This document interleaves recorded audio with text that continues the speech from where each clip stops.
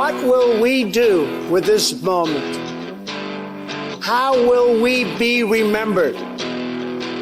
Look at the opportunities before us. This election really isn't about the left versus the right. It's about we the people choosing our government and the choice between freedom versus tyranny.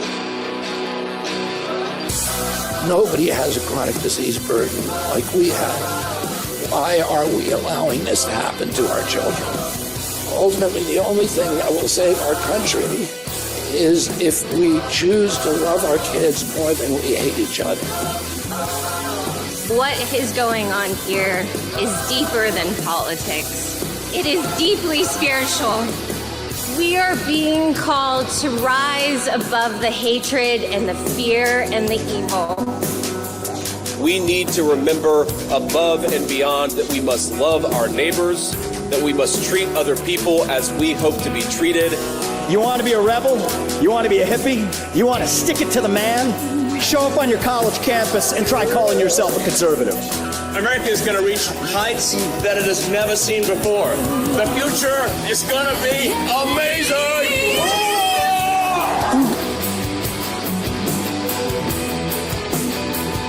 You want healthy children. Don't you want a president that's going to make America healthy again?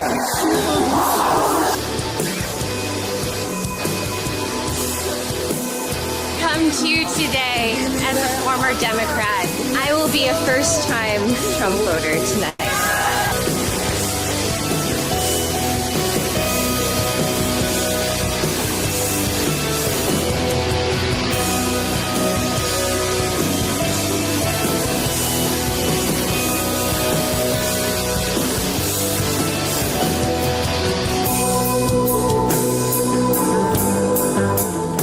The people dreamed this country, and it's the people who are making America great again.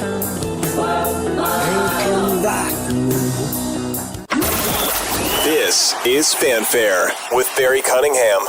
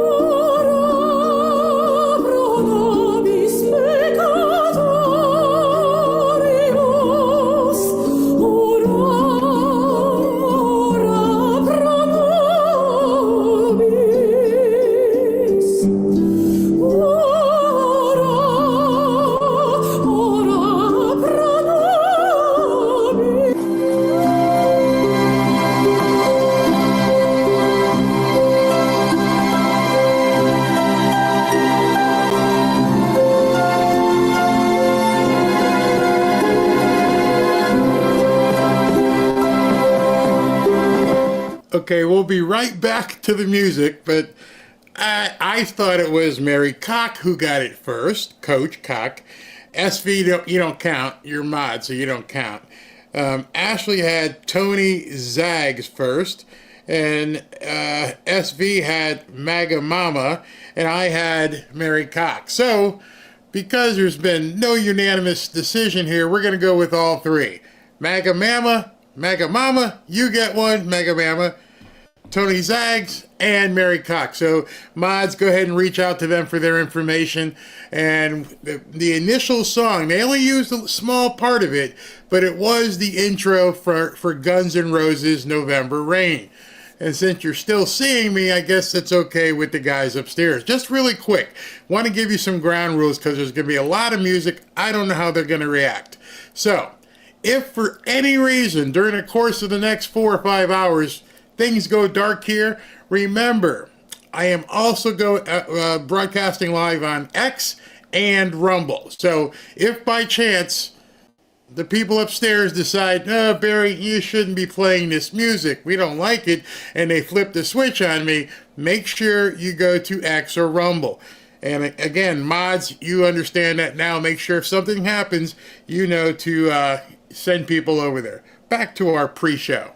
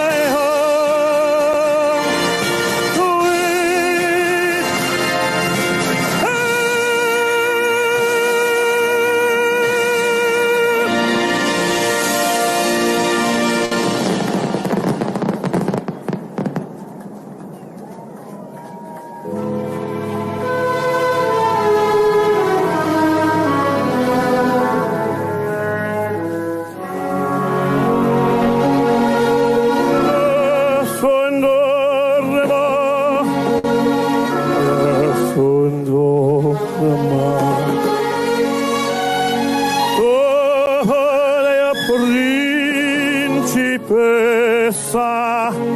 nella tua fredda stanza, vorrei dire stelle che tremano d'amore e di speranza.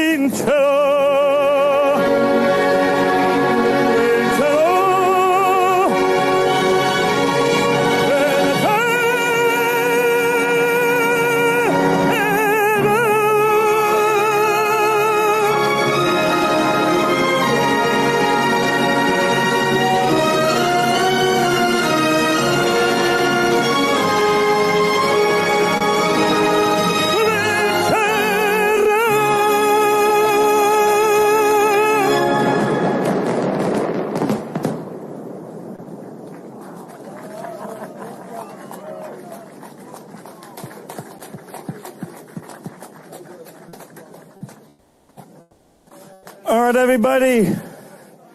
Let us all thank Donald J. Trump, the 47th President of the United States.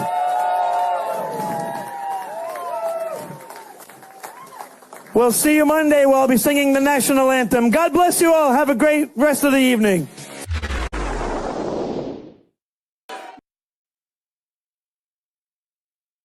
Caught me by surprise as I was just enjoying the music as well.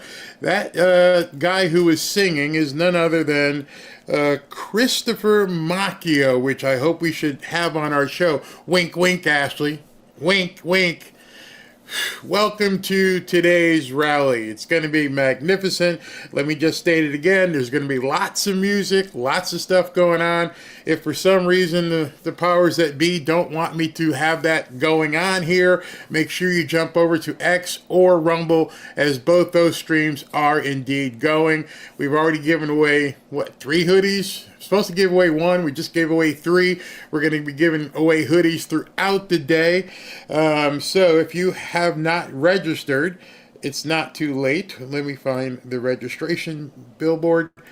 Go to fanfareshop.org to register to win a hoodie. You may win one indeed today. So go ahead and register as soon as you can.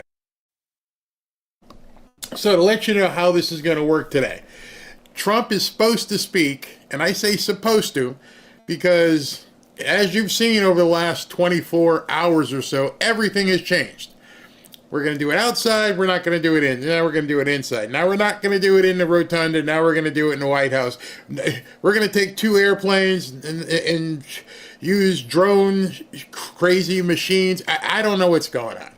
All I know is we need to get to 12:01 tomorrow. We need to 12:01 so this man is in office. I don't care if he's in Mar-a-Lago. I don't care if he's in a bunker in Oklahoma somewhere. Ness and Dorma, they know what's coming. They absolutely know what's coming. So the plan today is for Trump to arrive at the Capitol Arena, and he's going to address the crowd and speak at 5 p.m. No idea. None whatsoever if that is actually going to be what happens. So that means you better stay tuned. He may show up at 3. He may show up at 6. He may not show up at all and do it by video. Who knows? They got to protect this guy because there's obviously, without a doubt, something seriously going on. It ain't the weather. I watched the Kansas City Chiefs beat the Houston Texans yesterday, and there were 70,000 people in the stands, and it was like 19 degrees. It's not the weather. People want to be there. They want to be there. So you got to believe at this point it's all about keeping him safe. You got to keep him safe. So in addition to that, I've got a series of guests today of my own leading up to the rally. At 11:30, we have Border Patrol agent who's been chastised by the Biden administration, Zach Apotheker. He'll be back on here at 11:30, providing all the technology works. And then we've got Michael Gates, an attorney out in Huntington County who's suing Gavin Newsom. We're going to talk to him. What's going on with the fires? How's this all going to work now that Trump's in office? Are you hoping to get enough aid? All that stuff. And then we've got Kevin from Lear Capital going to come on at 1 o'clock. And then John Amanchukwu is going to come on, and he's going to basically lead us into the opening of the actual event. The actual event begins at 3 p.m. supposedly, and we're going to have John give us a prayer and pray for America and pray for Trump and lead us into the actual rally. So, that being said, let me bring you up to speed of something that happened last night. In addition to the firecracks, the fireworks at the Trump golf course, they also had this big Hispanic dinner. And at the Hispanic dinner, they gave away a bunch of awards, and RFK Jr. spoke. So let's listen to that. Make America healthy again! Here we go! Let's welcome to the stage RFK Jr. Welcome to the Hispanic inaugural ball.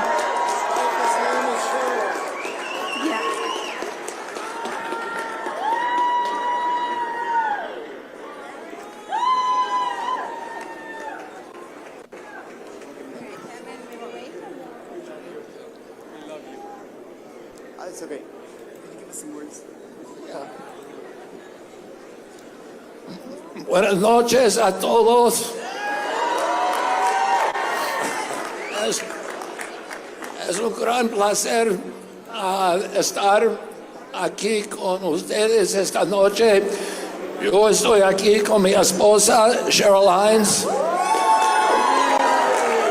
y también muchos miembros de mi familia que están en el cuarto esta noche.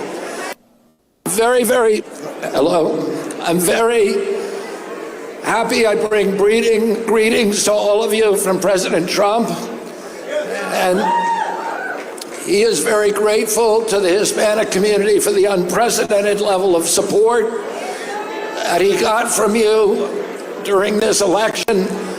I also am so grateful for the support that I got from the Hispanic community. And a lot of that because of the long relationship that my family has with the Hispanic community in this country. My uncle, President Kennedy, started the Viva Kennedy movement in 1960, father in 19. And my father also received extraordinary support from this community, won the California election and primaries all across this country because of his support. So I was very happy of the support that I got. Hispanic community works harder than any other demographic in our country. They bring huge economic benefits to the United States of America, to all of us.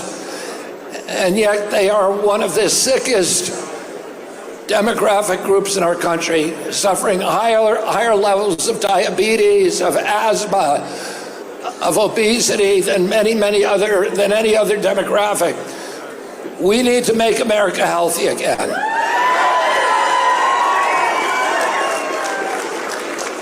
If you're a sick person, if you are a well person, you have the American dream at your feet.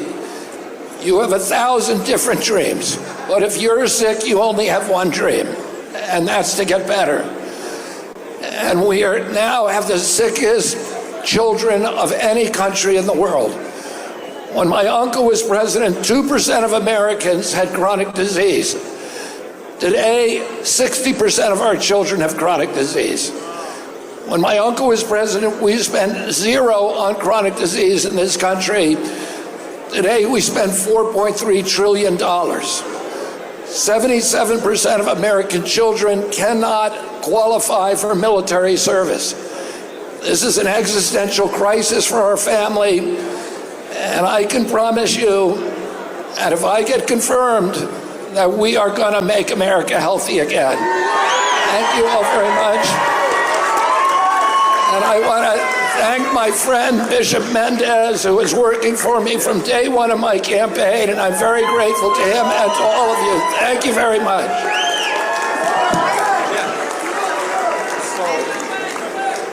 Thank you so much, Bobby. When you asked me, USA, USA, USA, USA, USA, USA. Woo!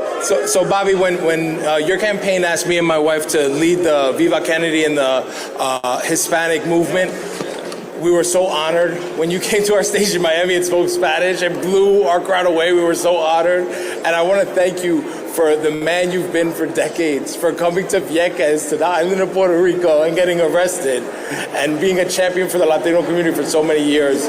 We want to present you with this. Oh, go ahead, Kennedy. I spent the entire summer in 2001 in maximum security prison in Guaynabo in Puerto Rico, and that's where my Spanish improved a lot. So we want to present So we would like to present you with the Titan of Health Reform Award. Thank you so much. This Latino Wall Street Award means you are a role model for the Latino community. Thank you so much for everything. Let's do a picture.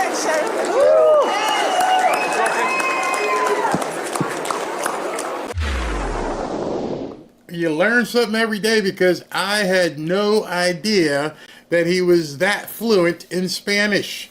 And it just, I looked at some of the videos from last night, and I took a little from this place and from that place, and how everything was coming together, and it was just one huge celebration. And I found it interesting. It's something I've been saying a lot on my broadcast. It's upset some people, but I'll say it again. This tent is getting bigger and bigger and bigger from places I personally hadn't thought of. I didn't know that he spent time in a maximum security prison in Puerto Rico. And that's how he became, basically aligned with the Hispanic community. Never knew that. And now he's out there bringing people into this big tent. And then, of course, we've been talking about it for a couple days, and it happened. TikTok got shut down. And all these kids are running around, these blue hairs are running around with, I don't know what to do. I can't do my dances. I can't. And they're losing money, and they're finding out that their influence really doesn't matter that much, and they're screaming bloody murder. And Trump, as only Trump can do, in terms of looking to bring people into this big tent that we keep talking about, launches this today. I'm asking companies not to let TikTok stay dark.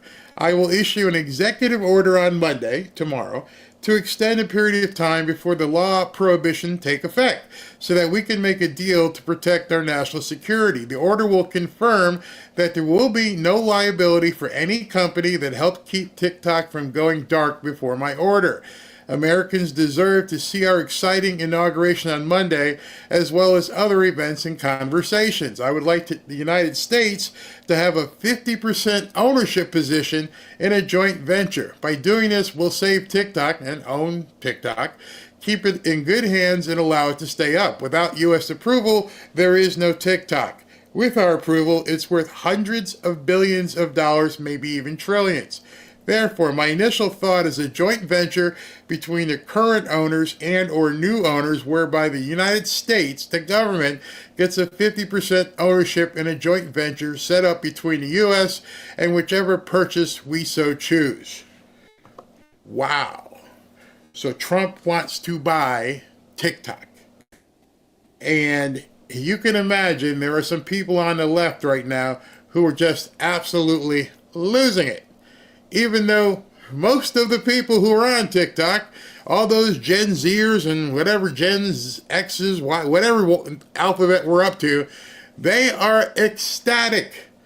I saw a TikTok I posted on X today, and it's from a young gender fluid guy, and he's like, I guess that means I'm for Trump. I gotta support Trump, make America great again, I guess. And I'm like, welcome to the party. You see, RFK Jr. talking to the Hispanic market, and now what Trump is looking to do with TikTok, I think what I posted was, we're going to need a bigger tent. We need to call Omar and say, make this tent extremely, extremely big. It's going to need to be huge. I hope you guys are all on board with it. I hope you're okay, because what we're about to see is something that is going to be epic. And right now, I see he's logged in here. I got Zach Apotheker ready to talk. Let's see if the volume, everything's okay. Zach, you in there? Barry, how are you, brother? Good, man. How you been? Are we live to tape or what? What are we doing here? You are live in front of, let's see, right now, early in the morning, you're live in front of about 11,000 people, brother. So you're on stage. That's incredible. You're out. I wish my science half in the background. I wish I was a little bit better, but we're rolling with what we got. You know what I mean? We'll do as best as we can. So thank you for having me, Barry. Thank you for watching, all your viewers watching your show. I thought about you because it's happening. Trump's going to be in office tomorrow, and I just want to know, and I think everybody else wants, in case you don't know Zach's background. Zach, why don't you tell everybody your background? Maybe they're not familiar with it before I ask my question. And I have to say, the people that watch your show, they've been some of the most engaged people that follow me. But my background is very simple. I was a Border Patrol agent. I still am a Border Patrol agent currently, but I'm actually, my badge and gun have been taken away. But I was a Border Patrol agent, and I was, working in Arizona, working in Vermont. And I was watching thousands and thousands of people coming across the border, just getting a free ride. So one day I appeared on a James O'Keefe movie. And I did a podcast, and I said, this isn't right, this isn't correct. I swore an oath to the Constitution under God, and we're not upholding the oath. And from there, it kind of just took off. All right, so are you going back to work? I mean, you're still there, but with Tom Homan coming in, and it looks like he's going to need people to help, do you think that you're going to get the call and say, here's your badge, here's your gun, let's go? Barry, it's tough because prior to the election, I had talks with certain administration members that said they were going to do everything they can to help me. I don't know if it's possible for anyone to really just tell me, hey, you're going to be cleared of everything. I would like to think that I'm going to get my gun and badge back because, honestly, I've done nothing wrong. Prior to speaking out, I want you to understand, I was in no trouble at all. I had a spectacular record. I had no discipline. I just went to work and did my job. So after speaking out is when all these charges started coming. Administrative charges, not criminal charges, but administrative charges, in which some I broke. I was in uniform. We're not allowed to just speak to the media however we feel like. You do have to pass that through a filter. So to answer your question, do I think I'm going to get my gun and badge back? I think it's a 50-50. What I'm concerned about, yeah, I think it's a 50-50. I'll tell you why. I think if it was up to Mr. Trump and Mr. Homan, immediately I just get my gun and badge back. But what I'm concerned about is certain people within the Border Patrol kind of obfuscating my argument and saying he did this wrong, he did this wrong, he did this wrong, not making it about the whistleblowing, but in reality, it's just an excuse to get me in trouble for the whistleblowing. And that's my only concern. But I would like to think that I would get my gun and badge back, maybe get a slap in the wrist and go back into the field and do what I signed up to do, which is ultimately protect the borders. Right.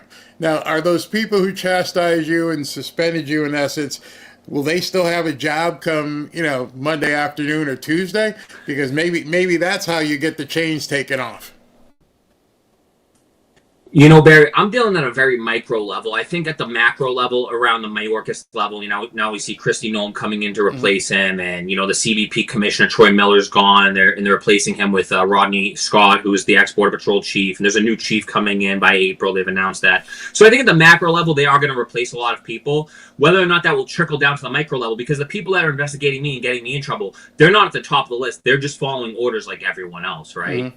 So I don't know if they'll be affected, but I think that the macro level, the people that did the majority of harm to this country, they're gone, right? They're going to be out. They're not going to keep the same policies. But in any organization, you have the CEOs and you have the ground level workers. Will that culture kind of trickle down to me and affect my life? We'll see. But I think the overall picture is looking very positive. For my situation, I'm holding out hope.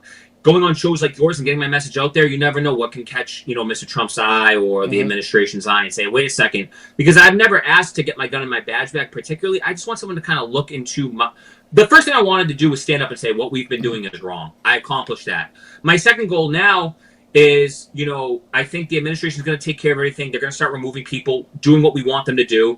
But for me personally, I just want someone to kind of look at my situation with a fresh set of eyes, and not take my word for it, not take their word for it, just say, hey, what did this kid do and why did he do it and what did he really commit? Is that a fireable offense? Is that enough to take his gun and badge back? Or is that retaliation like he's claiming? Right. Now, I heard we covered the Kristi Noem confirmation hearing, and at the very end, Senator Richard Blumenthal from Connecticut tried to pin her into a corner, but in essence what he did, he stepped into a bear trap because he was talking about Tom Homan separating kids from their parents, and she's like, what about the 300,000 kids that have been separated? So it sounded like, and he didn't want to talk anything about that, it sounded like she was all about trying to find a way to save as many of these kids as possible. Obviously, Tom Homan has been talking about saving as many of these kids as possible. I'm sure it weighs heavy on Trump's mind. So what kind of force is Border Patrol going to need to do what we've been hearing is happening as soon as like Tuesday morning? Yeah, Barry, let me parcel this out. So just even if I don't get my job back, I would really just kind of chalk that up to an oversight. Maybe they will give me my job back. But when we're talking about the border overall and Mr. Homan, I have and this is taking my, even if I am fired and I leave, objectively, I think Mr. Homan's the correct man for the job, taking myself out of it.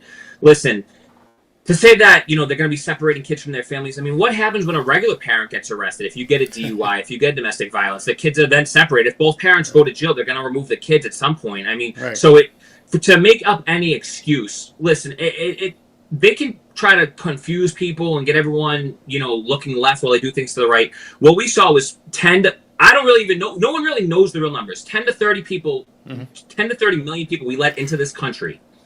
And it was sickening. We gave them money.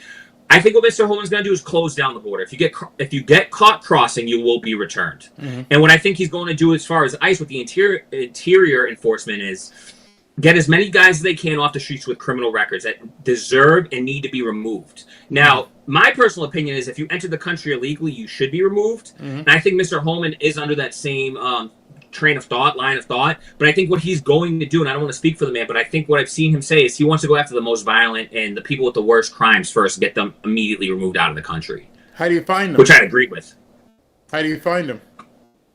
They haven't been trying, Barry. I mean, they just haven't been. They haven't really been trying. So if you're talking about if they've already committed crimes in this country, it's very easy. So when someone commits a crime in this country, they say in these local DAs and these state DAs, they're not giving out a lot of time. So if somebody gets charged with an aggravated rape or abuse of a child or child pornography, they're going to jail in these sanctuary cities, and the jails themselves, these state jails, they're not notifying ICE. And what Mr. Homan's saying is we need to be notified the day that they're getting released, so then you just transfer custody over to us so then we can then remove them. Right. But what's happening is they're taking, their bosses in the state are saying, hey, don't ever work with the federal authorities. So what that creates is it's harder to find them, right? So you have to go to their last address. You got to go into these neighborhoods. Now the guy knows that ICE may be looking for him. He's not handcuffed. He's not coming straight out of jail. And that creates a very dangerous situation for law enforcement to go into a house where there's a guy that's already committed, maybe he's already stabbed someone, he's already shot at someone, he's already been to jail in this country, he doesn't want to go back to his country of origin, and you have ICE knocking down his door, coming after him. serving a search warrant, it's a very dangerous proposition. So it's creating a lot of unneeded violence. And then what Mr. Holman's saying too is when we go into that home, the other people that may not have committed crimes that are illegal, I'm not going to tell my agents to turn their backs. Right. So these people that may have followed the law in this country, just had entered illegally, which is a crime, now they're gone too. Right. So what these mayors and these governors are trying to get away from is just removing removing migrants that haven't committed any crimes. They might just be working against themselves because they're getting removed as well, just as much as the guy that stabbed someone that got let out of jail.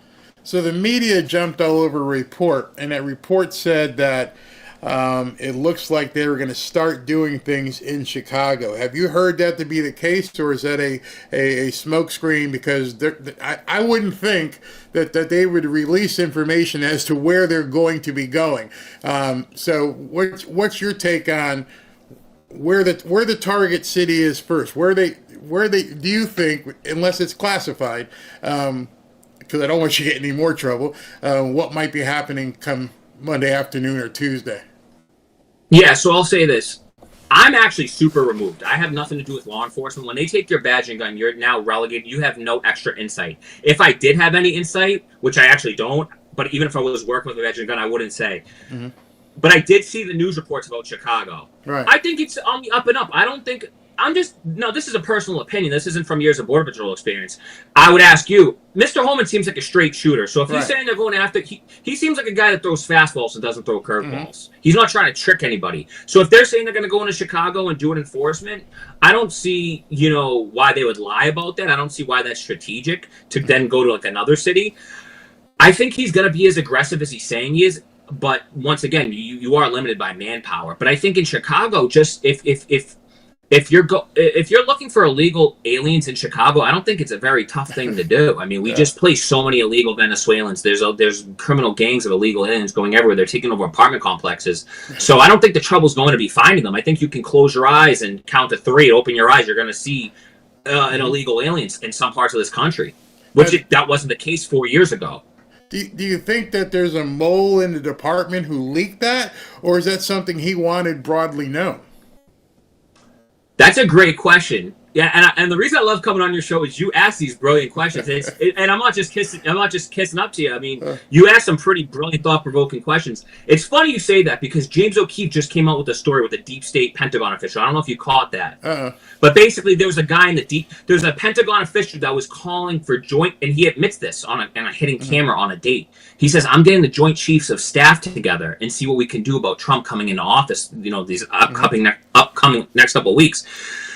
So I don't know if that information was supposed to be released. If it was an official press release, then yeah, they want it to be. But make no mistake about it, there's a lot of people that made their career in DHS, in DOJ, that went against Mr. Trump. Right. So to say that everybody's on board, I know on the lower levels there really are. You talk to 100 Border Patrol agents, line field agents like me that are spending most of their day in the field. 99 to 100 of them are going to be super happy. But when you start going up the upper echelon into guys that don't leave the office, that just make a career of, pushing pencils, bean counting, they might not want Mr. Trump in there. They're going to do everything they can to make him look bad, release information on him, and keep him from removing people. And it's weird. It's like almost like the worst things that happen now, they're happy about because it's going to make him look bad. But in reality, he had nothing to do with it. Yeah, I saw as Merrick Garland was leaving the Department of Justice, there was like a whole parade of people that were clapping for him. And I'm like, you guys need to be following him out the door. But if they're embedded there, yes, they're going to be a problem. So maybe what Tom Homan is thinking is that, let's go to Chicago.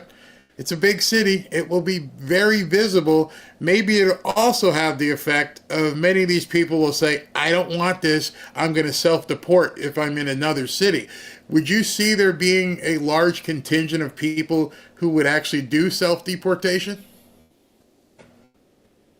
I mean, they happen. I haven't been around the Border Patrol enough to know that it happens on what scale. I can't tell you, the last time we had a liberal president come in, like a conservative from a liberal, there was this many self-deportations. I could find that out for you. But what I found interesting was there was one sector chief, Chief Bovino, and he's in Yuma, Arizona. I don't really have any contact with him. I don't know him. But what he did was he started like a removal enforcement in Bakersfield, California, which for the Border Patrol is like almost unheard of nowadays. And he was someone that spoke out against the same things that I spoke out in 2023, and he claims, I think he was retaliated against, and they put him back as chief. And it's a very interesting story. I'd look at Chief Bovino from the Yuma sector. But my point being there, this is a Border Patrol chief that took it upon himself to do some removal enforcement in Bakersfield, the interior of the country. It's not that close to the border. People lost their minds. Illegal aliens, citizens. And what I'm trying to still wrap my brain around is, what don't these people understand? If you enter a country illegally, you're now a criminal, and you should be removed. Yeah. I mean, in some countries in this world, you get killed. Some people see in Poland, they look at it as an act of war. You don't know who's coming in. So I'm hoping these people self-deport, but for the U.S. citizens or to have the gall as an illegal alien, especially one that's on government assistance, to stand up and say, this shouldn't be occurring. It's not your country. You don't pay tax here. All you've done is take. Exactly. You haven't given anything. But why, I'd leave it to you, why is it so controversial of a point that if you enter a country illegally, you should be removed from that country? There's thousands, if not millions of people that are in line trying to do it the legal way. And I understand the system is completely broken. I mean, it almost takes somebody, 10, 15, 20 years to come here legally? Yeah. They do need to speed that process up. I don't know what that is, if that's government bureaucracy. But I mean, I don't know how it got so normalized to illegally enter another country's borders. Could you imagine yourself doing that? I mean, maybe they're doing it maybe under the status of a refugee, but to sneak into another country, it's like, to me, I would just never even consider that being okay.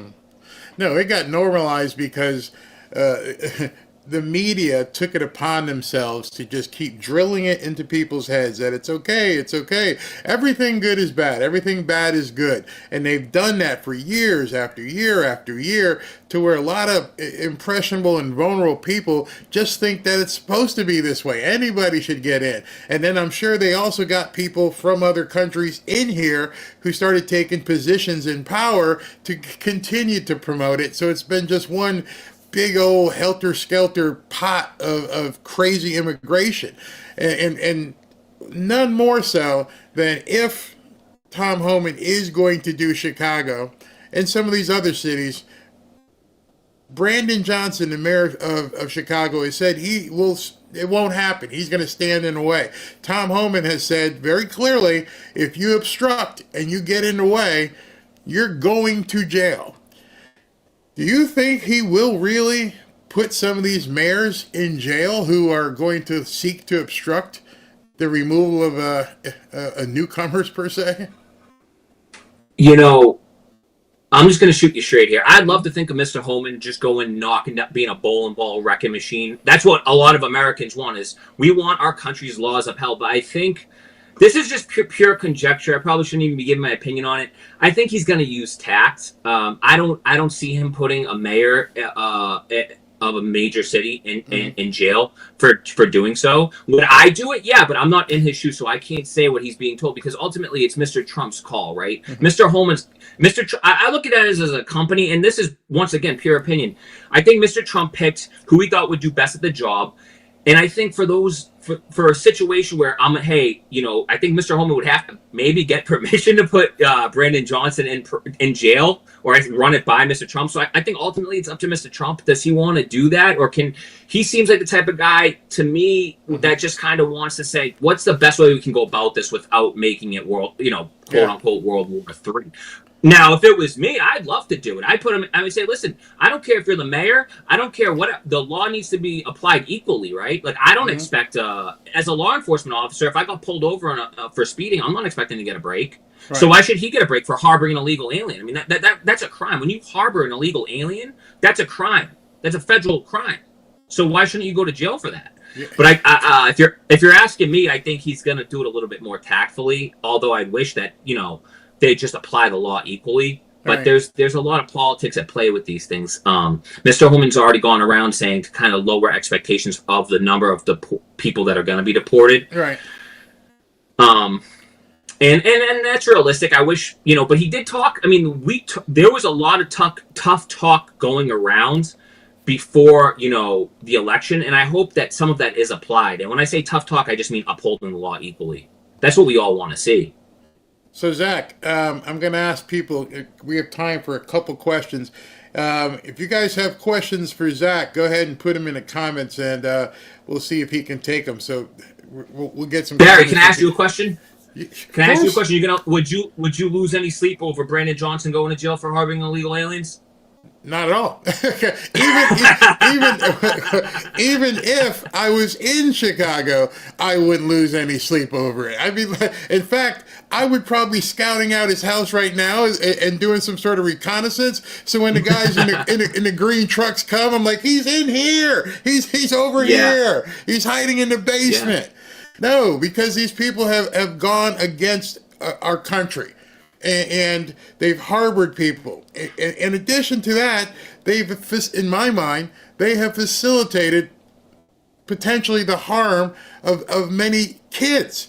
And so I've got no qualms about him walking out in handcuffs. My only problem is, unfortunately, it'll probably be more than likely ceremonial. I mean, some of these people, some of these mayors may offer themselves up just so they can get the photo op of going to jail, and then they think they'll do a Trump thing, and their mugshot will basically help them with their political career. So I almost say deny them that.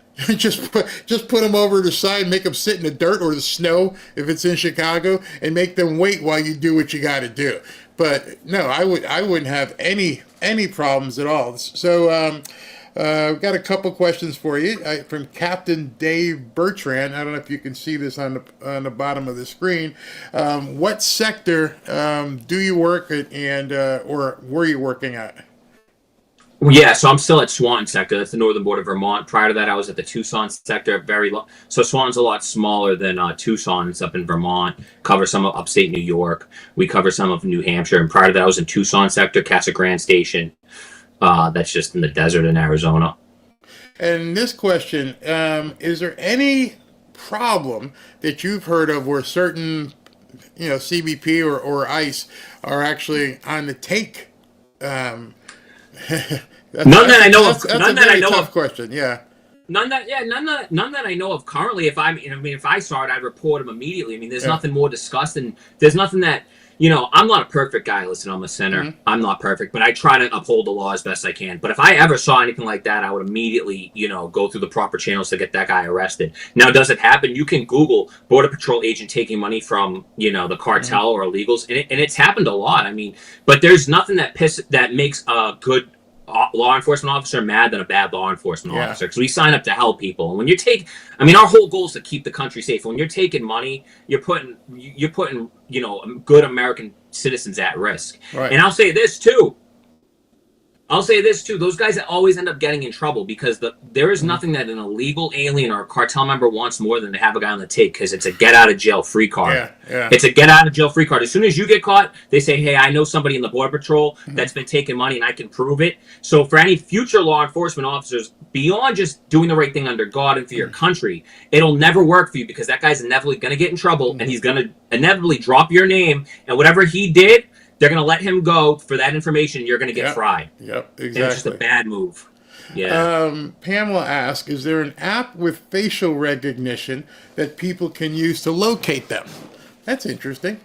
I remember you said before, like the kids, they weren't even taking any DNA, no biometrics, nothing. What about the other people? Are they taking facial recognition, or at least taking a picture? Yes. Yeah. So they do take biometrics. So if you're talking about people that got court dates and didn't show up, right, they would be able to then cross-reference that on, hey, we took this guy's picture 3 years ago. Okay. But are they going to? I would say, are they going to remove people that don't show up to court? I don't know. I don't know if they're going to be a top priority, to be honest with you. They may be. But I think if you have a court date and you don't show up to it for an asylum claim, I think you should be removed under the law. I mean, that's what we're saying to you. If you don't show up, what happens if you commit a crime and let's just say Florida, and you don't show up to court? They're going to have a warrant out for your arrest, and they're going to exercise it, and you're going to get in trouble for it. So why shouldn't that be the same?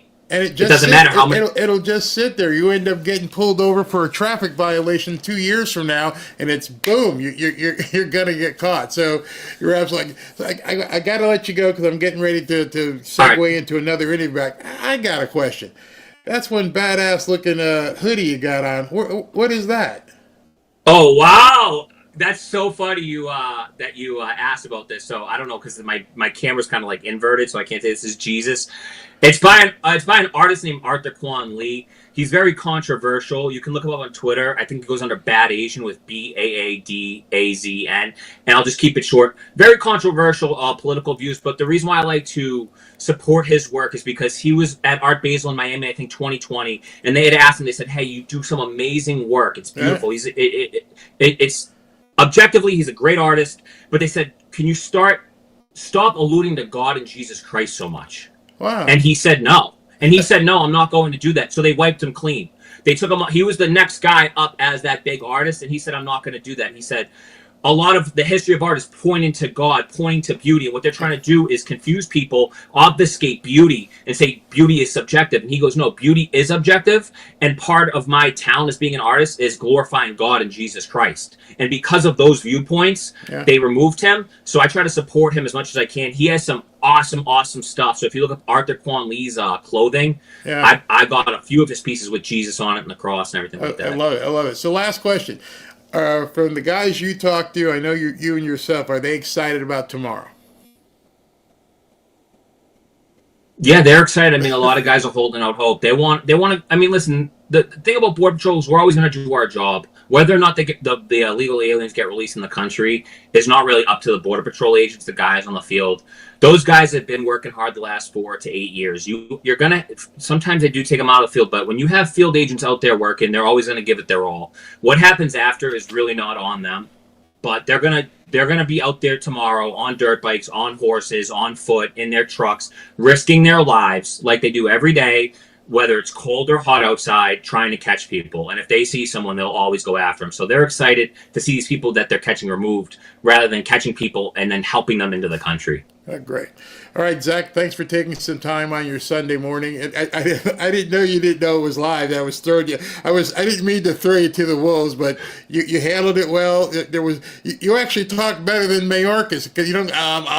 You actually were fluent because you know what you're talking about. So I was concerned. I was like a minute late, Barry. I didn't want to be late on you. That's why. You know what I mean, brother? I'm not. I was good. I could see when you popped up in the room, and the only thing I was thinking is like, I hope his microphone works this time, and everything was fine. So, thank you, and good luck. I'm going to keep following up with you anyway on Twitter. Hopefully, within the next week or so, you're back in business.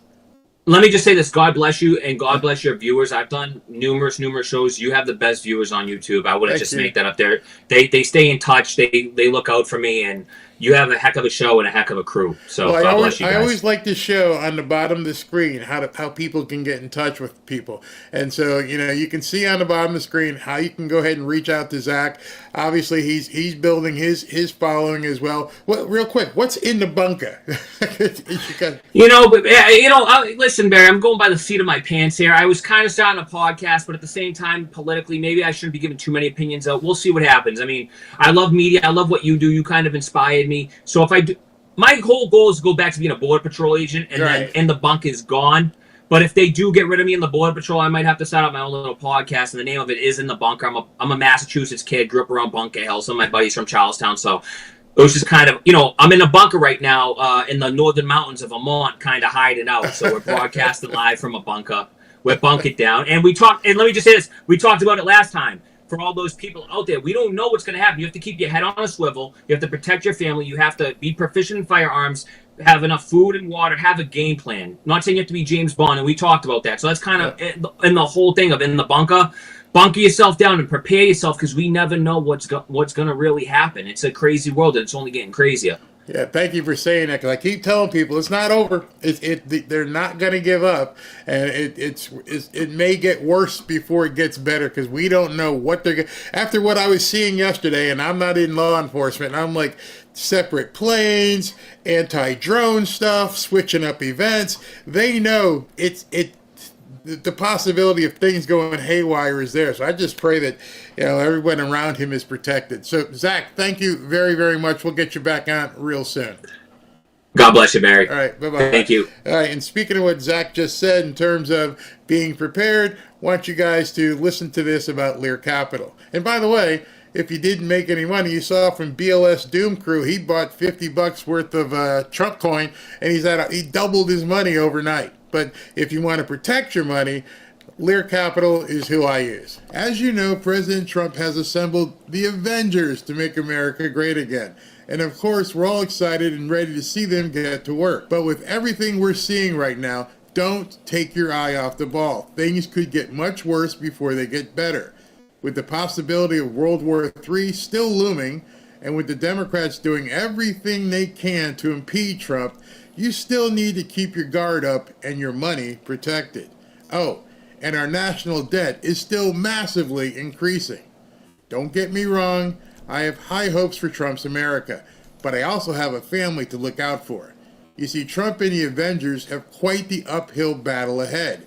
That's why I'm making sure I'm protected, and I'm recommending that you do the same.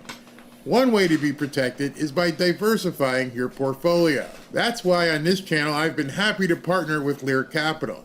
As you know, I've been involved in real estate for quite some time. And although I dabbled in gold and silver, Kevin and his staff at Lear have helped to educate me even further, especially in regards to silver. Give Lear a call today and they'll show you how easy it is to move some of your savings or your retirement account into gold and silver.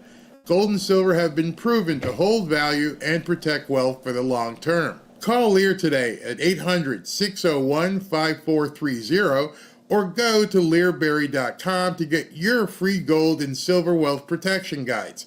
There's no obligation, just free information. Many of you have seen my interviews with Lear founder Kevin DeMerit, and I can tell you this company is solid and likes to educate their customers. Just so you know, Lear has over 27 years of experience, thousands of 5-star reviews, and over $3 billion in trusted transactions, and is the only company with a 24-hour risk-free purchase.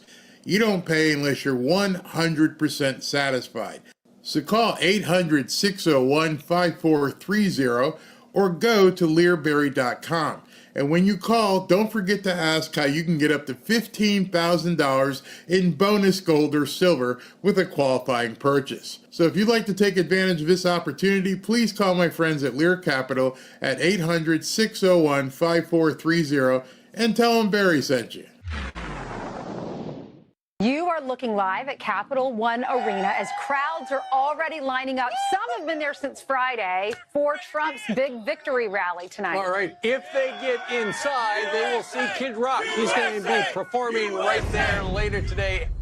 And he joins us live. Bob Ritchie, also known as Kid Rock, is here on the set. Good morning to you. Good morning. Bob. Good morning, kids. You pumped up? I am. I'm excited. Tell everyone, set the scene here. What does it feel like in Washington? And it feels like the rebirth of our nation. Yes. Felt like that at the UFC fight after the election, and everybody was together, walking to the ring there. There's just this overwhelming... Madison Square Garden. Yeah, Madison Square Garden. There's just this overwhelming sense of, if you've heard it a million times, that America's back. Mm-hmm. How do you feel about more celebrities, more people in the music industry now unifying behind the country and Donald Trump? Now they feel it's safe to go in the water. Yeah. After dipping their toe in it for 4 to 8 years. Welcome to the party, like I've said.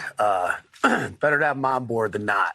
Yeah. And you can just tell there's a whole, there's a whole change in the air. There's a whole shift in everything. I think people are they saw what he did the first time when you really look at the facts and the numbers and how great it was. And it's only going to be better from there. Yeah. The feelings everywhere and the things he said that he's going to get done is just, the excitement, especially if you're on our side, it's through the roof. But I think people, all reasonable people, right, I feel, are understanding. Just like if we would have got a reasonable Democrat, like it's okay. Like we think differently on a lot of things. But if you're a reasonable person, and I really got to stress reasonable, because Lord knows there's some fruitcakes out there. I know you played at Barack Obama's inauguration despite not voting for him. How's it going to look? Because they've moved it from outside, now it's inside. How are y'all going to perform in there with a tighter space? Well, this was always the rally I'm doing, the Make America. So you're doing the rally, not the retirement. Right, the victory rally. That's we're indoors, so we're all good. What are you going to sing? What are you going to do? I'm going to do 4 songs. And something old, something new. Okay. Good. Now, we talked about this on Fox and Friends on Friday, where I said, it sounds like you had to run the plans by the Secret Service, and they said no fireworks and no girls on poles. And then your phone started ringing, and who was it? Yeah, Friday morning, I got a call from the president and Melania, and it's kind of mind-blowing. I've tried to leave him alone. I've got a lot on his plate, I would think, right now. And to find the time to call and shoot the junk with me. But yeah, he got a call and he goes, did the Secret Service really tell you you can't use strippers? I'm like, no, sir, I was just joking around. He goes, that's funny. That's funny. He's so fun. He's so fun. So how do you explain the different perception that people have of him? I mean, it was so much different in 2017. Well, I think it made it pretty easy, watching Joe Biden and that administration for 4 years to say, like, wow, to take a look back at the previous 4 years and go, okay, this is not apples to oranges here. This is, wow. So the previous look how good we had it. Right. And I think he's just, I can't stress, my parents instilled in me, especially my father, just, the values of common sense. Right. Yes. And that's been a big talking point on the campaign trail and really in everything he's done. I've seen is just exercising common sense. And the one thing I will employ that he asked so many people, just regular people, like, he called me up, yeah, we joked a little bit, but he also, was talking to me. He had seen my Fox thing from Jesse. And we talked about that a little bit. He goes, let me ask you a question. He goes, people could really have a bad experience. Maybe some people could get hurt, our first responders. What do you think about me moving the inauguration indoors? And I'm like, you're asking Kid Rock, yeah. He cares Before you go, Bobby, tell us a little bit about your tours, because you have a whole bunch of places. Love to. Everything, first off, is at kidrock.com. We just announced 7 arena shows on Friday, which is really everything this year is just going to be a celebration of this victory, of this historic election. And I still employ people like it's not time to gloat, but nothing wrong with a little celebration. That's right. So we got the 7 arena shows. We have Rock the Country, our festivals, rockthecountry.com, and the Kid Rock's Rockin' Rodeo in Dallas. That's a lot of rocking. That's a lot of rocking. KidRock.com. And I like your hat. Thank you. Jesus. Amen. All right, so what you heard there as he was breaking news for you, he's going to be performing 4 songs today. 4 songs. Can't wait to hear it. But what the bigger breaking news that you just heard, much bigger breaking news, is that I mentioned it yesterday, and I just want to mention it again. You heard I said something earlier when I was talking about RFK Jr., about the tank growing. What it appears to be, as I'm seeing it right now, is that Donald Trump has got his cachet back. Or if you want to talk it like Austin Powers, he's got his mojo. He's got his mojo back. It is now cool again. Remember, before he ran for president and came down that escalator, he was a bigwig. He was a celebrity. He had the #1 show in the country for a number of years running. Everybody wanted to be associated with Donald Trump. That included people from a wide span on the spectrum of colors and orientations. If you ever watched The Apprentice, you saw all these people. They all loved him. And then he comes down the escalator, and somehow, once he came down the escalator, he morphed overnight into this guy you had to hate.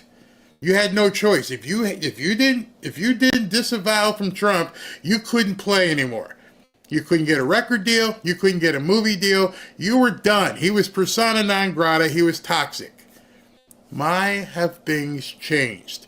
And so what you're seeing is, at this point, Trump has been able to get back in here, and he's got his mojo back. He's got his mojo. So I have another guest for you ready to go right here. This is going to be Michael Gates. Let me just make sure that the sound is okay with his microphone and everything. Looks like it is. Michael, can you hear me? Can you hear me, Michael? Michael. Okay, he's having an issue. Hold on one second. Ashley, if you could let him know, I could hear him. His microphone is working fine, but I couldn't get him. He couldn't hear me. Let me try again. Michael, can you hear me? Hello, hello, hello. Oh, not sure. He's having an issue. Let me see this. Let me try to bring him on. Let me go ahead, and while I'm working on talking to him, let me play a video so you guys can hear something besides dead air while I try to get him all set up. 1 second. I'm told we'll get to see the president-elect sworn in person. That's the capacity for that Capitol Rotunda, where preparations are currently underway to build that inaugural stage. It's eating up about a quarter of that rotunda. Space is very tight. There's been some frustration about who gets to go, who gets those coveted seats.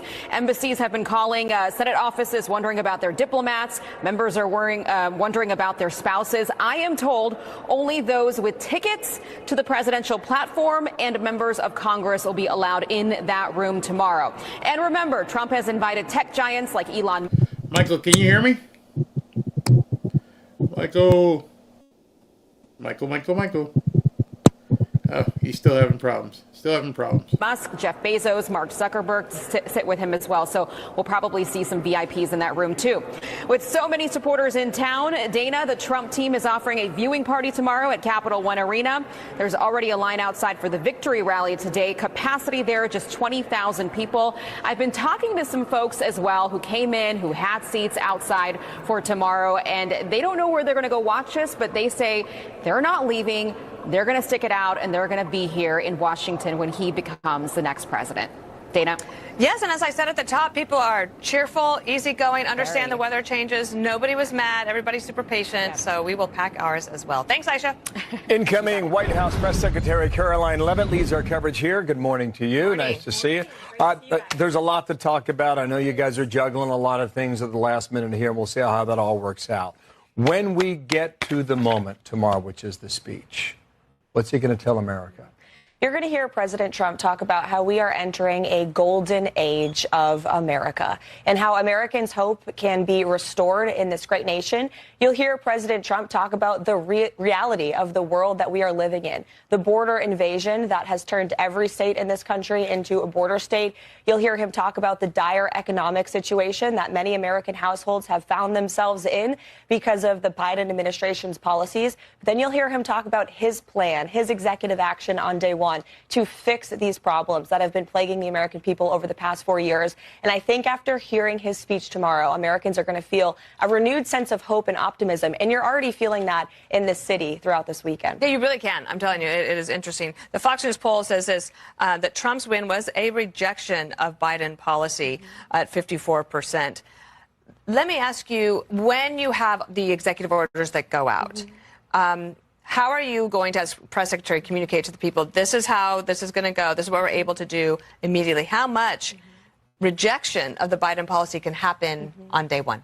A lot. And the American people should expect that President Trump is going to deliver on many of the promises that he made to them within the first 24 hours of his taking back the Oval Office. Our policy team has been working diligently on putting these orders together for him so we can immediately shut down the southern border, reinvigorate our energy industry, reverse many of the disastrous Biden administration executive orders that Joe Biden signed on day one 4 years ago, which have led to the increased cost of living and inflation in this great country. So there's a lot for us to message. It's a big responsibility. We don't want the details to be lost on the American people because every single one of these executive actions that President Trump is taking are monumental. And they are truly going to transform the way that this government here in Washington, D.C. works, how the bureaucracy works, and how it's been ripping off American taxpayers. So here are the top priorities. Call for number 5, immigration deportation, 13%. Let me come back to that. Economy and jobs, same, 13. Inflation, high prices at 11. Make America great again and resign or quit at 9% with an. So I'm going to break from that video real quick. Michael's logging back in. But what I want to show you is Trump is on his way to the arena. There's the motorcade heading in. That's quite a big motorcade. Not sure. It's only 12:15, but he's heading over there now. Like I said, I don't know what the timing is going to be. I kind of get cut off there. Little technical difficulties, but we'll fix it. But I think Michael is in here now. Michael, can you hear me? And he's frozen. Michael. Not sure why he's having an issue. So let's go back to the video. Score there on immigration and deportation. It seemed that Tom Homan made some news yesterday. He'll join us next hour about reconsidering going into Chicago this coming week. What can you add to that? Will that happen? I will never comment on specific law enforcement operations. But what I will say is that President Trump promised the American people that he is going to launch the largest mass deportation operation in American history, and under the leadership of Kristi Noem and of CBP and ICE, I'm sure they are preparing to do just that, because this policy has overwhelming support from the American people. There was a fascinating poll in the New York Times yesterday that showed that 83% of Americans support deporting illegal immigrants who have committed crimes in this country. And that's what President Trump and this administration will be focused on. If you broke our nation's laws to get here, and then on top of that, you come into our country, you get a free ride, and then you committed a crime, you are going to be sent home to your home country. And this is going to send a very strong message to the rest of the world that if you are an illegal immigrant who is thinking about breaking America's laws, think again, because you will be sent home. Well, interesting, because Eric Adams, met with President-elect Trump over the weekend. He's the mayor of New York. We got a problem in New York. For sure. But some of these mayors who want to do the right thing are dealing with sanctuary city laws in their state. Do you get a sense that there's any ability to cooperate with the federal government from somebody like an Eric Adams? Well, yes. In fact, you've seen some rhetoric softening from some of these Democrat governors. I can speak on behalf of the governor of Massachusetts, Maura Healey, who has said that now she realizes there's a big problem in her state, and she's, maybe willing to work with the Trump administration. And so when you see President Trump actually in power implementing these policies, I do think that these Democrat mayors and governors who their citizens are fed up. Again, I'll recite that poll. There's overwhelming support amongst the American people, Democrats and Republicans, to do the right thing. We have to be a nation of laws. We have to restore law and order in red states and in blue states alike. And President Trump will work with anybody across the aisle to do that. Two more things here. One from me, one from Dana. Sure. There's a weather storm rolling in here. It could be wind chill 5 degrees tomorrow, or it may not be. We'll see. We'll see what happens. Others have suggested it might be more than just weather to move things indoors. Can you confirm or deny that security is a consideration? I've seen those allegations and those rumors online. They are unequivocally false. As President Trump said in his statement, the inauguration was moved indoors because he wants to protect his supporters. It is going to be frigid tomorrow. I'm from New Hampshire. I'm used to the cold, but it is going to be very, very cold. There was also a concern about law enforcement personnel, the horses, the canine dogs. There's so much that goes into protecting a president on Inauguration Day. And so President Trump made this call in the best interest of his supporters, and it's strictly due to weather. Caroline Leavitt. I ain't buying it. I'm sorry, Caroline. Like I said, I watched the Kansas City Chiefs play yesterday. Today we're going to see the Buffalo Bills and the Baltimore Ravens. We're going to see them playing. They're playing in frigid temperatures. I think they're going to actually call for snow in today's game with Buffalo and the Eagles. And I'm sure there's dogs there. I know there's going to be 70,000 people there. I know there's going to be lots of police, the NFL, in their security. Yeah, we're going to call this one as not really being true. So I got Michael in here again. Michael, you're, just to let you know, if you can hear me, your microphone is not registering, but let's see if we can go ahead and do it. Michael, can you hear me? Yes, can you hear me? Oh, there we are. We finally got it working. Very, very good. How are you? I apologize. I had to switch devices. I'm doing great. How are you? Good. So you were on your cell phone and now you're on your laptop. Yeah, exactly. No problem. Just glad you got here because we're going to wait for you. We weren't going to go anywhere. So, Michael, tell everybody who you are and what you do. So I'm the city attorney of Huntington Beach. It's actually an elected position here. in Huntington Beach.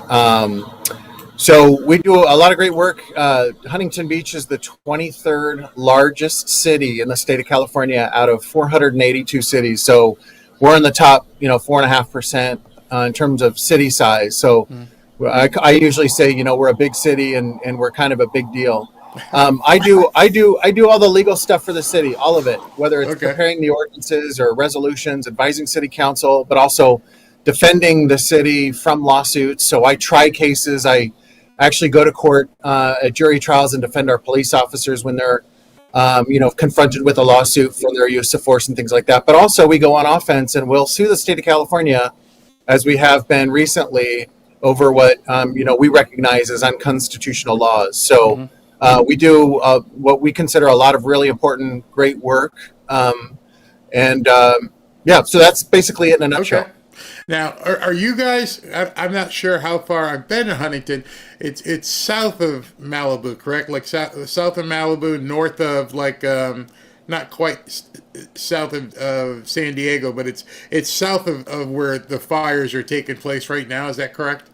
That's right. And so if you were to drive there without traffic to Malibu, it'd be about an hour and a half. Right. Any danger of the fires making it down to where you are?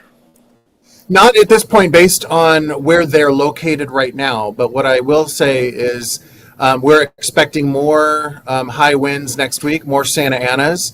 And so depending on where the arsonists are and where the power lines are falling, it could actually be hitting closer to home, just depending on what happens with the weather and what happens with activity on the ground here. So are you saying that there's a possibility of that it was some of the wildfires, but there are actually bad guys doing things on the ground as well?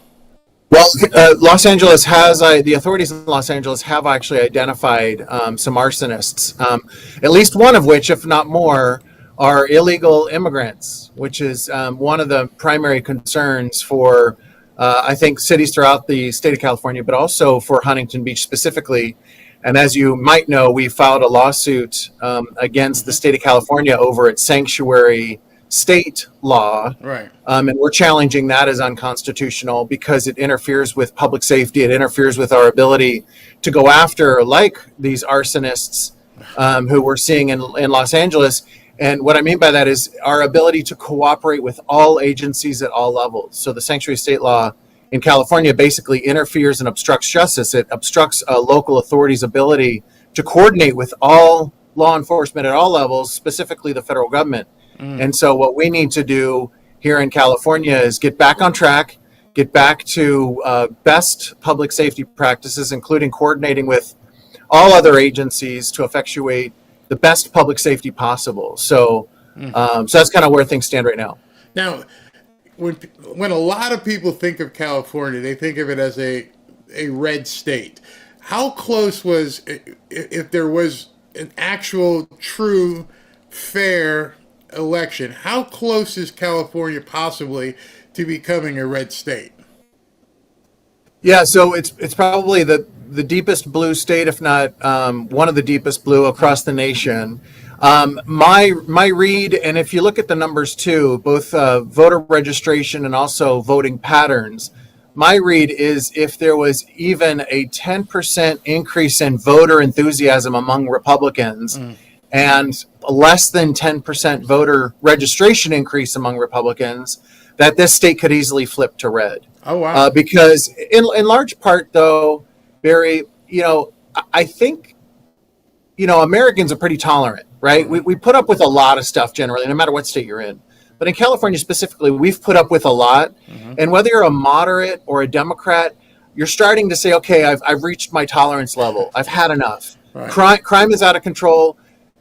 According to the California Department of Justice, for instance, violent crime is up 20% just since 2018. Let me say that again. Wow. California Department of Justice, which has every incentive to make the numbers look good for the state of California, is admitting that violent crime is up 20% since 2018. So, with the high gas prices, inflation, our government officials being incompetent from top to bottom, whether it's Newsom or Mayor Karen Bass in LA, there's incompetence at all levels. So now people's properties, their lives are in jeopardy because they are not being protected by the government officials they elected them to protect them.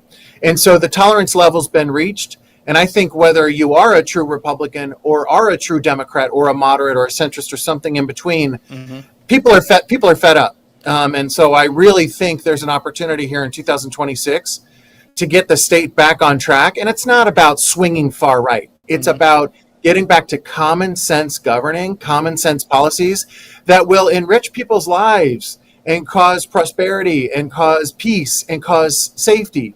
And I think that's what Californians are looking for. Now, you mentioned something about their incompetence up there. And I have had this feeling, and I've noticed other people are beginning to have it, because the incompetence seems to be so overwhelming. At some point, people need to step back and go, is it really incompetence or is it intentional? And so you're right there in the belly of the beast of California, Southern California. How much of this is incompetence and how much of it is because DEI and wanting to do everything to be a sanctuary city is intentional so as not to upset those two initiatives? Yeah. Well, that's a great question. And the way I would answer it is this. Putting all of the ingredients into the perfect storm is intentional. It's intentional that you have a sanctuary state policy that lures illegal immigrants, violent criminal illegal immigrants to California to seek sanctuary. That's intentional. It's intentional that you cut off the water supply from Northern California to Southern California so that you have dry reservoirs when fires break out. It's intentional that you raise gas prices and tax the bejeebus out of people when they go to the grocery store or to the gas pump. All of the ingredients to create these perfect storms is intentional. It's intentional that Karen Bass is focused on creating a sanctuary city in LA. She declared that a couple months ago that LA is officially a sanctuary city, as if she needed to go above and beyond the sanctuary state policies already in place by Jerry Brown and Governor Newsom. But she's announcing that, and then she goes to DC and gets $22 million of FEMA funds from Biden in order to cater to and protect and to provide comfort and shelter to illegal immigrants. Wow. So diverting FEMA funds from fire victims to illegal immigrants, all of these ingredients is deliberate. But I don't think for a second that the starting of the fires and not having a proper response to the fires, I don't necessarily think that's deliberate. But these people who are engaged in these deliberate actions, whether it's the sanctuary state policy or having our reservoirs dry here in Southern California, they knew or should have known. They knew or should have known that this day was coming. Yes. And so that's intentional. That's gross negligence. And I think, Barry, you're going to see Newsom, Bass, and other higher level officials be held accountable. And frankly, I hope they are. Yeah, I hope these people in LA whose lives have been devastated, I hope they actually take action and they don't just throw up their hands and gripe and complain about, the losses that their communities have sustained. I hope they get lawyers, they figure out what they can do, and they take action against these elected officials, because I think there really is something there. Well, some of the people, or actually many of the people who have been affected, are not people that you're going to quiet. These are people who have money, have influence, and if they decide they want to fight back, they're going to fight back really hard. This isn't your average Joe in some of these in the Palisades and Malibu area. These are people, Mel Gibson's house burnt down. So if the fight is going to be taken to them, it's going to be taken by people like you and people of these people who are heavily influenced. So the question that remains after that, which people struggle to answer, is if some of this stuff has been intentional, like the reservoir draining and things like that, then the other question is why? Why in your right mind would you even do that and put your constituents at risk?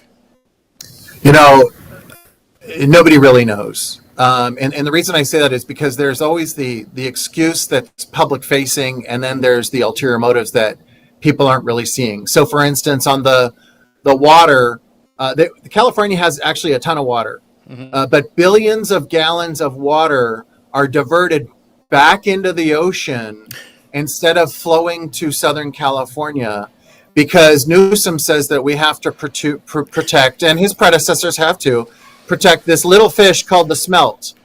We have to protect the smelt, right? So there are public-facing excuses. Another public-facing excuse by our government leaders, and specifically as it relates to the sanctuary state laws, we need to protect immigrants because they will live in fear if they're not protected by these laws. But what they're really saying is we want to attract illegal immigrants to California.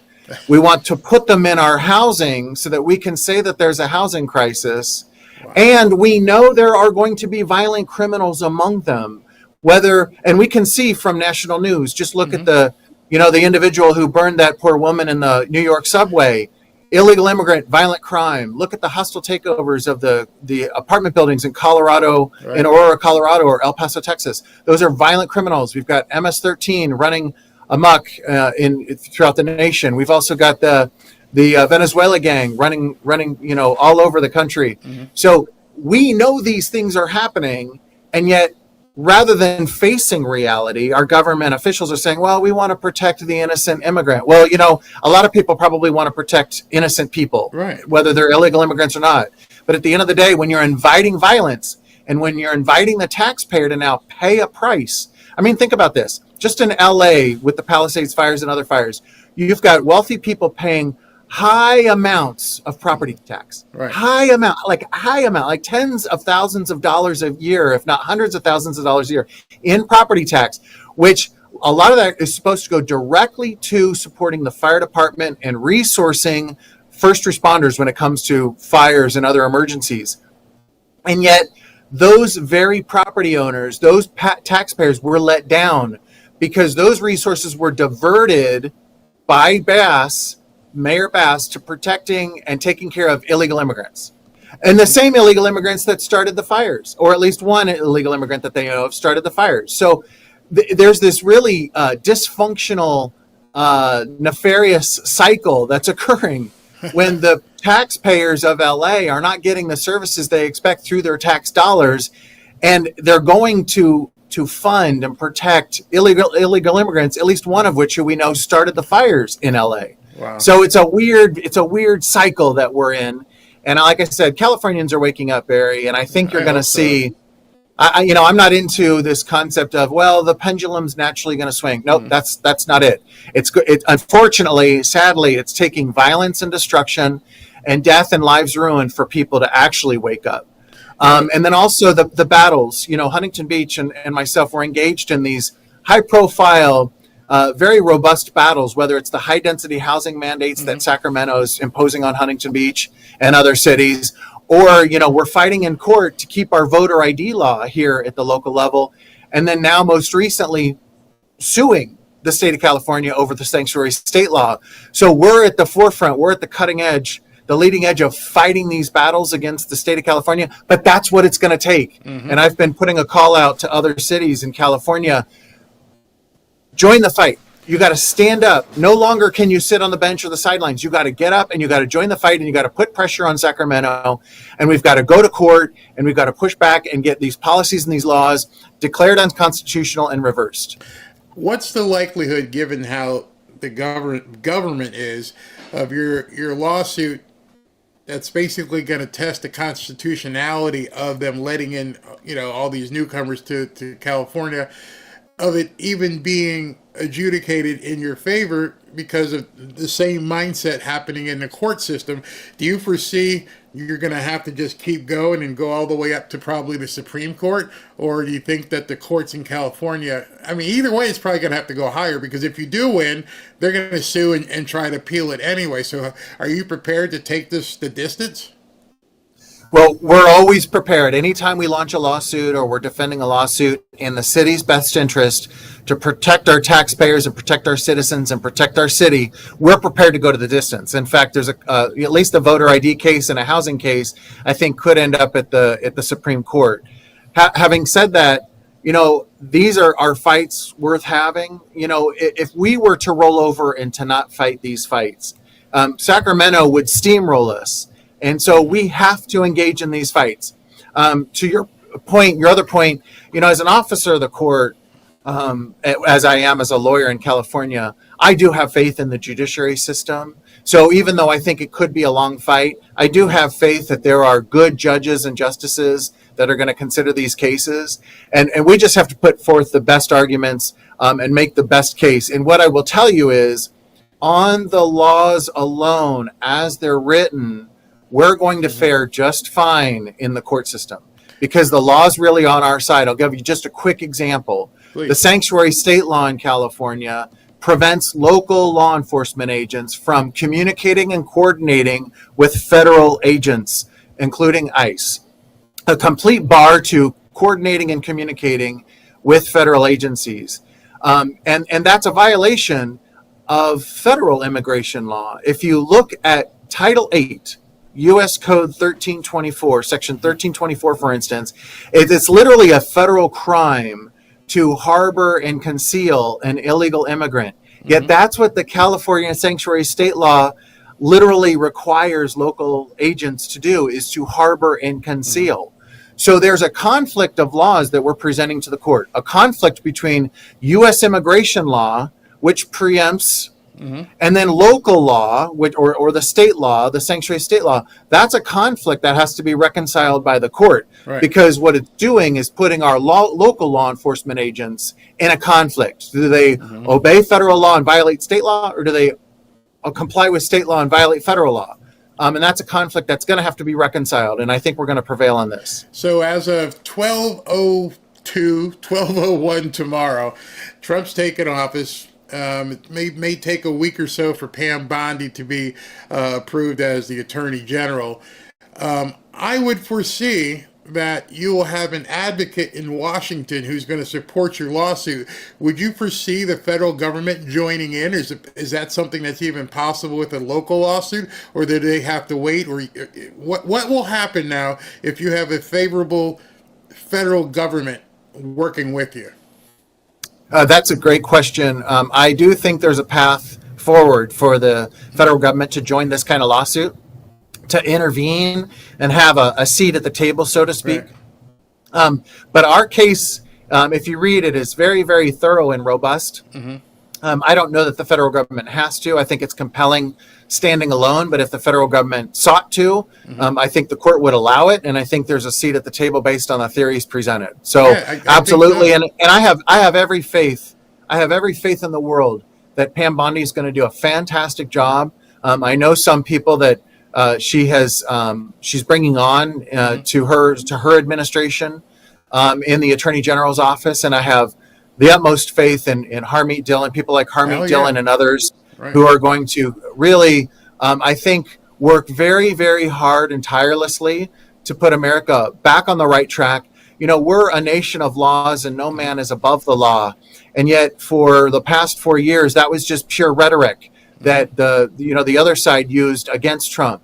But those words have meaning, and there's a past practice in America that really, truly, the law is paramount and no man is above the law. And we're going to get back to that, where the law is going to dictate. And I think Governor Newsom and Attorney General Bonta are going to have a rude awakening in California when Pam Bondi and Harmeet Dillon and her team gets to work. Hey, you're absolutely right, because Harmeet and the other guy who's going to be working with her is Leo Terrell, who's a strong civil rights attorney.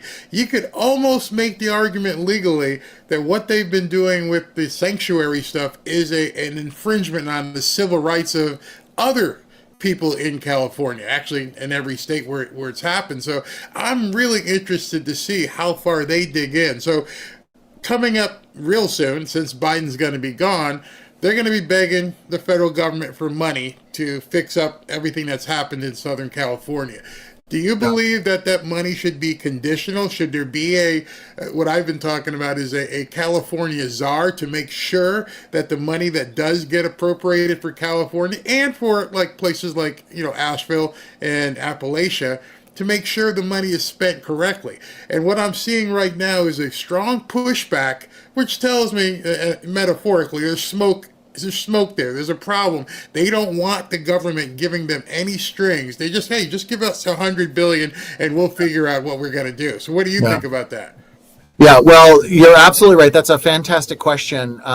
Any federal funds that come in to rescue LA and the lives devastated by the fires should go to rescuing LA properly, effectively, and efficiently, and to the lives devastated by the fire, period, full stop. It should not go to anything else. And what the federal government is probably smartly going to do is not trust Governor Newsom and Mayor Bass to handle the money because if they can't, Barry, if they can't even handle water, Right. and we have dry fire hydrants, and they can't even handle fully staffing the LA Fire Department, listen to this. Newsom gets on camera and says we have a fire season, or we should expect fires every year. He has a program with the utilities companies to shut down the utilities or the energized, shut down the energy of the utilities in local areas when the fires or high winds are coming so that more fires aren't created. So we know it's coming. The fires are coming. And we know this year after year. And yet we have dry fire hydrants. And then not only does Newsom seek to cut $100 million from fire prevention from the state budget, but Mayor Karen Bass cut $18 million from the LA city fire. So it's incompetence on top of incompetence. And more than that, they want to divert those resources to homelessness and illegal immigration and those types of pet projects. And let me tell you, you don't need to spend that kind of money to get the right desired effect. Right. In Huntington Beach alone, we have cut homelessness down by 60% simply from enforcing our laws. Wow. Simply from enforcing our laws. We didn't spend any extra dollars. We're just enforcing our laws. And so I absolutely do not think that the federal government is going to be sending millions or billions of dollars to Los Angeles without strings or conditions. Good. And I that's the right way to do it, because Bass and Newsom can't be trusted with that kind of money. I absolutely guarantee you. One last question for you. So you're speaking out. I think your lawsuit actually predated the fires, didn't it? Did your lawsuit go in on January 4th or something like that? So It did. It was in by a couple days before, and it was so incredibly. The timing was uncanny, because as we know, like I said, one of the LA fires was started by an illegal immigrant, and part of our lawsuit is that we have to challenge the sanctuary state law, because the danger that illegal immigration can bring is going to come to California. It's going to be at our doorstep, and here we are. Yeah. So my question is, that being filed before, so because some people were wondering, what was the timing of this? My question is, are you putting yourself, your head on a chopping block? You're elected, I understand, but can Gavin Newsom or any of the other governmental, Bonta or any other governmental figures out there come after you personally? Well, you know what? They may try. I don't think I'm immune. If Donald Trump is, if they can go after somebody like him, with everything, and the kitchen sink, right. I don't think anybody in America is immune from that type of retaliation or retribution, political retribution, at any level, at anywhere. But you know what, Barry? One thing I'm confident in is are these fights. If people don't, like myself, don't stand up and others don't stand up, and if we're not willing to lead the charge, nothing will change. And there is so much value in these battles, because we're going to win. We're going to keep our voter ID. We're going to get the sanctuary state law struck down one way or the other. We're going to win. And I frankly, they can do what they want. I'm going to keep fighting. Nothing's going to intimidate me or deter me. Right. I'm committed to this fight through and through. And so I couldn't emphasize that more. I'm absolutely committed to this, and I'm going to keep fighting. And I just hope other cities and other leaders stand up as well. I think if they see what you're doing, and they see that now you've got a federal government that supports this, I think California's in for a strong, big fight right now with the Trump administration as of 12:01 tomorrow. So, Michael, thank you very much for taking the time. We're going to start going and looking at some of the stuff in the rally here, but we wish you Godspeed. Take it to them. Don't back down. I mean, there's a lot of people from California in here who watch my videos, so we're wishing you the best. Thank you very much. Thank you, Barry. Thank you for having me. All right. Bye-bye. All right, guys, that was Michael Gates, and we just read his actual title. He is, I'll put it up on the screen. Michael is the elected, not just a job, elected city attorney of Huntington Beach, and he has sued the state of California. You can go to his Twitter page here, and you can learn all about this lawsuit challenging the sanctuary state law. Brave man, absolutely brave man, going after these people for everything that they've been doing, and I hope you guys enjoyed that. So let's see, we got about 15 minutes before Lear Capital comes on. Let's see where we are with things. It looks as though, as I'm seeing on the screen here, hold on one second. You guys might want to see that Trump is heading to the tomb of the unknown soldier. That's where they're headed right now. So that's what Washington looks like right now. They've got all the streets blocked off. When he goes to the tomb of the unknown soldier, which is one of the things I always loved as a kid. My dad was in the Army. I just loved the entire ceremony, pomp and circumstance of actually walking. If you guys have never been to Arlington, it's simply amazing, absolutely amazing. I encourage you all. A lot of people go to the Washington Monument, a lot of people go to the Lincoln Memorial and the Jefferson Memorial and all these different things, but me personally, I loved the tomb of the unknown soldier. And then the eternal flame was something that really got me. And I'm like, that flame has been burning since John F. Kennedy has been buried? They're like, yeah, that flame has been burning every single day for 50 years. It's just a flame coming out of the ground that they piped gas through, obviously. And it's just been burning the entire time. So that whole area, and then of course if you go through the cemetery and you see everybody from the World Wars, and it's just to me it's very compelling. Yes, the other ones are pretty. The Jefferson Memorial pretty. Lincoln Memorial, fantastic. Washington Memorial, just a big obelisk sticking up in the sky. But I'm one for the cemetery, and so they're looking like they're about to go there. And if they show him and J.D. Vance placing the wreath, I will definitely take that. To me, this is probably one of the scariest parts of this because there's such a wide open space. So they're going to have to secure this for miles and trees and. God forbid whatever could possibly happen with these nuts. These absolute nuts that are trying to take shots at the president. All right, so let's hear. Wow, Biscuit Boy, where'd that go? I wanted to get that. Where'd Biscuit Boy's comment go? It went by so fast. Biscuit Boy said his brother, let me see if I can find it because I want to put that up. Biscuit. Hold 1 second. Yeah, here it is. Biscuit Boy says, my brother stood guard at the tomb of the unknown soldier, said he was never so cold in his life. Yeah, it's probably pretty cold there. It's just the wind whipping across that wide open space right there. Yeah, the eternal flame. It gets you. Because obviously I was a little kid. Some of you guys probably weren't even born. And you've heard the story about John F. Kennedy, or you've seen the videos, and then you stand there and see that eternal flame. And you're like, ooh, wow. It really hits home at that point. You're like, that's it? That's where he is, huh? That's where he is, supposedly. And it's interesting. God is on the righteous side. I believe that. Is it too late for the Trump coin? No.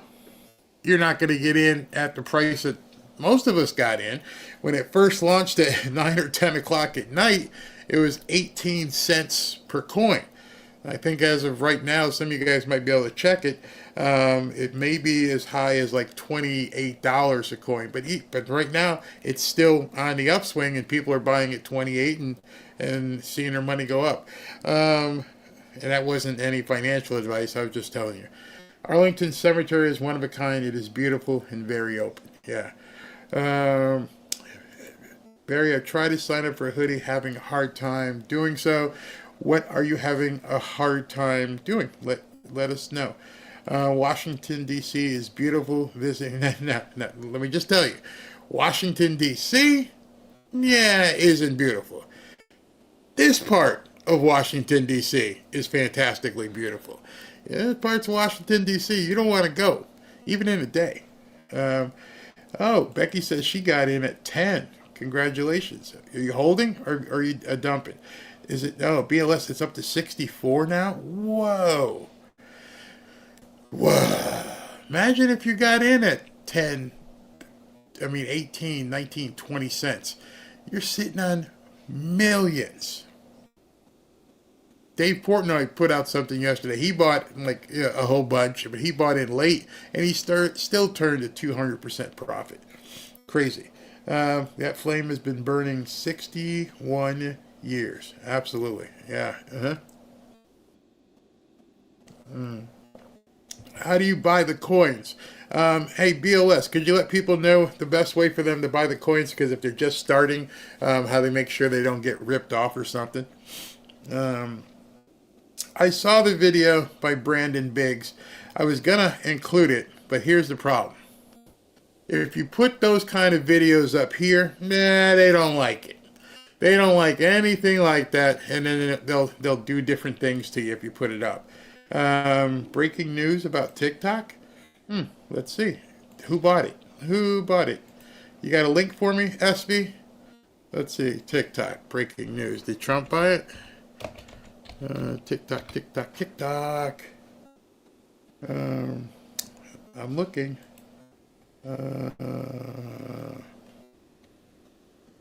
I don't see anything new, SB, unless you see it. Did Trump do it? I'm not seeing it from any of my places that I go to. Somehow it looks like it's returned. It's back on. Okay. This is 23 seconds ago. All right. Let's go ahead and put this up so you guys can see what happened with TikTok. Whoa, what happened there? Anyway, you guys can't see it, but TikTok is now being restored. Why is that not playing well with others? All right, statement from TikTok. In agreement with our service providers, TikTok is in the process of restoring service. We thank President Trump. Excuse me, I'll come back to this in a second. We're going to win so much, you may even get tired of winning. And you'll say, please, it's too much winning. We can't take it anymore. Mr. President, it's too much. And I'll say, no, it isn't. We have to keep winning. We have to win more. We're going to win more. Somebody told me I'm going to have to get like a new button because that button's probably going to wear out. Let's continue. We thank President Trump for providing the necessary clarity and assurance to our service providers that they will face no penalties, providing TikTok to over 170 million Americans and allowing over 7 million small businesses to thrive. It's a strong stand for the First Amendment and against arbitrary censorship. We will work with President Trump on a long-term solution that keeps TikTok in the United States. So, if you are on TikTok, if you are actually, doing something with TikTok, you should see your accounts and everything restored very, very soon. And you can thank nobody other than Donald Trump. I know many of you are not, not in there. Wait 1 second, I'm trying to look at something here. You're not part of the TikTok generation. But in any event, it's about to get turned back on, and it's about to get turned on because of Donald Trump. So let's go ahead and continue with what Caroline Leavitt was saying. We're going to take a lot of hate. We're going to be sued. Obviously, that's not Caroline Leavitt. This is Tom Homan. Numerous times. I think you'll see the left try to control the media. They're going to show the first crying female, first crying child, and say how inhumane we are. But they won't talk about 340,000 children that they've failed to take care of. They're not going to talk about the young women who have been murdered in this country at the hands of criminal cartels. They're not going to talk about the hundreds of angel moms and dads who buried their children. You want to talk about family separation? They buried their children because their children were killed by a member of a criminal cartel or someone that's not supposed to be here.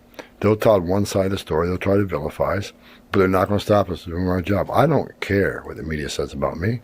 If they saw what I saw in 34 years, saw the tragedies I've dealt with in 34 years, they would certainly understand me.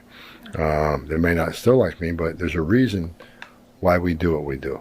Yeah. I'm tired of women being raped, making that journey. I'm tired of dead children. I'm tired of women and children being sex trafficked. On this administration, sex trafficking is up 600% of women and children. We have a record number of people on the terrorist watch list being arrested. Historic record, 3,500% increase. Record number of Americans dying of fentanyl. We got a record number of cartel members that have entered this country. You know, the criminal cartels in Mexico making more money than they've ever made in smuggling aliens, trafficking in women and children, and moving dope. So, hate all you want. Push the misinformation out all you want. We're not going to slow down. We're not going to go away. We're going to get this done. Well, I can probably kiss monetization on this video because unlike TikTok, who understands, you know, they just experienced someone flipped the switch on them, the entire country, and basically took them down. They understand first and foremost what censorship is all about. This is Tom Homan, who's about to be the deportation immigration czar, talking about real news, real stuff, real facts, and they don't like you talking about it here. You can talk about it on TikTok. You can talk about it now on Facebook. You can talk about it on X. You just can't talk about it here. This is the last pillar of censorship to fall. You know, they came out with this big thing saying, oh, you can talk about things in the EU.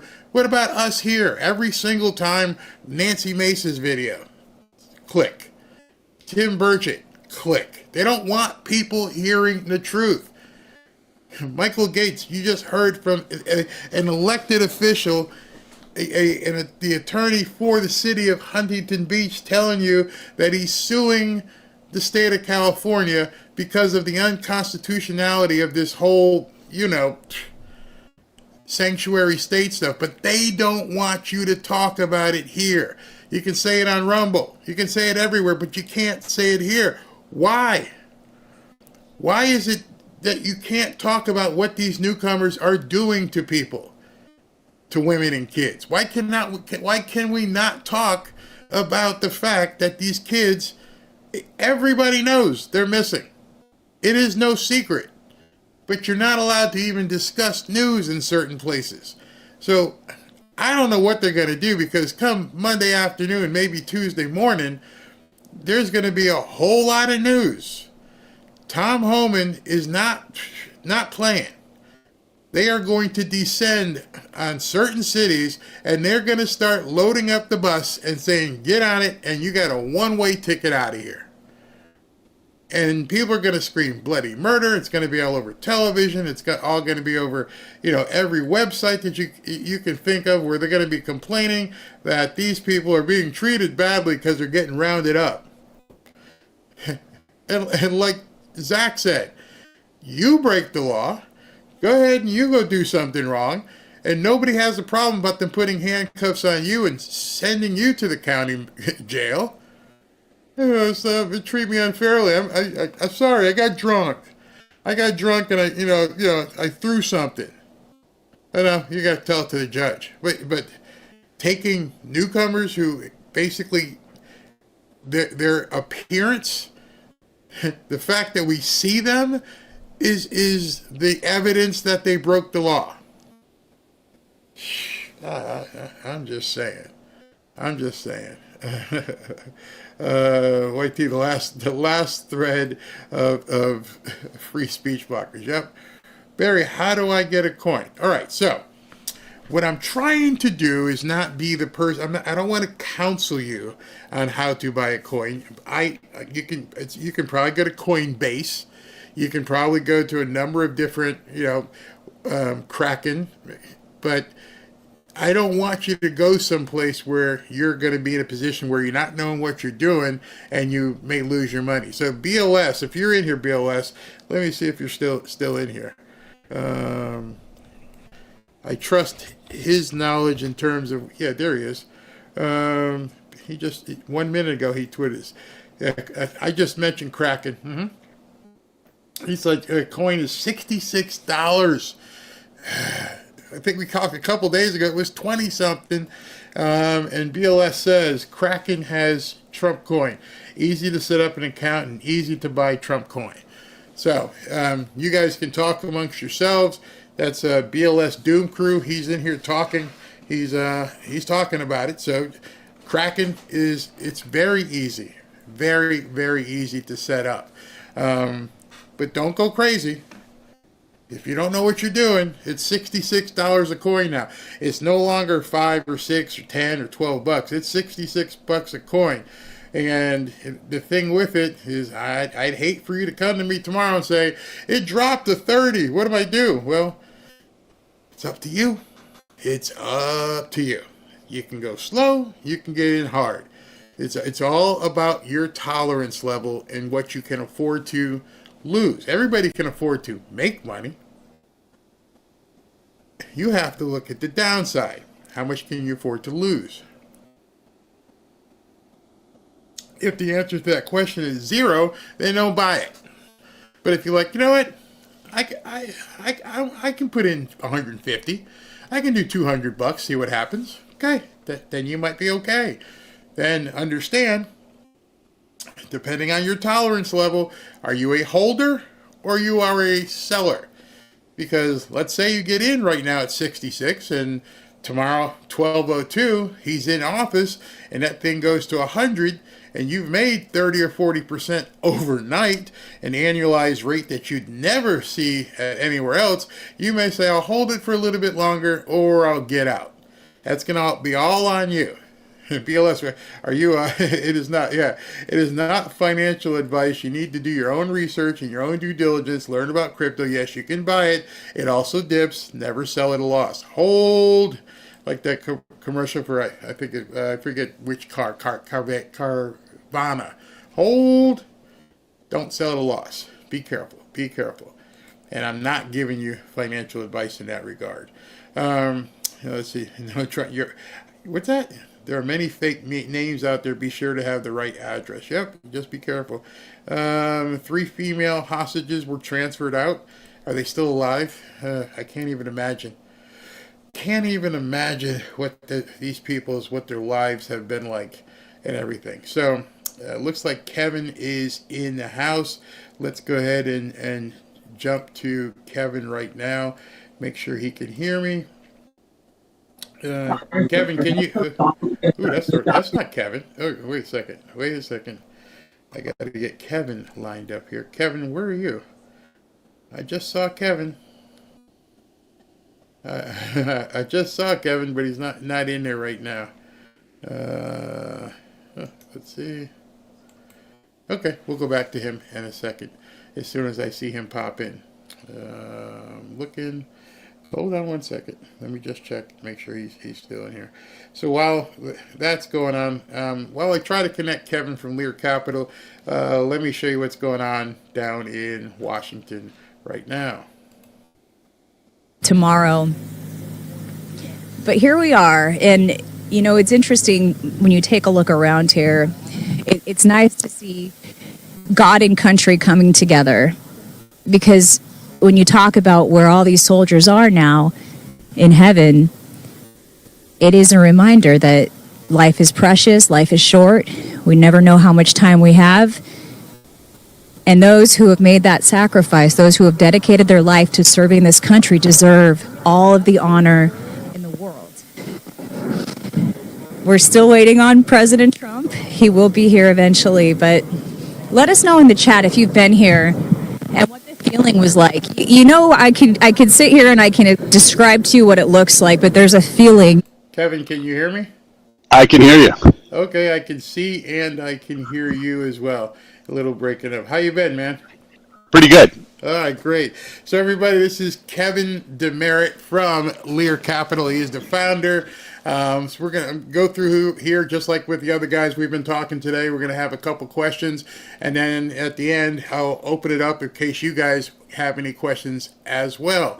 Kevin is an how can I say it, an educator in addition to basically being the founder of Lear Capital. So, Kevin, to start off right off the bat, now that Trump has taken office, what are your expectations for gold and silver? That's a great question.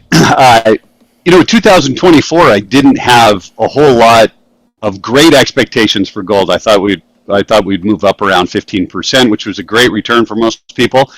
This year, I think it's going to be a little bit better. And the reason I say that is that we still have some of these global political tensions.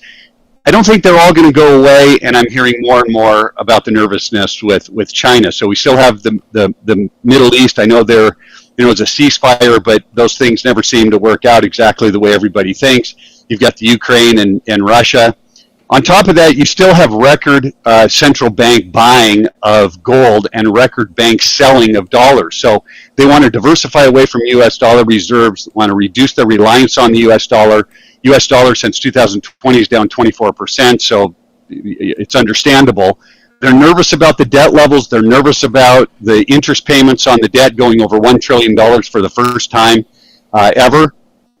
They're probably nervous about some tariff uncertainty. Is it more of a ploy from President Trump, or is he going to do this for the long term? I think it's somewhat of a ploy because these countries haven't been playing fair for a long time, and he's the only president that's had the kind of cojones to get in there and say, hey, look, this is not fair, and we're going to make it a little bit more fair. But what does it do? Does it affect the supply chains? Does it increase inflation?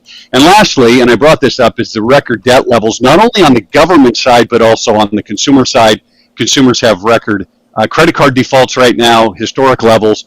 So I think the market is still going to be uncertain.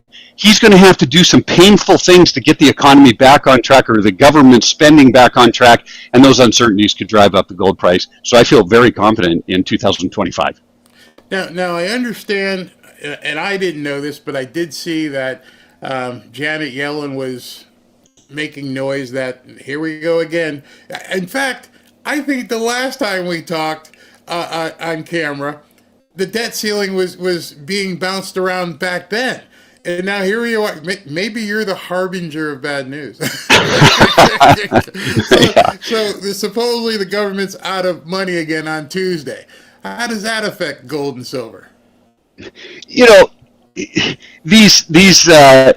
kinds of issues, I really don't put a lot of credence in as far as what is it going to do to the gold and silver markets. I mean, we've been through this so many times that you go back 10 years ago, this was a big deal, and the markets would go down 2 or 3%, and precious metals would skyrocket. People just expect that this thing's going to get taken care of at the very last minute, like always. My biggest concern is that they raise the ceiling, and then there's more and more and more debt levels. I mean, what I look for, Barry, is tipping points, and I'm telling you, this interest payment at $1 trillion is a big tipping point. Yeah. You can't do anything about $1 trillion interest. If you want to work with, Social Security and push out the age limit like they have, or reduce it a little bit, or you want to go after Medicaid and Medicare, and you want to go after some of the defense spending and things like that, you can do all of that, but you can't do anything about the interest on the debt. It's growing at a rapid pace. It's the second largest expense for the government, and that is a tipping point. I think central banks around the world are looking at it. People in the United States are looking at it, and this year it's going to be a big deal. So that's what I'm looking at. And if they have to raise the debt ceiling to run the government, they're going to do it. It's just going to push up the interest rate even further. Who owns the debt? The Federal Reserve. You got countries around the world, and you have the Federal Reserve that owns a large portion of it. So, like I say, you can't just shut off the interest. Right. Or interest rates would go absolutely through the roof, and we'd have a whole set of different circumstances. So, they can try to reduce the deficit spending, but they can't reduce the interest payment, and that's why, in my opinion, you're starting to see, or you are seeing, mortgage rates at 7% when they've tried to lower interest rates. People are scratching their heads, and I'm saying, well, look at the government debt. Central banks around the world are nervous. The markets are starting to get nervous. If we don't do something about it here fairly soon, and Elon Musk has brought this up numerous times, it is going to be a major problem. Interest rates will be higher for longer. Inflation will be higher for longer. And I believe the precious metals will do considerably better than some of the other investments out there. Yeah. And they already have, Barry. If you would have invested $100,000 in the year 2000, your value of your gold today would be $832,000. The value of the Dow is $360,000. Right. That's all driven by the fact that every time you print up paper dollars, the paper dollars that are already out there are worth less. You can't print gold, so it's going to continue to increase. And with $1 trillion in interest payments, I think that's going to continue. Having been in real estate for quite some time, I bought my first house ever. And this wasn't through hard money. This was actual mortgage. It was 18%. I mean, this was a long time ago. And I'm like, thank God we're not there. But you're right. If they don't get this thing under control, we could see those interest rates start to pop back up again real quickly.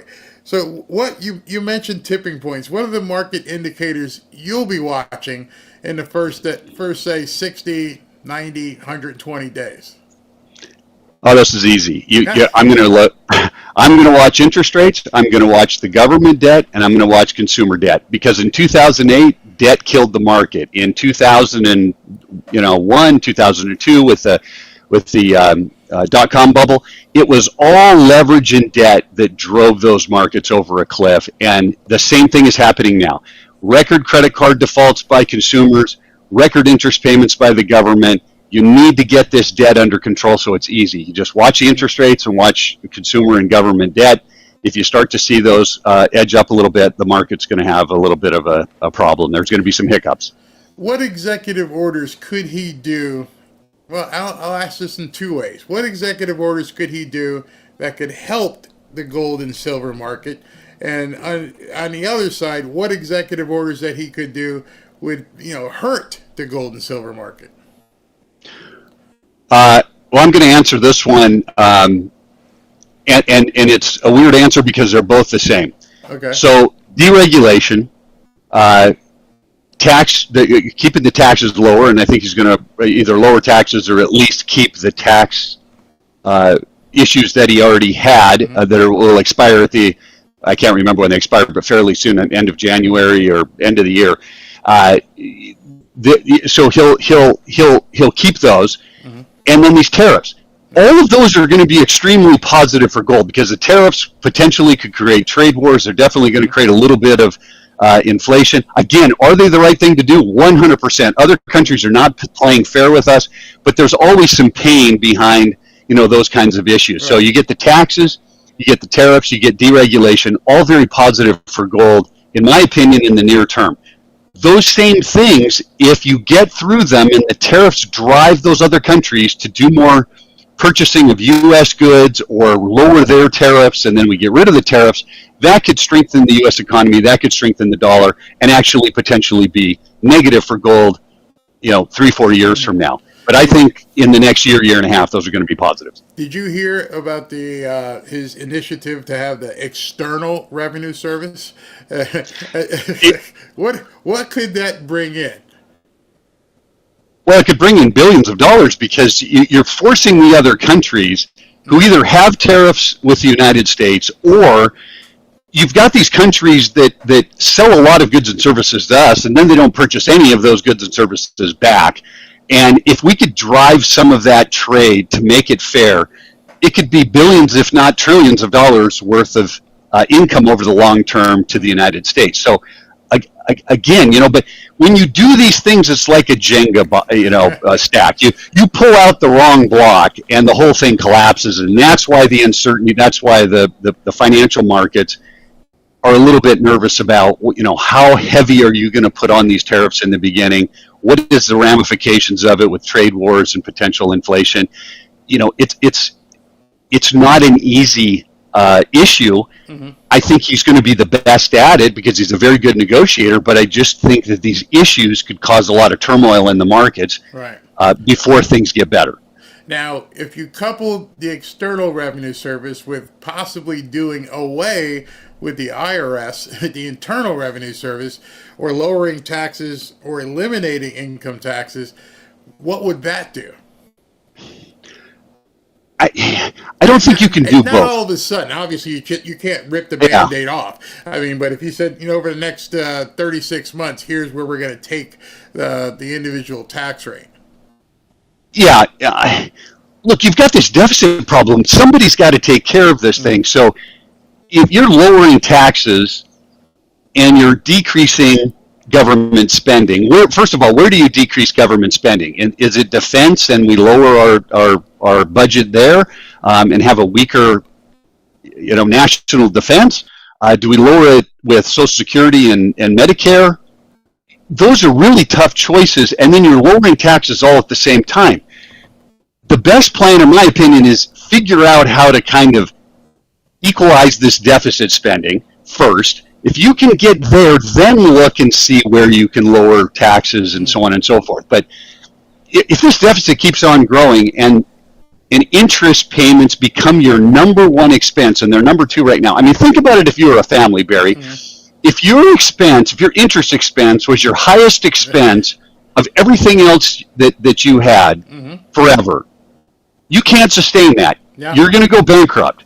You are 100% going to go bankrupt. So people right now are spending on their credit cards, not for luxury items. They're spending it on food and other expenses like gasoline and so on and so forth. That's where the credit card debt is getting spent. So you've got a problem there.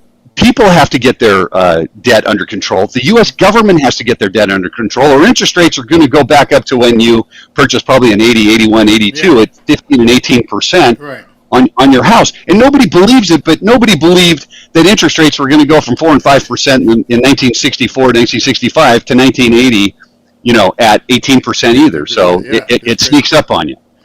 Now, you're in California, right? Yep.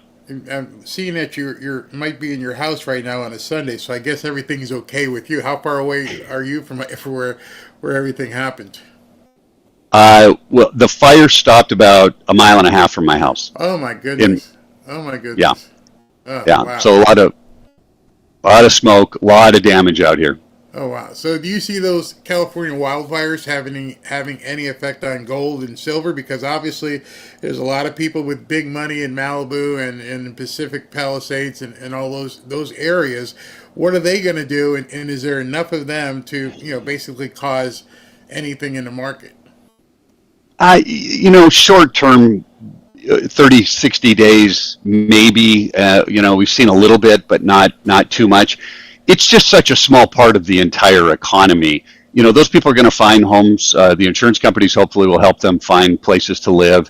And then the rebuild part of it, maybe a little bit of a boom. So, who knows? I mean, you're a real estate guy. These things happen and everybody's got to rebuild a house. Then, is that inflationary? Does it drive up building materials? Because there's a lot of houses that burn down here. But I don't think it's going to have an effect on the economy is the big answer. Good. So how about the other side of the coin? We're seeing people getting released from Gaza, the hostages. Does the ending of these wars and conflicts around the world that the United States may have been involved in whatever capacity, does that affect the gold and silver market? Yeah, it does. I'm not sure the Israel war is going to affect it that much. I think the Ukraine war could potentially affect it, much more.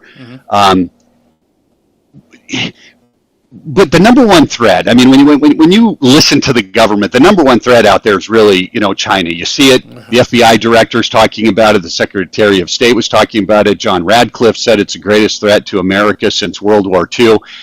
That's where all the money is going to get spent, is trying to compete with the Chinese. We have 100 new bombers that just got approved. They're $1 billion a piece. That's $100 billion just on bombers. And the reason that they said they needed it is to keep up with, the Chinese. Right. The Chinese military is going to be larger than our military, they think, in the next 5 or 10 years. and they need technology to combat that. So there's going to be billions and billions of dollars. And Trump already said, hey, I want to increase the deficit or the defense spending. So I think that's where a lot of money is going to go.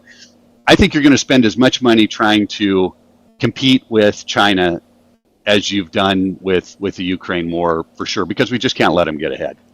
All right. Well, Kevin, if you have time, I want to take a couple questions from anyone here in the audience. So if you guys have questions for Kevin, Barry, speak about, no, I didn't speak about that. If you guys have any questions for Kevin, go ahead and put them in here and we'll take a couple. But I have one.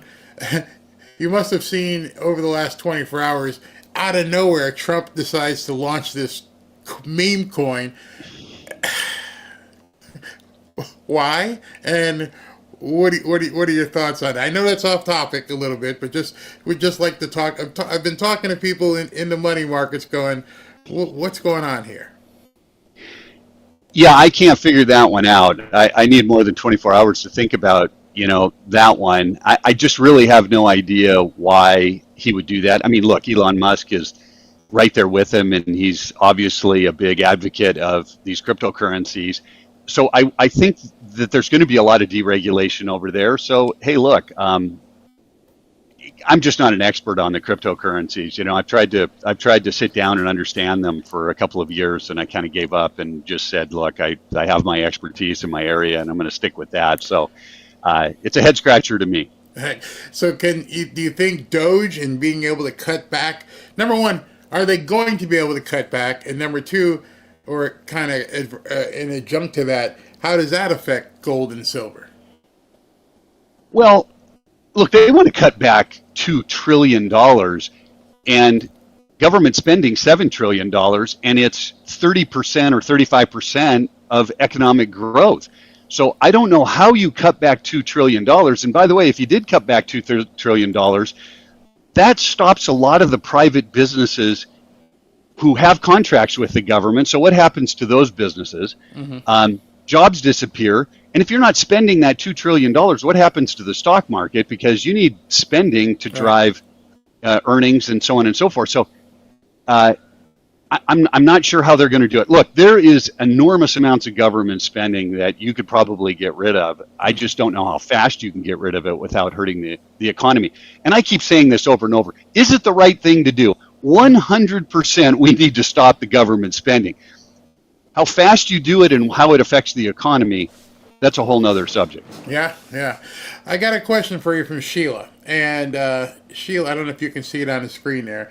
It says, Kevin, are you willing to work with someone on a small, limited budget? And I can already tell you what the answer to that question is. How small and how limited? Because like, what's the price of gold right now? It's about $2,600, $2,650. And what's the price of silver? $30. All right. So Sheila, your question would have to be how limited a budget and how small. So I'll let Kevin respond in terms of what the minimums are with Lear Capital. Yeah. Look, we'll work with anybody. It's how we work with you that I think matters. And look, Barry and I have spoken about this a few different times because people have called in with, $500 or $1,000. And my representatives try to push those people to the website, give them an idea of what to purchase and go to the website. Because if they're helping you, our fees are going to range anywhere from 3% all the way up to, 20%, depending on the type of metal that you're going to purchase.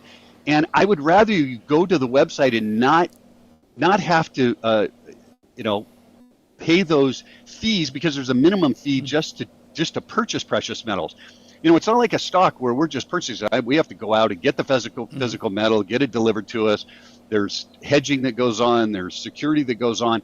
It's a little bit more expensive, but when it's in your hand, it's yours. Right. So it's just a little bit different. So we'll work with anybody and we'll help you to direct you on the website if you have less than $5,000 to make sure you're going to get the best deal. So that's my best answer.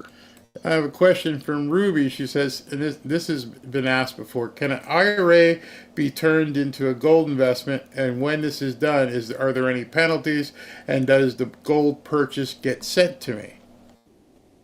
Okay, all great questions. The answer to the question is yes, you can move an IRA to a gold IRA, and you you can move any portion you'd like. You can move 20%, 100%, whatever you would like, you can move over. There are no penalties, and you cannot take the physical possession, just like you can't take physical possession of the probably securities or cash that you have in that IRA, because the government wants to know that it's actually in your IRA and you didn't liquidate and spend it. On top of that, when we do these programs, and Barry, it's always fantastic, and I love being on your program. It's a lot of education that you give people. We like to do the same for people. So in addition to that answer to the question, if you call us or visit learberry.com, we actually place a $250 credit in everybody's account if they call the number or go to learberry.com. And you can use that $250 credit to actually start your IRA and the IRA fees for the year. It'll cover most all of your fees for that year. So, we don't do this on all the programs. We just have a great relationship and really grateful for Barry. So we do it here. So anybody who calls, you have $250 in there, and you can use it for shipping or you can use it for the IRA fees. Cool. From Jim. Jim says, "Hi, Kevin. Where do you see the prices of silver going?" That's a great question. I think silver is probably the most undervalued asset out there. We're in a supply deficit. The last time gold was $2,000 an ounce, the price of silver was $49. We're trading at $30 an ounce. I think the price of gold goes over $3,000 this year. The price of silver, I can't imagine, wouldn't be anywhere from $42 to $45 an ounce at a minimum. That's what at the end of the year, I would bet just about anything that we're going to be over $40 for the silver market. Wow. I don't know if this was you, but it says, Ann asks, how much do you have to buy to unlock the free silver offer? Is there a free silver offer?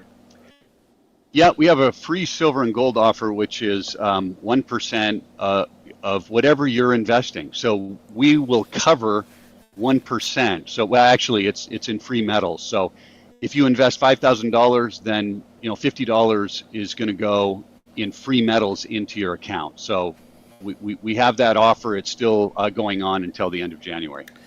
And let's take one more from Stephen. What is the going rate for platinum, and is platinum as good as gold or silver? Interesting. What's the going rate for platinum? He's probably asking the platinum price. If you go to learcapital.com, you can look at live pricing. There's no delay, so you can see what it is, around $825, $830 or so. Is it better? It depends on what the economy is going to do. So platinum and palladium are used in strategic, for missiles and things like that, but a lot of it is for catalytic converters for cars. So if the economy's booming, platinum and palladium are great. If it's not booming, then those kinds of industrial metals I would probably stay away from and stick with gold and silver at this particular point, because I think the volatility in the markets with gold, with the stock market at all-time highs and things like that, you get a little volatility, and platinum and palladium might not be the best place to be. All right. Well, Kevin, thank you very, very much for taking the time. As you can see, you can go to learberry.com, or you can dial 800-601-5430, either of those ways. Kevin, can people actually talk to you, or are they just going to talk to one of your reps?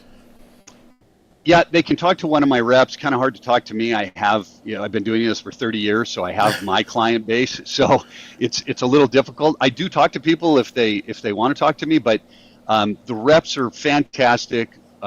We try to hire the best out there, and I think people will be very happy with that. And I will basically underscore that and tell you that I've talked to a few of the reps, and they are indeed extremely knowledgeable. And some of you guys who have gone to and called and said, "Oh, they won't let me do anything."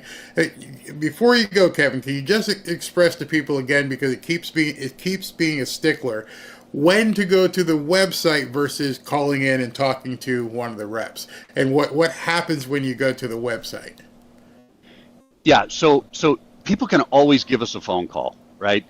And I would recommend they give us a phone call first and have the rep help you out, and then they'll tell you to go to the website, and they will help you on the metals that if you're looking for a recommendation, they'll help you with that recommendation. So always call first. It's not that they don't want to do business with you; they will. It's just they're going to charge a fee, and it's going to look big if you have a small amount of money. If you go to the website, there's nobody there that has to make a recommendation and so on and so forth. So you can just purchase it at that particular point.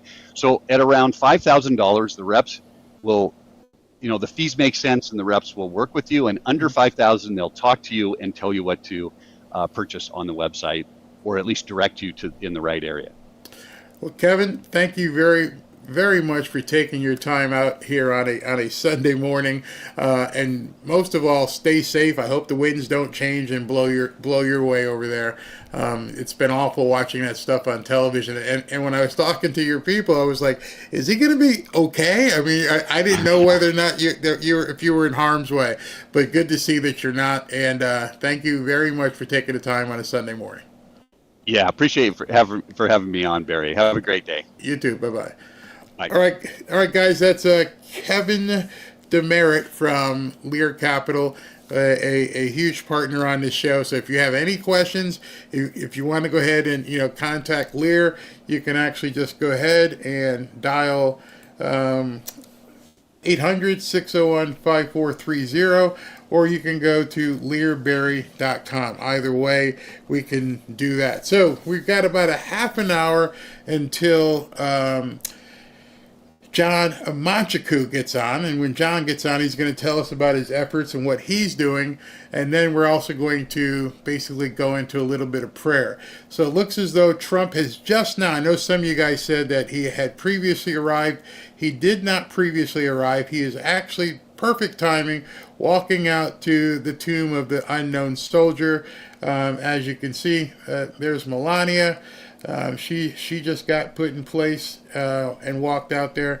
This is a very somber ceremony, so as I cut to it, there's probably not going to be a whole lot of sound on this because of what it is, and you can understand that as well. So it gives you time to have a little contemplation about what this place is, what it means, and let's see if I don't think there's any sound on this. No, there's no sound. Everybody's being very quiet. So I'm just going to switch to it so you can see what's actually going on. But I'm sitting right here. I'm not going anywhere, but we're going to see Trump come out here any minute. So I want to go to big screen so you guys can it'll be probably Trump and J.D. Vance. Let's take a look.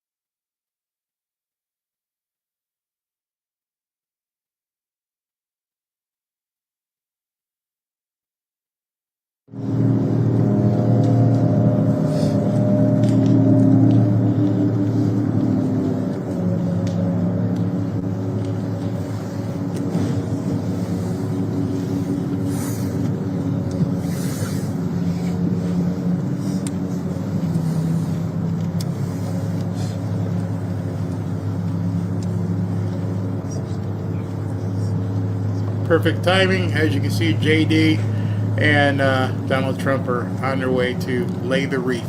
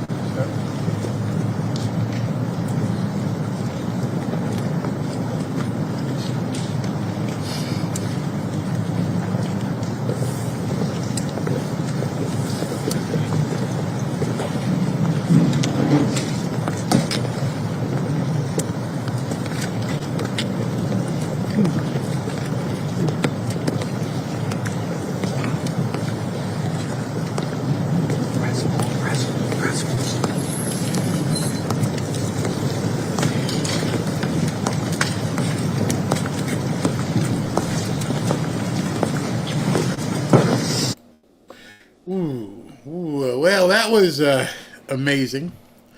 Sorry if I wasn't putting any comments up on the screen. I didn't want to interrupt or take away from what you were seeing as Donald Trump, J.D. Vance, and I'm not sure who the other two people were who were laying wreaths at the tomb of the unknown soldier. So now it is 1:45. I'm not sure where Trump is heading next. He's not even, like I said, he's due to speak at the rally at 5, which we obviously are going to cover. But that was very, very, very compelling. In fact, I saw a bunch of guys were like, "Oh, you're crying." Yeah, that's a hard thing to see. Even though it's just the tomb of the unknown soldier, you know what it represents, and so it bothered me when Biden checking his watch at the airport as the bodies were coming back in caskets. It was just awful. So now we have a real commander-in-chief, and I always loved how those guys walk. I mean, it's just so regal. Wish I could do that. So the chat is slowed down, everybody. The fewer the libs attending, the better. Yeah, that was absolutely beautiful. So we've got, coming up next, we've got an interview with John Amanchukwu. If you guys are not familiar with John Amanchukwu, he has been a warrior for kids in terms of trying to stop the crazy ideology that's been going on in the school system. He's due up here at 2 o'clock, and he's also going to lead us in prayer as well. So I've got another video that should take us right to him coming on. And right now, I think there's a lot of liberals who are seeing, you better get on board. And they're seeing that this Democrat Party is just adrift. There is no Democrat Party. There is no leader. There's nothing there. It's a shell of itself. And even yesterday with the protest rally and everything, nobody cares. Nobody cares. They said they expected 250,000 people. People didn't even show up. Whatever the number was, it was far less of the pink-haired crazy people. And many, many people are seeing that things are going to be different. This was this morning. That's the lineup for people getting into the rally today. This was at like 6 o'clock in the morning. That's how big it was back then. Unbelievable. Unreal. How many people were in line? Before I go much further, I've had people who have gone to many of Trump rallies, many of them. And as they've gone to these rallies, they're saying they've never seen anything like they're seeing today, which is incredible.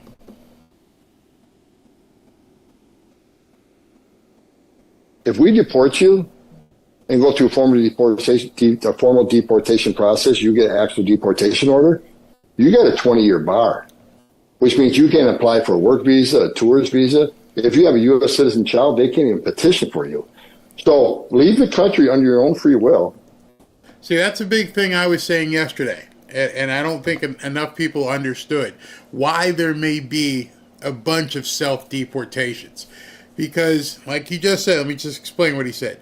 If they arrest you and they deport you, you're done for 20 years. You can't even try to come back. You've been deported. You've been kicked out of the country. So instead of basically getting a 20-year ban, maybe I better sneak back to Mexico and go back through the water and just get out of here. And then over the next 4 years, I can try coming through the front door. Because if I get caught, I'm done. I'm done for 20 years. Now, one of the things that Zach said, and I didn't even think about, is that let's say one of these guys is a criminal. They know where he is, and they go to arrest the person who's the criminal. And while they're there, they look around, and there's some people in there who aren't criminals yet. Well, essentially they are, but you know what I'm saying. oh, you got to go now too because you've been harboring him. This is going to be epic. Don't get a deportation order. And you can apply for work visa. You can apply for a visitor visa. If you have relatives that can petition for it, that can happen. But if you don't leave on your own, we have to formally remove you. You got a 20-year bar. And that's the message we need to get out there right away to the people. I think you see a lot of people self-deport because they know, okay, this is President Trump. Yeah. He's serious about this stuff. He's proved that before. So the chances are I won't be deported if I don't leave on my own. So we hope that helps. It messages to the people, look, we don't want to tear their lives apart.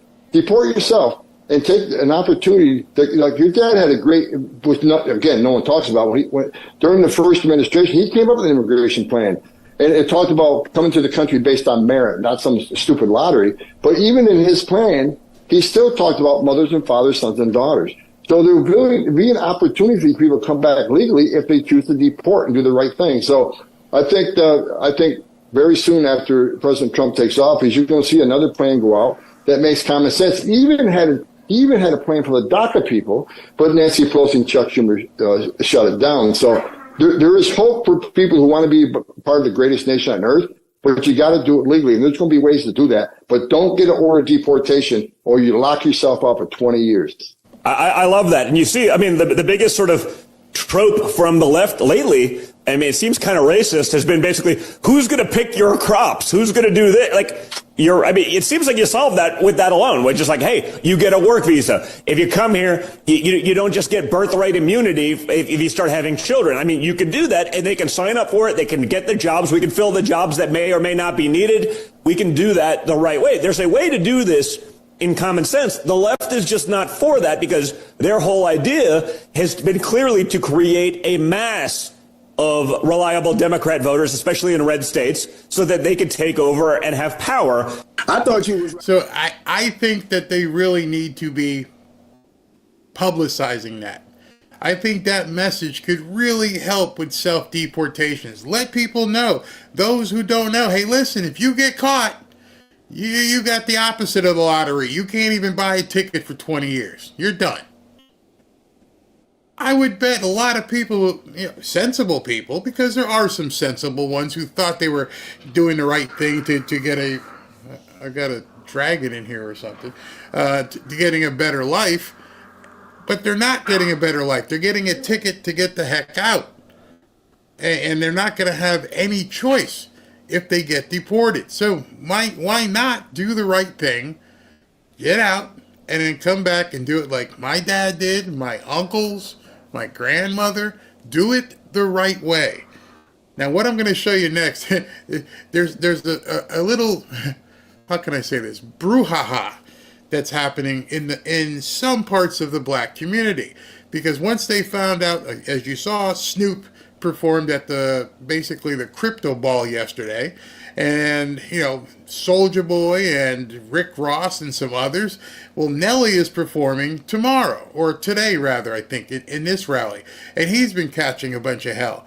And this is how he responded. With me because I put on for my city, and I try to bring my city up every step of the way. I did not know you was riding with me because you thought I would ride for who you voted for. I didn't know that. I apologize.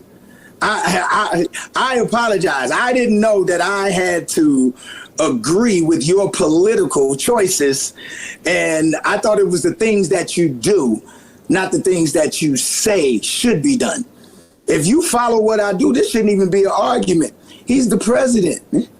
He won. This isn't a campaign. This isn't an RNC. I'm not out on the political campaign. I didn't get none of that 1.5. You see what I'm saying? Like, he's talking about the money that Kamala was giving out.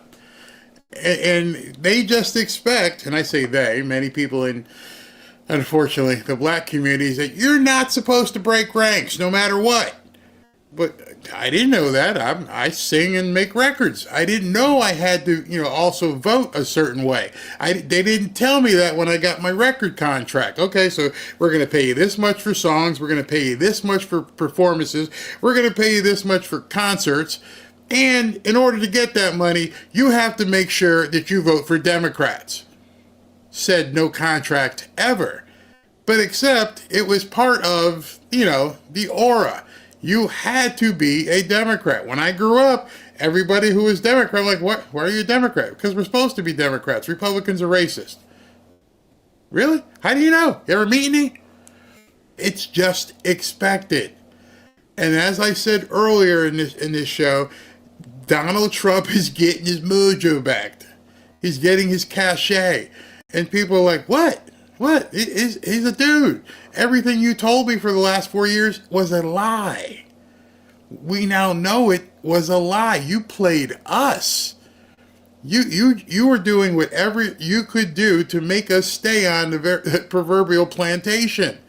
Oh, he's a racist, he's Hitler, he's this, he's that, and he hates these and he hates those people, and it's all a lie. And now people realize it, and this guy who's asking him the questions has a stern look like, are you serious? Like, hey man, I didn't sign up politically, I make records.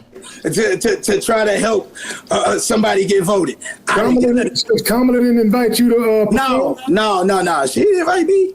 She didn't invite me either, man. I was going to do all at home.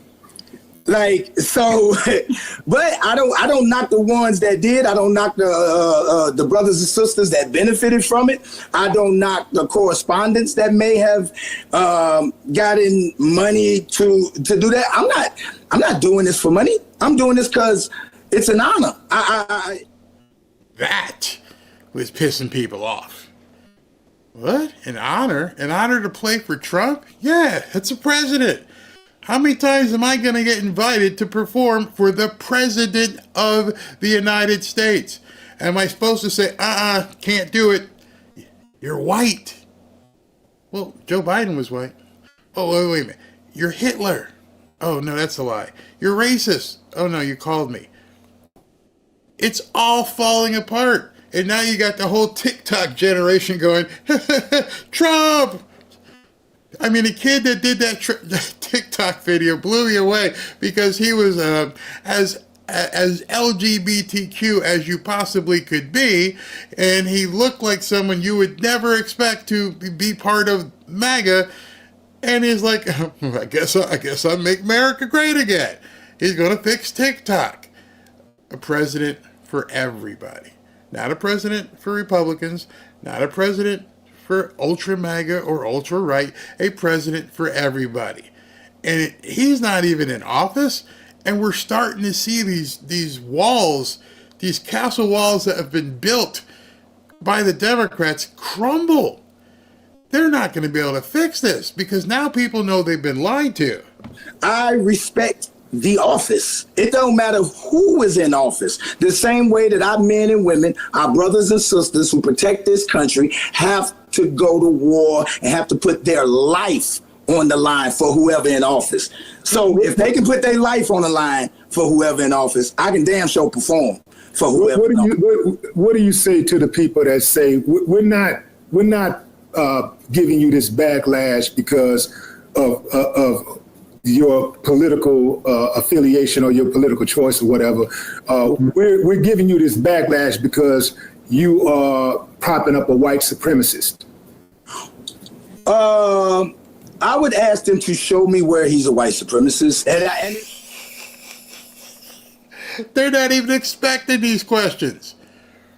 When you challenge that idiocy, they fall apart. Show me. Where? Is it in the room with you right now? Can you point it out on the dial? Because I'd love to see the white supremacy. This young black man isn't supposed to be speaking like this. That's why the guy interviewing him has such a stern-looking face like, dude, you, what are you doing? I'm thinking for myself. Imagine that. Imagine black people thinking for themselves. What could possibly happen? And here's the thing. Okay, I get it. He did say, if you don't vote for me, you're not black, right? Oh, no, that wasn't him. That wasn't him. Oh, excuse me. We're going to win so much, you may even get tired of winning. And you'll say, please, please, it's too much winning. We can't take it anymore. Mr. President, it's too much. And I'll say, no, it isn't. We have to keep winning. We have to win more. We're going to win more. Oh, it's just too much. Oh yeah, he said if you don't vote me. Oh, I'm sorry, wrong guy.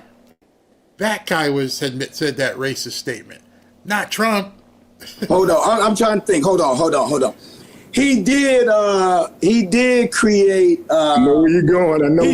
He did create the crime bill in the 90s, which said that if you get caught with 5 grams of crack, you do a mandatory 5 years. That had mass incarceration. I think even the Vice President Kamala spoke on that part that said that the crime bill played a huge part. He didn't do that. Let me see. What did he do? I'm trying to think. The white supremacy. Hold on. I'm gonna get to it. He look at the guy who's doing the interview. Look at his face.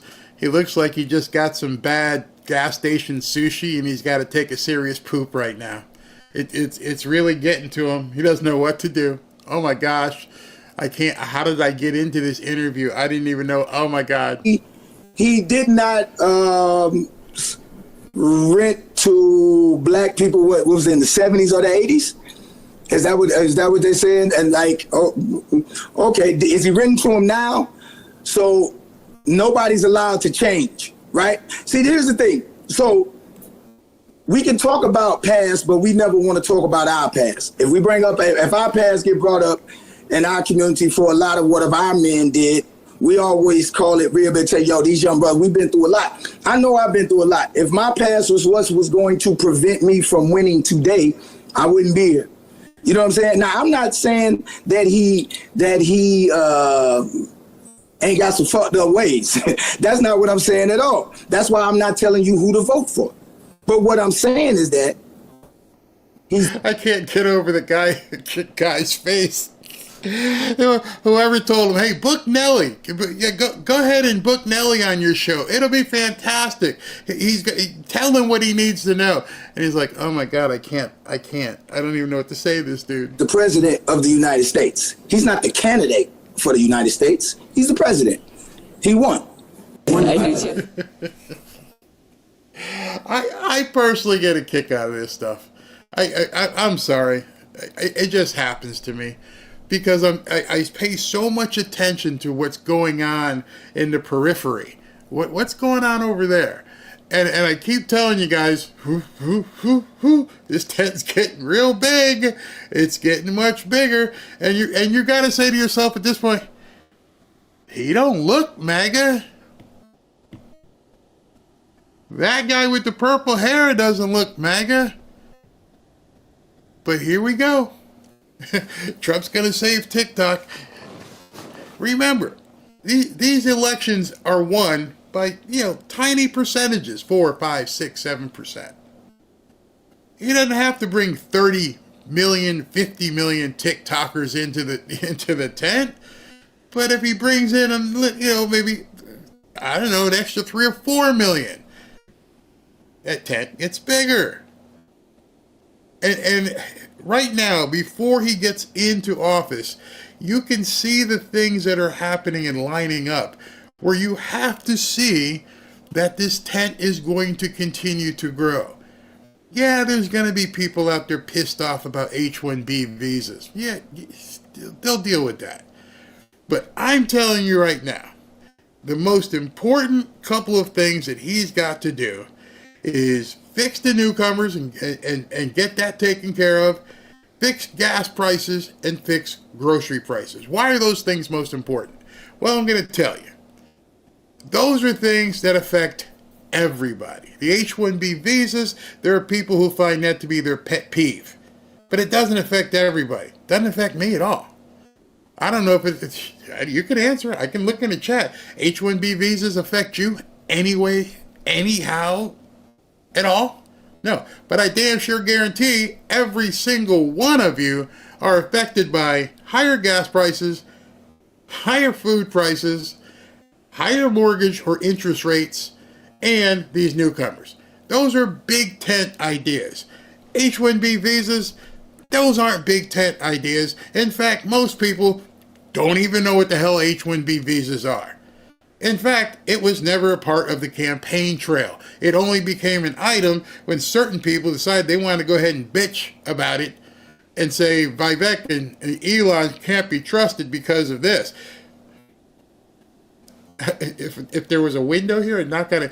Did you see the guy just park a rocket twice? Did you see the guy get up there and put Starlinks in Appalachia in California? Yeah. Do you think people in California, in red California, or rather blue California, and parts of blue Appalachia are thinking about H-1B visas? Or are they thinking, damn, Trump's guy just got me communication?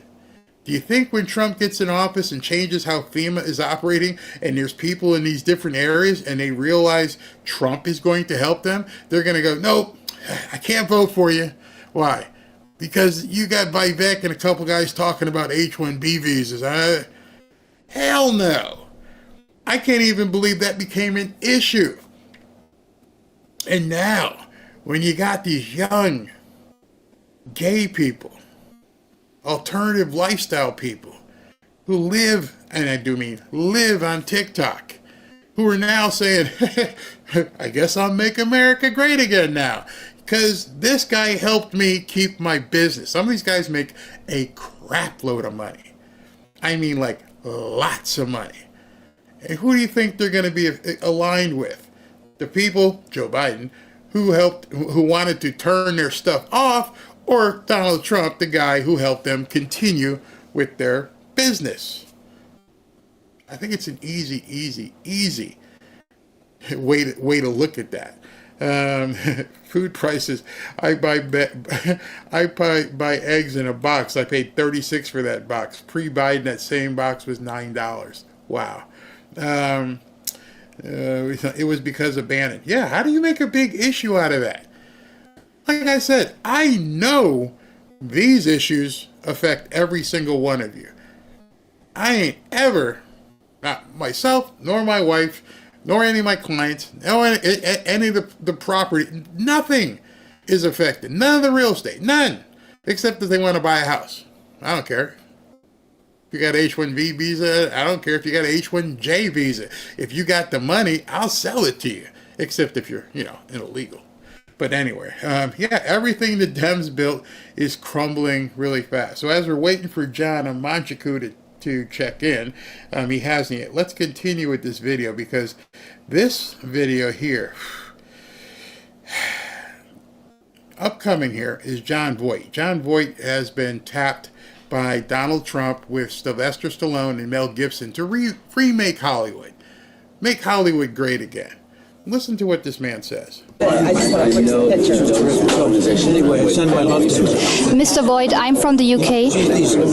I'm from the UK, and I would love to have an answer from you about what do you think you can change in Hollywood about all this very woke ideology in Hollywood, and you're the ambassador now. There's an awful lot to change in Hollywood. One of the things is, and this is a way in which they have to turn to Trump and take a lesson from Trump. They're losing finance there. Hollywood's not the same place. Really, nothing much is being done out of Hollywood. If you talk to some of the great producers in Hollywood today, they'll say, we can't make a movie in America, never mind Hollywood. It's financially difficult for us, do you see? We have to change that a little bit. And certainly the messages that we give have to be healthy messages. We've gotten away from it. We've gotten immoral a little bit, do you see? And so we have to straighten ourselves out. And part of the reason why many things fail in Hollywood this past couple of years, these last 4 years, they've had some really bad tallies in the end of the year because people don't want to see that. They don't want to see bad behavior in their in front of their children. They don't want to see that. I used to be an avid moviegoer. We have a theater here in town. You may have one where you live. It's called iPick. And I won't go to any other theater other than an iPick at this point. iPick is, you get a nice cushy leather recliner.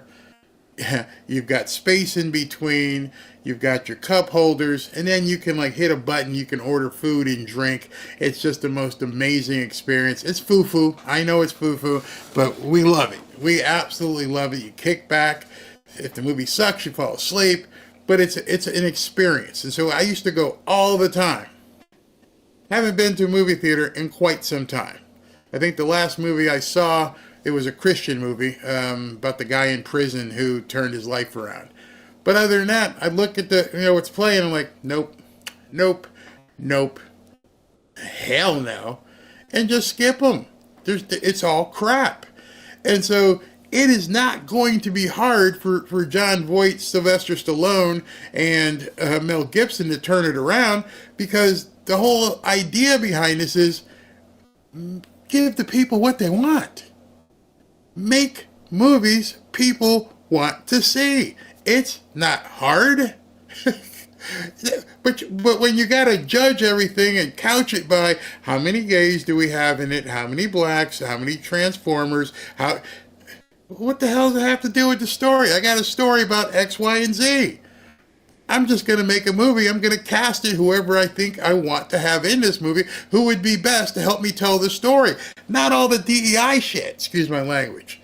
I don't really care about that. I want to make a good movie. If it happens to be somebody who's, black or gay or whatever, then fine. But if the demographics of the movie don't meet the demographics of the audience, I ain't making it. It's really simple. Well, they have to wake up a little bit. That's all. You went to art school and acting school in UK, and you probably know what's going on right now in the UK with all the grooming gangs, and that the Labour Party is putting a blind eye on it. Now, this is a man, I don't even know how old John Voight is at this point. He might be in mid-70s or so. And this woman asks him a question about the stuff I can't even repeat. You just heard what she asked him about what's going on in the UK. Watch this. What do you think could Donald J. Trump help the people? I think the people in the different countries, the UK, especially, they have to step up, and we've given them some example of how to do it. And there's so many good politicians there that want to turn this thing over, as was happening with us. So maybe they'll be able to do it. I certainly would encourage them in every way, and I'd be at their backs too. I just think there's so much in the history of England that I've absorbed personally, and I'm feeling very strongly about that country, and I know that they have all of the gifts in the world to be able to turn it around. But they have to step up and do it. They just have to do it. They have to call it as it is. The truth must prevail, and some kind of a moral strength has to come forth. And when you think what Britain did when the Nazis were eating up Europe, this juggernaut, and Churchill and the people of England stood alone against that. Well, that was an example to all of us, and we certainly backed them up eventually, and it became a success. But also there was tremendous sacrifice from these countries to accomplish that. You know what I mean? But that's like we have an anthem that says at the end, the home of the brave.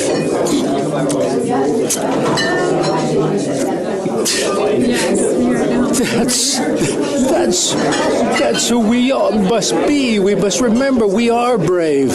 We can do it. Step up. Don't be afraid.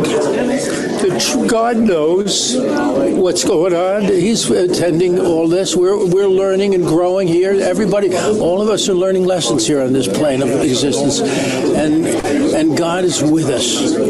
So step up and do what you can with the talents that you've been given, and it will happen. Thank you so much. John, no matter what your... I wasn't prepared for that. I'm like, oh, he's talking, and then he talks about the home of the brave, and he breaks down. I'm like, wow.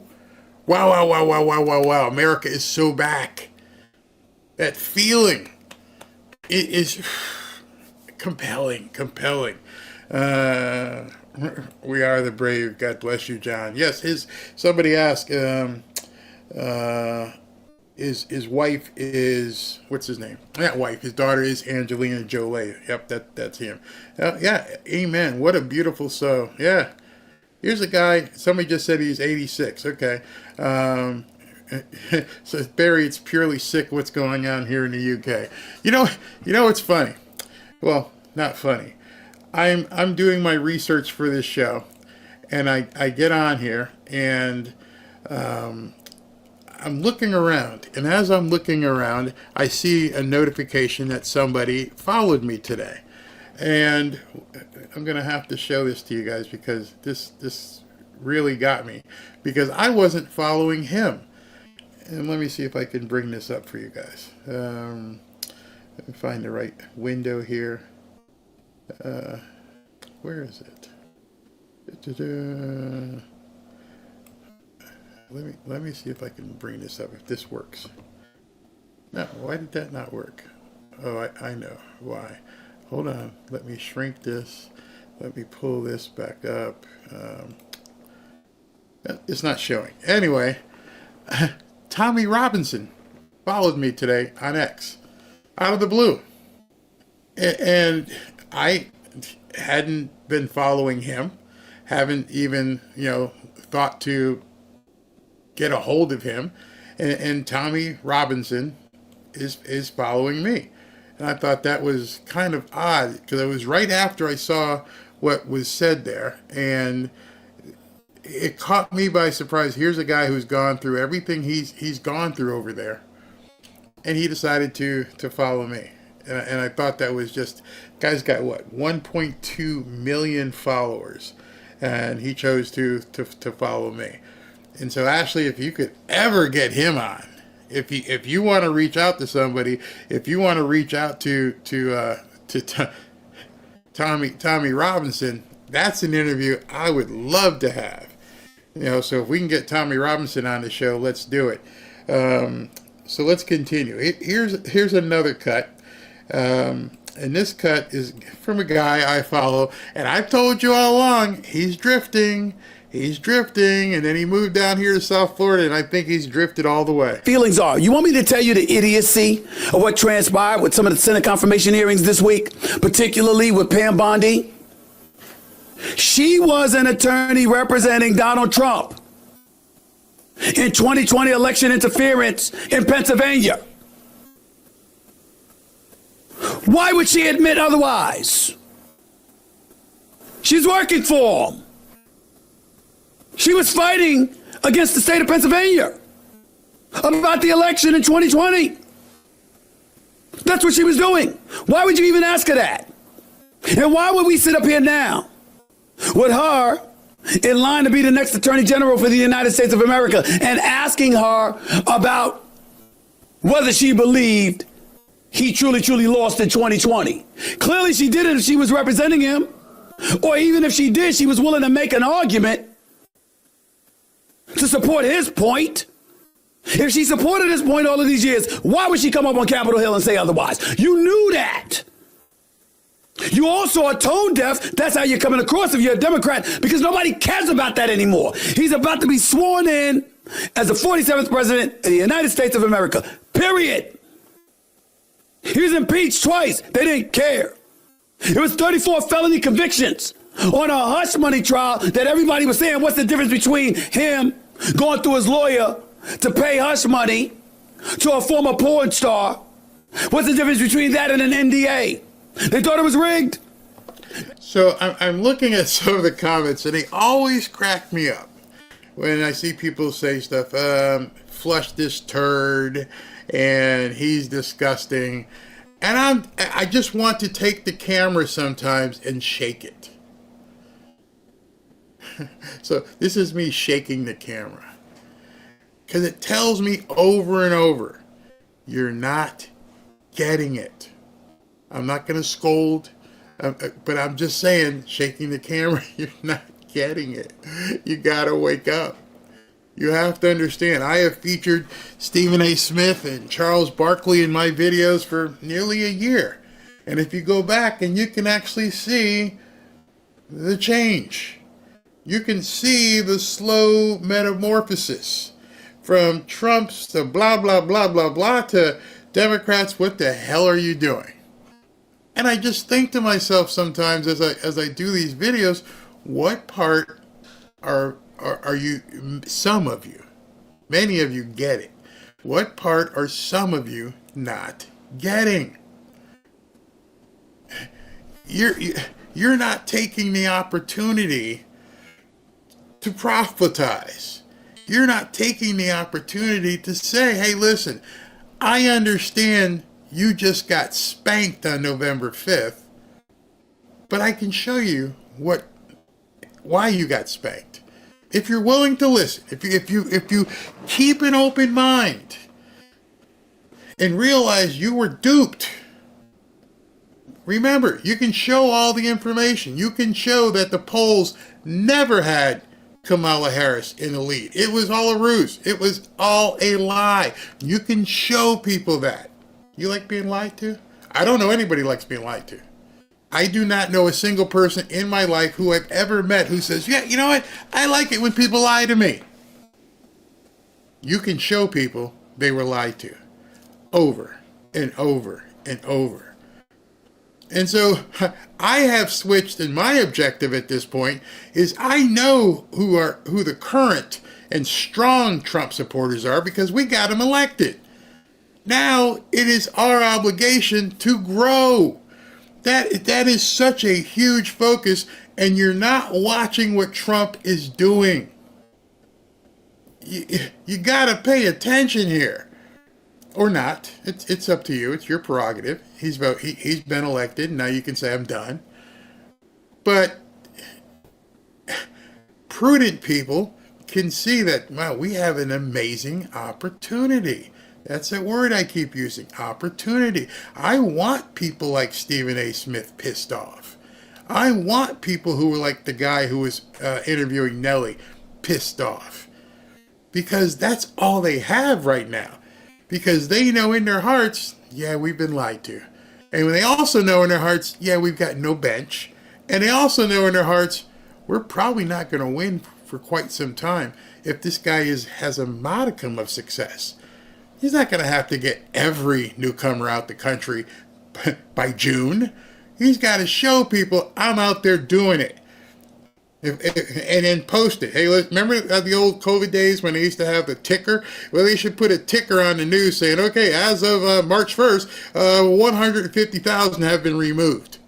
And show people, it's getting better. It's getting better. You're going to see it at the pump. You just drive up and go, oh, gas is lower.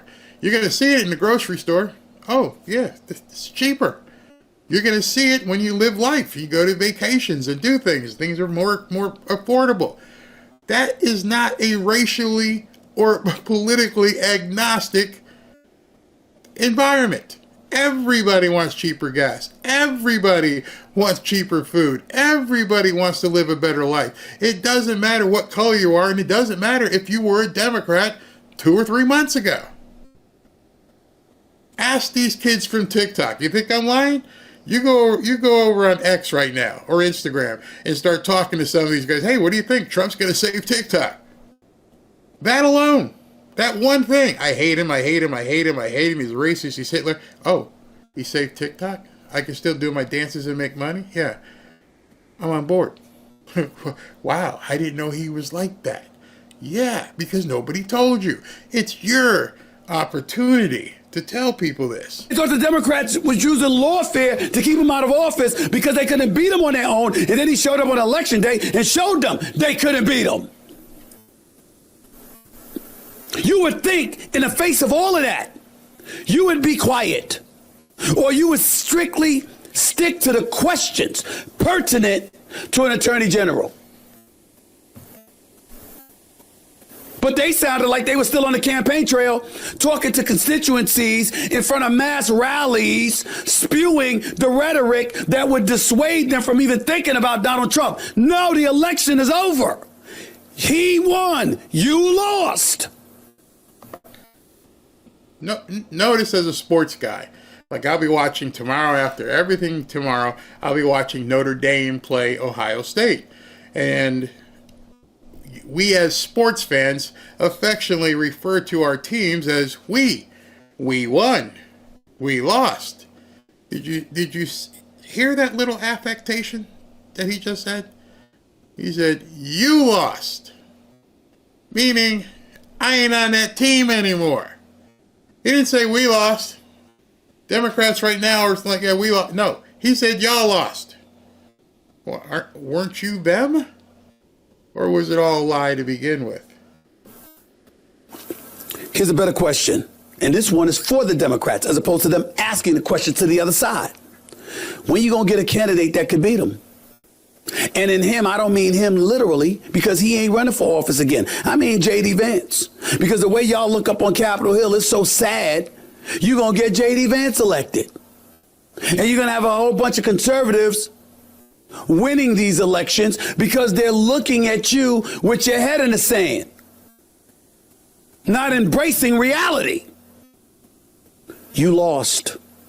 Nancy Pelosi's not going to show up to the inauguration. Fine. At least she's consistent. She doesn't like it. She doesn't want to be there. Michelle Obama's not showing up to the inauguration. Fine. No problem. She doesn't want to be there. Their positions are consistent. Joe Biden called them a racist. Now you're working with him. Kamala Harris said a whole bunch of things about him. She's going to be on that stage. Y'all tried everything.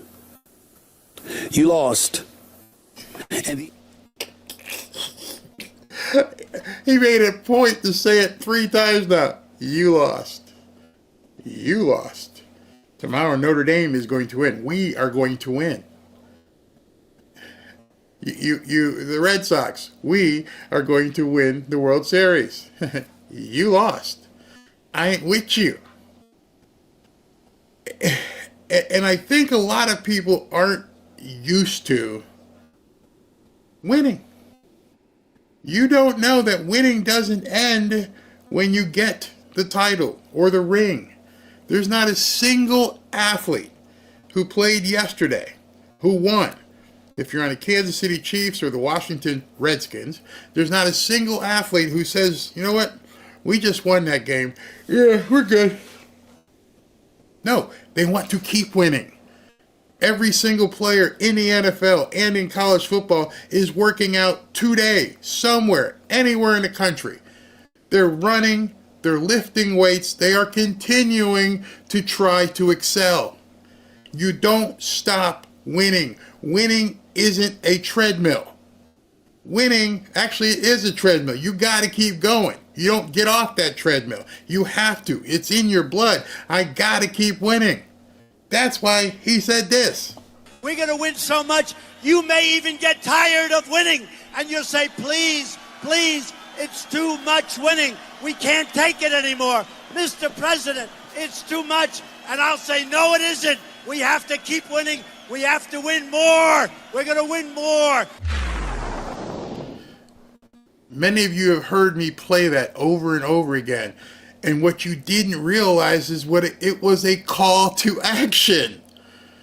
He didn't say, hey, we won, everything's good, sit back, go watch TV, get fat, do whatever you need to do. No, you got to keep winning. We got to keep going. You're going to get so sick and tired of winning, you're going to say, I can't take it anymore, because that's what athletes do. You never sit back and go, oh, yeah, that was, what time's, dinner, because we won. It's over. There's nothing for us to do. No, you need to get sick and tired of flipping winning. You need to know that you need to be up. You take a day off, look at your game films, and get your ass in the gym. Because winning doesn't stop. And I'm seeing so many people in the comments stopping. That's my problem with the H1Bs and everybody else is you're not trained to win. As a former football player, I'm telling you specifically, and you can look at any other athlete, any of you guys there, you don't stop because you won something. It doesn't work that way. You have to get tired of winning. And hopefully you never get tired of winning because you're going to say to your coach, Coach, we just won. I don't give a shit. Look up some stories. Here, I'm going to give you some homework. Go look up John Wooden. When John Wooden won like 10 national championships in a row, how he coached his players. Go look up some stories on Herschel Walker. They used to ask Herschel Walker, why don't you spike the football when you're in the end zone? Why don't you do a dance? Why do you just simply hand the ball back to the referee? You know what his answer was? because that's what I'm supposed to do, and I'm going to do it again. So there's nothing to spike. That's my job. My job is to get the ball in the end zone. I'm doing what they expect of me. And what I expect of you, I expect you, is to begin trying to win more. How do you win more? You talk to people like this dude. Inability to accept the fact that you lost, not just the White House, but the House and the Senate as well. And the inability to look at yourself and to see how tone deaf you are and how annoyed people are at the fact that you are that way. Let me tell y'all something. Looking at that for what it is, you're going this way. You're going this way. Folks are tired of it. They want the economy addressed. They want our border security addressed. They want the streets of America safe. That's what folks want. And if you want to look at him as a criminal, you know what the right said? You know what the conservatives said? The hell with it. He's still a bit closer to normalcy than y'all. That's what they're saying. That's how they're looking at the left. And knowing this, you showed up at a confirmation hearing. This wasn't Hegseth that you're talking to with allegations about his sexual behavior or whatever the case may be. This wasn't Gates, who you absolutely despised and you didn't want in office, and that was the right decision, by the way. This is her, Pam Bondi, whose qualifications nobody questions. All you doing is showing the same level of desperation you showed with Trump. The same level of desperation. This guy is shredding the left. You may not like him. I'm not trying to get you to like him. I'm trying to get you to see where your opponent is. Where they lay on the spectrum right now is they're laying in front of you, bleeding out, barely breathing, approaching agonal breathing. You might want to look that up if you don't know what it means. It's nearly a lifeless corpse. And other people are also looking at this nearly lifeless corpse called the Democrat Party and going, they don't have anything to offer me. Nothing. And this should be a time, as we get ready to go into this rally, as people are heading into the stadium, is where you go, I have something to offer you. Well, what do you got? Cheaper gas, cheaper rent, get rid of the newcomers, a wholesome way, go back to movies, better, cheaper prices on groceries, all the things that matter to you. You in the chat, you at home, have that ability right now to put these people out of their misery. And I don't understand, and it's why I have to keep bringing up that theme, because I know firsthand when you're up 40-0, what you want to do to the person in front of you. And it's not, you know what, I know we're beating up on you. You know what, go ahead, hit me. Just go ahead, hit me. I deserve it. I was talking about H-1B visas. Go ahead, hit me. Run over me. Oh, you scored. That gets you back on the bench. Until the coach pulls you and puts in the second team, what does the second team do? The second team, which we always call the subs, what are they doing when they get in the game and it's 40-0? Oh, we're going to do our best so we can be on the first team. They don't go in and just go, oof, go ahead, do what you need to do. Some of you guys are acting like you're on, I don't know, not even in a game.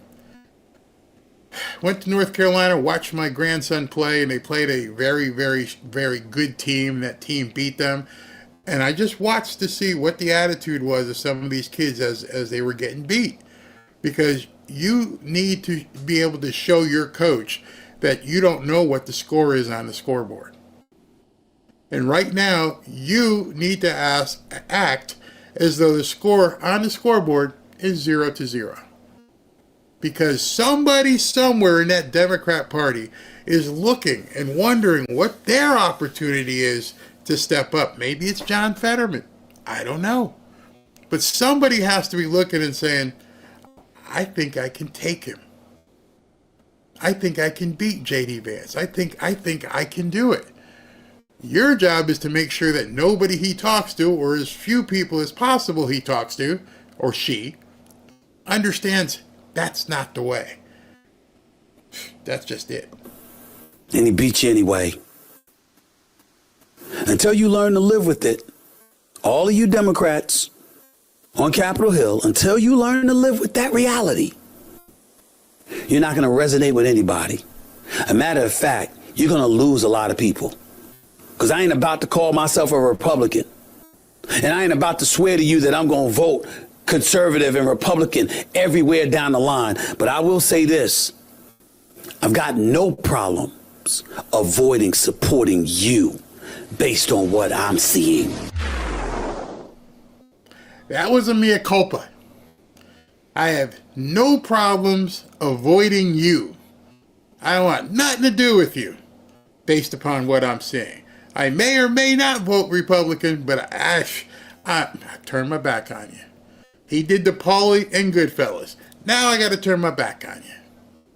Because you're showing me you're losers. Nobody wants to be associated with losers. That's the biggest thing. And so right now, since we are on the winning side, it's not just about watching pretty fireworks or watching, a rally today. It's about, just think about it. Many of you may have been in high school a long time ago. What's a rally? Remember? Those of you who used to play sports in high school or college, what's a rally?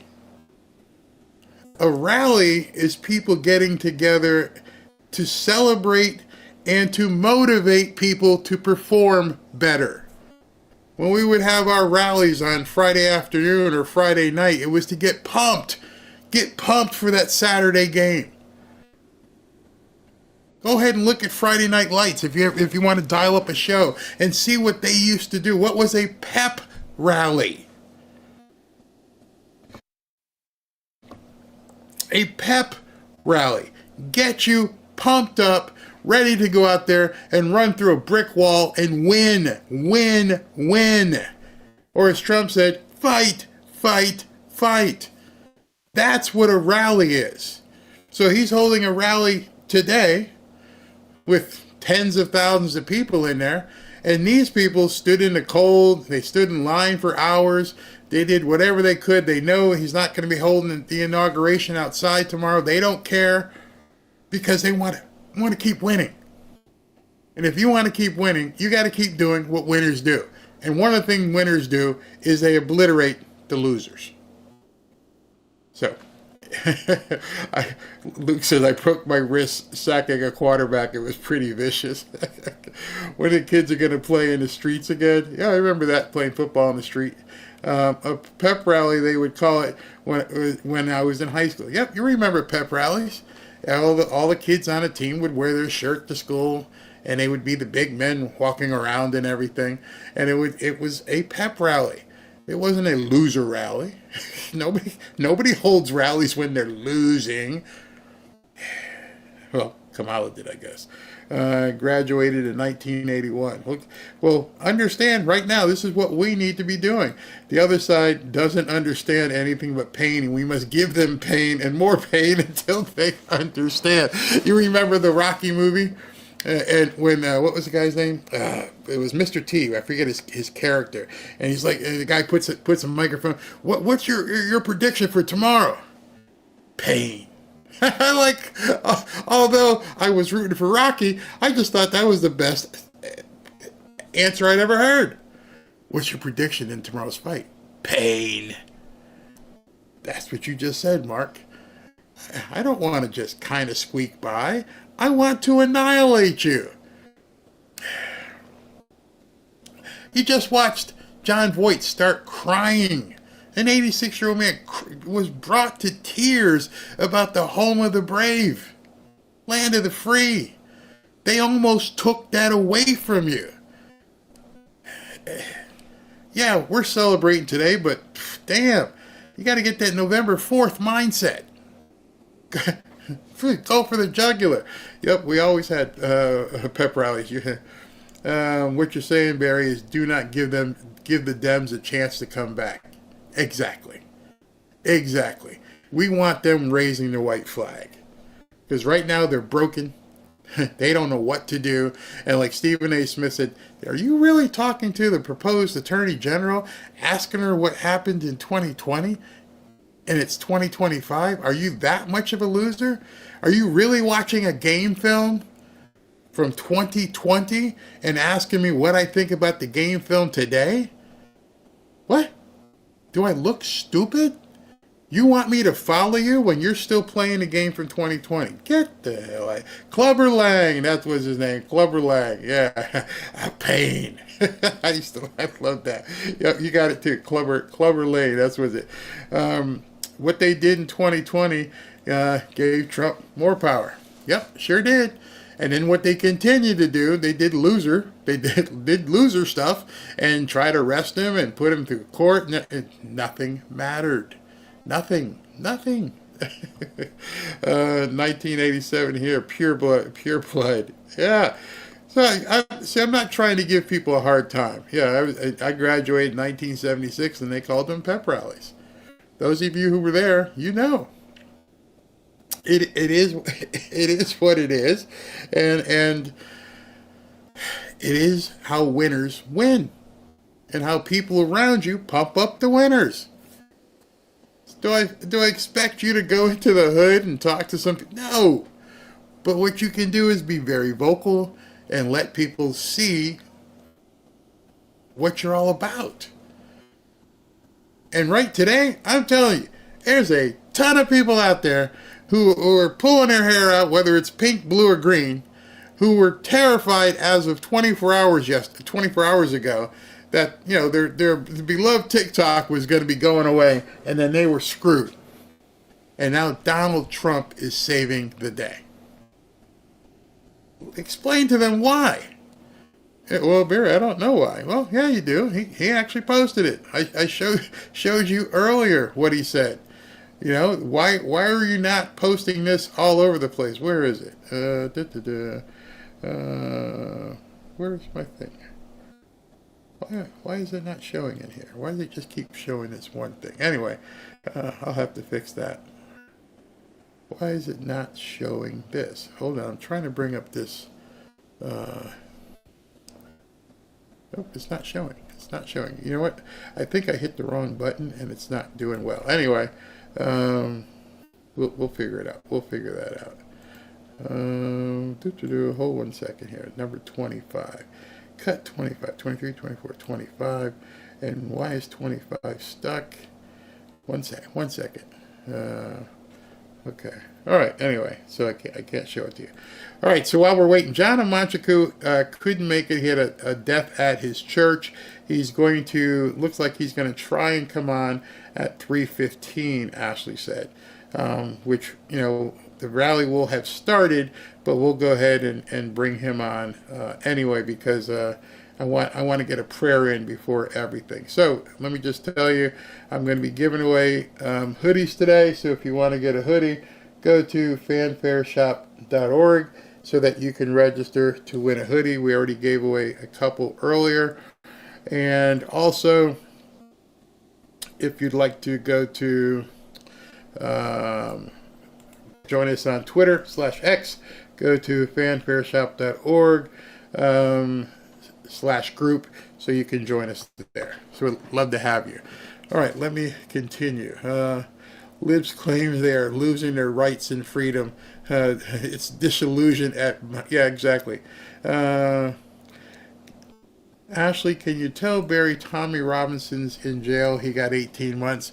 Oh, well, I when he gets out, give me a call. Now he's killing off his church members. 170 million. Where was that? It went by fast.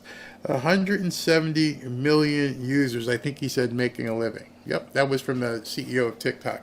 Said 170 million users. I don't know why that's not showing, or why it's not letting me show it, but we'll see. Let me see. So we hadn't figured. This was from, what's his name? Charlie Kirk, when he was talking about Homan. Do I need to pull that one up, or should I pull this one? Oh, we didn't finish this one. So let's go ahead, and I will. This is Caroline Leavitt talking about swearing in Trump and what's planned for tomorrow. Let's go ahead and finish this up where we were. Policies, then you'll hear him talk about his plan, his executive action on day one to fix these problems that have been plaguing the American people over the past 4 years. And I think after hearing his speech tomorrow, Americans are going to feel a renewed sense of hope and optimism. And you're already feeling that in this city throughout this weekend. Yeah, you really can. I'm telling you, it is interesting. The Fox News poll says this, that Trump's win was a rejection of Biden policy at 54%. Let me ask you, when you have the executive orders that go out, how are you going to, as press secretary, communicate to the people, this is how this is going to go, this is what we're able to do immediately? How much rejection of the Biden policy can happen on day one?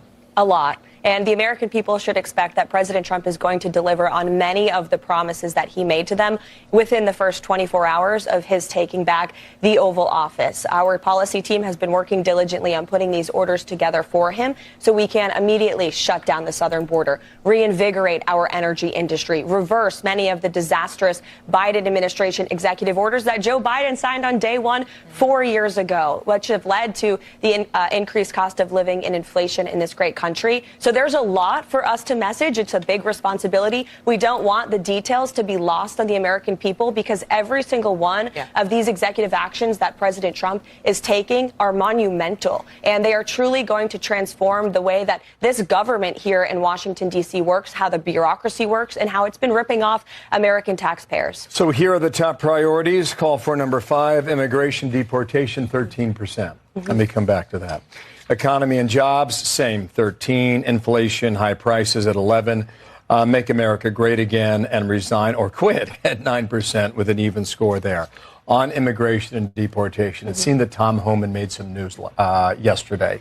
He'll join us next hour about reconsidering going into Chicago this coming week. What can you add to that? Will that happen? I will never comment on specific law enforcement operations. But what I will say is that President Trump promised the American people that he is going to launch the largest mass deportation operation in American history, and under the leadership of Kristi Noem and of CBP and ICE, I'm sure they are preparing to do just that, because this policy has overwhelming support from the American people. There was a fascinating poll in the New York Times yesterday that showed that 83% of Americans support deporting illegal immigrants who have committed crimes in this country. And that's what President Trump and this administration will be focused on. If you broke our nation's laws to get here, and then on top of that, you come into our country, you get a free ride, and then you committed a crime, you are going to be sent home to your home country. And this is going to send a very strong message to the rest of the world that if you are an illegal immigrant who is thinking about breaking America's laws, think again, because you will be sent home. Well, interesting, because Eric Adams, met with President-elect Trump over the weekend. He's the mayor of New York. We got a problem in New York. For sure. But some of these mayors who want to do the right thing are dealing with sanctuary city laws in their state. Do you get a sense that there's any ability to cooperate with the federal government from somebody like an Eric Adams? Well, yes. In fact, you've seen some rhetoric softening from some of these Democrat governors. I can speak on behalf of the governor of Massachusetts, Maura Healey, who has said that now she realizes there's a big problem in her state, and she's, maybe willing to work with the Trump administration. And so when you see President Trump actually in power implementing these policies, I do think that these Democrat mayors and governors who their citizens are fed up. Again, I'll recite that poll. There's overwhelming support amongst the American people, Democrats and Republicans, to do the right thing. We have to be a nation of laws. We have to restore law and order in red states and in blue states alike. And President Trump will work with anybody across the aisle to do that. 2 more things here. One from me, one from Dana. Sure. There's a weather storm rolling in here. There It could be wind chill 5 degrees tomorrow, or it may not be. We'll see. We'll see what happens. Others have suggested it might be more than just weather to move things indoors. Can you confirm or deny that security is a consideration? I've seen those. So, as we saw that earlier, she denies it vehemently that it had anything to do with security. I don't expect her to say anything otherwise, but want to show you, bring you back something, see if I can freeze frame it here. If I can freeze frame it real quick. 9%. Okay. This was a Fox News poll, and it was Trump's top priorities. Obviously, you can tell that this was both Democrats and Republican, because the bottom one is resign or quit. So that's obviously, some Democrats. But the people who actually have brains, immigration and deportation, 13. Economy and jobs, 13. Inflation and high prices, 11. Let's just stop with those top three. Immigration, the economy, inflation, and high prices. You see H-1B in there? Nope, no H-1B. We gotta give the people what they want. You have to speak to the broad scenario of what people actually want. They want deportation, the economy, inflation, and high prices. He does that. They're in power for quite some time. Let me take a few comments. I almost like Stephen Smith. Thank you, President Trump. You also helped us in Canada get Himbo Trudeau out of our face. Yeah, he's gone. Beyond sick of this sanctuary city BS. Exactly. This is what we voted for. Absolutely. American citizens that help the newcomers should be jailed or deported. I'm good with that. I'm good with that. Does anyone have Barry's email? I think one of the mods can post you how to get a hold of us real quick here. So while we're waiting, and it's almost time, waiting for two things, waiting for John Amanchukwu to show up, and it's almost time for the rally to begin. Perfect time, it seems. Perfect time. Let me go ahead and get it straight to work on some hoodies. If I can get this... let me see if I can. I'm not sure why it's not allowing me to see certain things in the window. But if it doesn't allow me to see it, then I can't do the hoodies. Nope, can't do it. Not sure why. Maybe if I do this. Will that help? Nope. I can't see the hoodie screen. Can't see it. Don't know why. But I'll do the names. That way we'll still give away 3. But it's not showing up. Usually when I do the split screen, so there's some sort of error happening right now where I can't do it that way without really screwing some things up. So I don't want to screw things up by doing that. Sorry, it's not working like it's supposed to. But I'll do the names. Let's just go ahead and do the names, and we'll work on it on the screen afterwards. So. The first person who's going to win, I can see it, you can't. Damian Canary. Damian Canary, you have won a free hoodie. Damian, D-A-M-E-O-N, Damian Canary. So that's the first person who's won. I apologize that the link, or rather the ability to put it on screen is not working. Let's go with number 2 here. Number 2 is Gilda Mitchell. Gilda Mitchell, you have won a free hoodie. Gilda Mitchell. And one more real quick. That would be Doris Manzanares.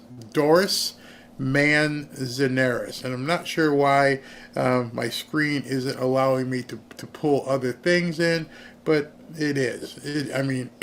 It's not allowing me. So, in any event, that's what we're doing. So, let me check and see where we are with the actual rally so you guys can see this as well. RSBN feed I'm using today, and they're showing people in and out, but we don't have them coming in as of yet. So we're good. Sorry I couldn't show everybody, but we'll figure that out for the next time. You win a hoodie. I know somebody's like Diana says she was in the Pep Squad. Yeah, you remember that. New York is opening a shelter in February to accommodate the newcomers. The city won't stop helping them. Losers. Let them keep doing it. Let them lose New York. You know, if somebody shows you the way and you don't want to take the way, then you deserve what you get.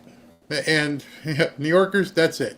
Tomorrow is so close, but yet so far. So very true.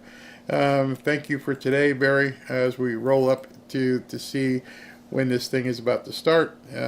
Thank you for tuning in. Congratulations, everyone. God bless you. God bless you. We're at wow, where are you, Pam? We're at a whole 2 degrees now, negative 17 wind chill. It's a heat wave going on. Where are you at? Is 47 giving his speech today? Somebody asked. Yes, that's why we're here. It's a rally. It's going to be lots of music, a lot of stuff going on. And then Donald Trump is expected. The announced time is 5 p.m. is he's going to take the stage. So, of course, we're going to cover that. Tom Homan confirms a 20-year ban on visa if you come in illegally. Yep, it should be. Barry resigned, quit, could have meant for DEI hires. Could be. Let's see here, Northeast Pennsylvania. Okay, that's where you are. Cold up there. It's not that bad down here. I mean, we're in the, what is it right now? I think it's about 70, or it was 80 something yesterday here. What are we looking at right now?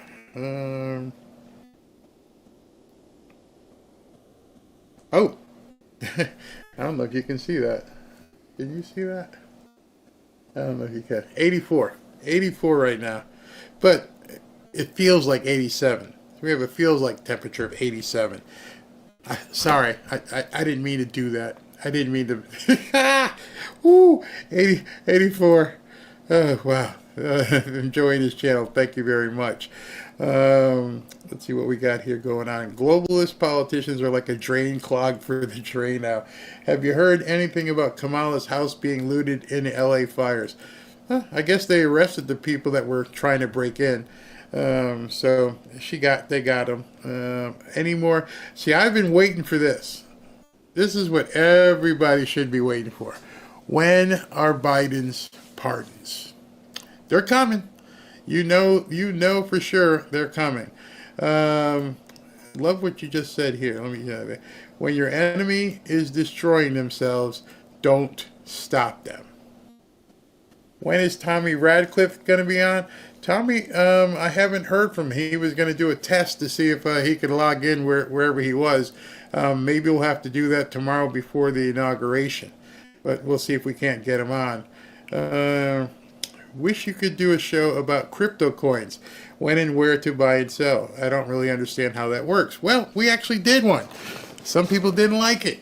So there is, if you go in and search crypto on my channel, or you search it on Rumble, either one, you will see we did, actually, I think we did two. I think we did 2 crypto shows. People kind of didn't like it, but it's on there.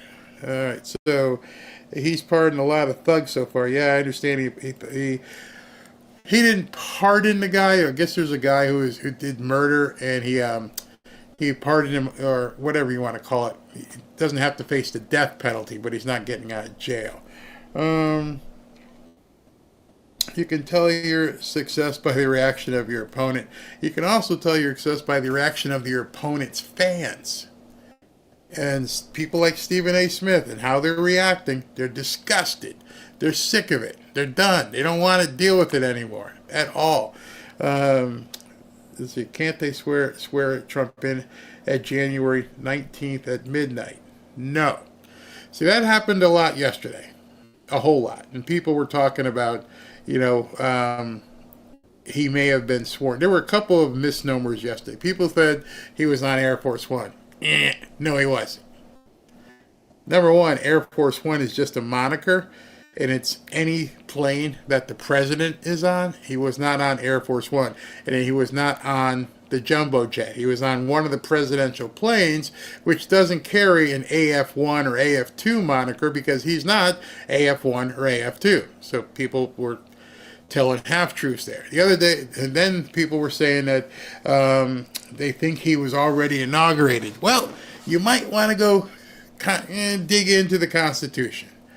And the Constitution specifically says, not that the Constitution has, kept Democrats from doing anything, but the Constitution says 12:01. I think it says 12 o'clock. So he's not the president right now, won't be the president till tomorrow. Let's see here. I hear you about Pennsylvania's show. Record lows the next few days. Whew, wow, that's cold. Let's see, 37 in Western Washington after a low of 22. Wow, I feel you guys for that. I feel for you. Very nice here. Trump is passing a law that says whoever pays child support can claim the kid on their taxes. So he's not passing a law. Just to let you guys know, the president cannot pass any laws. Never has, probably never will. Presidents don't pass laws.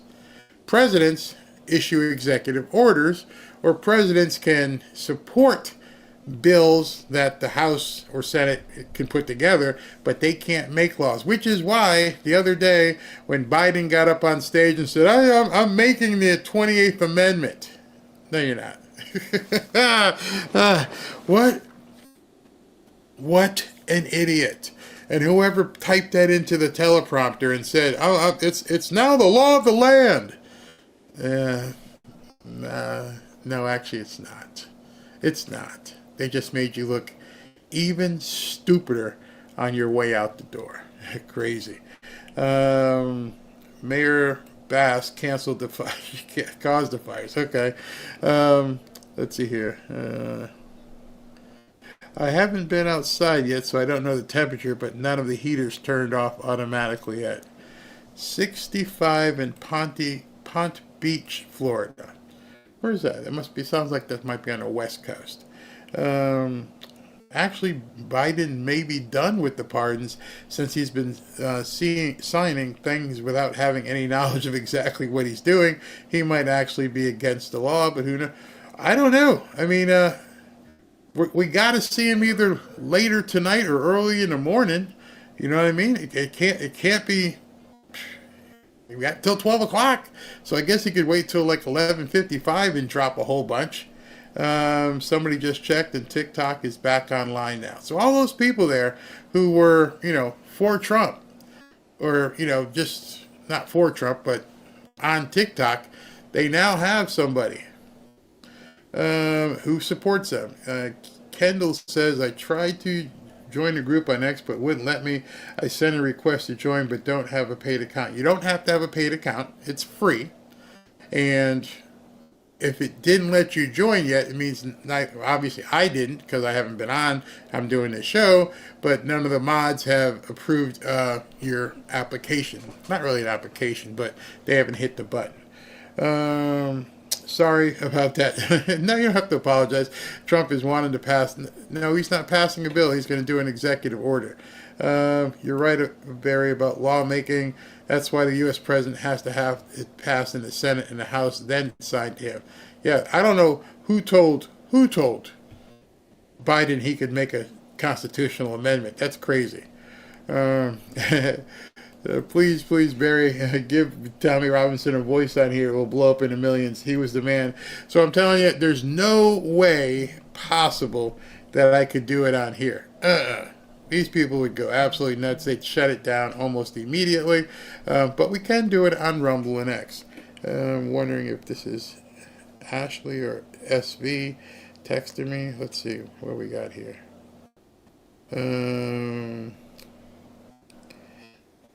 We got a donation from on Rumble that I want to acknowledge. Somebody called Handset. Thank you very much. Handset, thank you for your hard work. Get some Bibles. So Ashley, going to get some Bibles. By the way, as soon as John, hopefully he can make it, John Amanchukwu, we're going to talk and we're going to pray.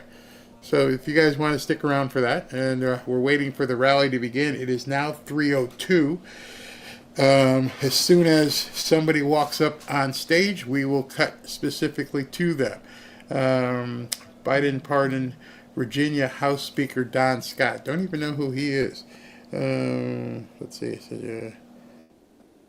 Ashley Bell Block. Thank you on Rumble as well. And SV sent me. What is this? Jay Bundy. Send them all to me right now. Do it at the end. Biden got evicted for not paying rent. So SV says he has sent me a couple of things on X. Let me look over here. Let's see. I don't see anything, SV.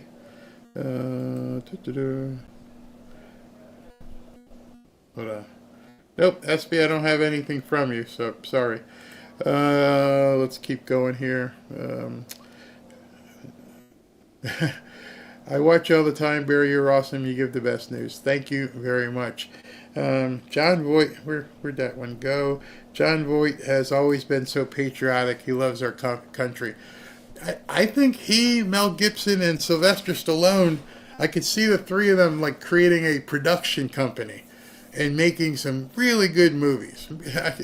There's one coming out about that Sylvester Stallone wrote about, how can I say it? Children, if you know what I mean. Yeah.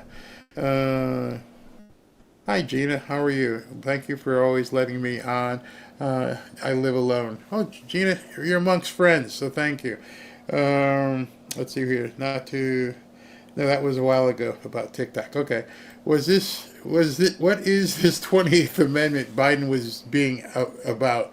He said that he had made the Equal Rights Amendment, and he called it the 28th Amendment. And what was really scary was there was a whole bunch of Democrats who were applauding it as if you could just speak into existence a constitutional amendment. It was completely absurd. Completely absurd. News is that Biden is in Charleston, South Carolina. Why? Why? That doesn't make any sense.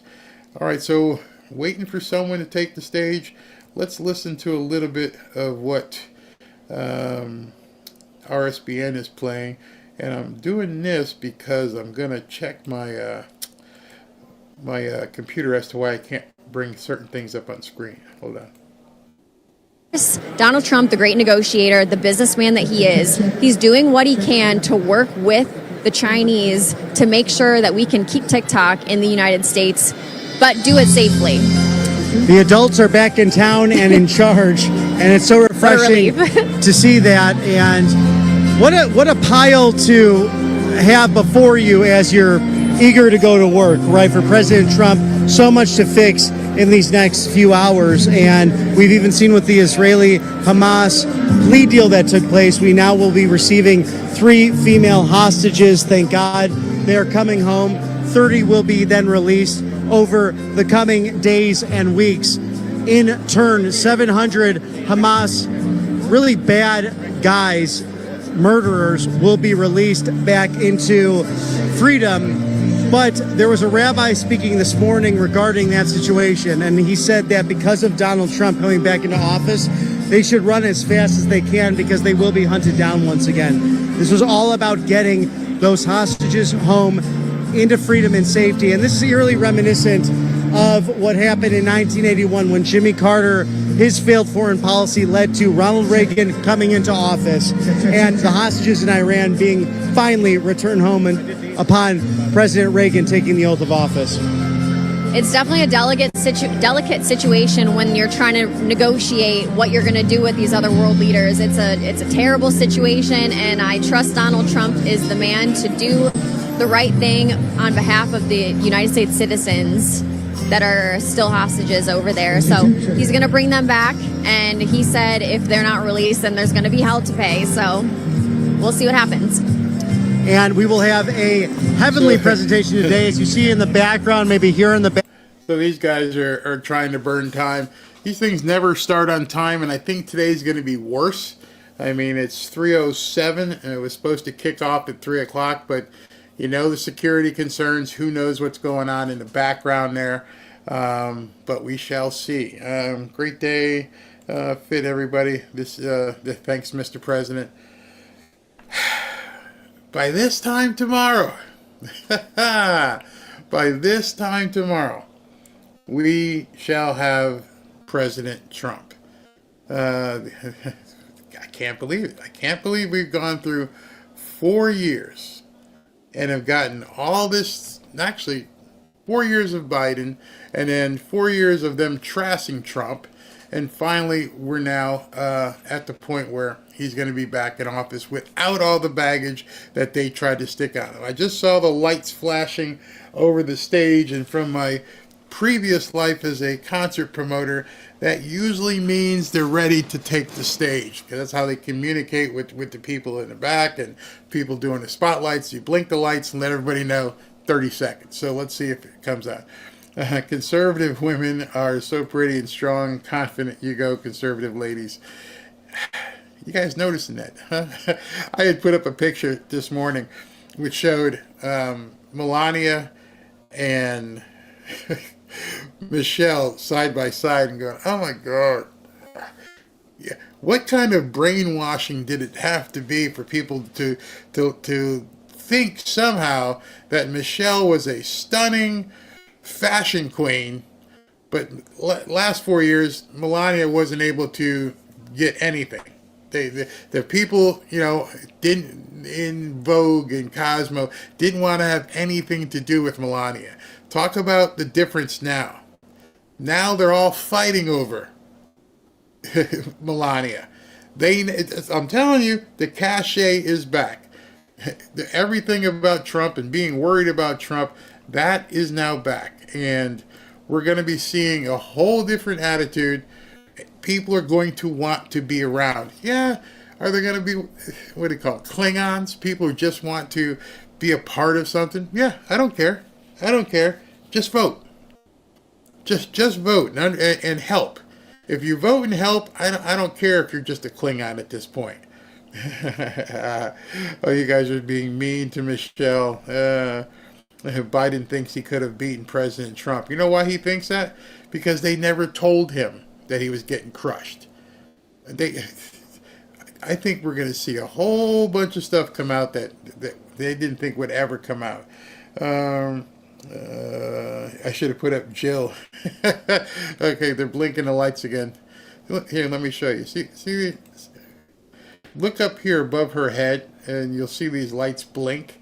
And when those lights blink, it usually means you're about to start the show. So, 3:10. John Amanchukwu said he might be able to make it at 3:15 if he does. Oh, well, there he is. John is in the house. John, can you hear me? Nod your head if you can hear me. Can anybody hear me? Is there anybody out there? I'm going to give away a hoodie again. Okay, mods, get ready. What song was that lyric from? Can anybody hear me? Is there anybody out there? Let's see if you guys know your rock music right there. All right, so I'm going to get John set up, and you guys go ahead and let me know if you know that song. Is there anybody out there? John.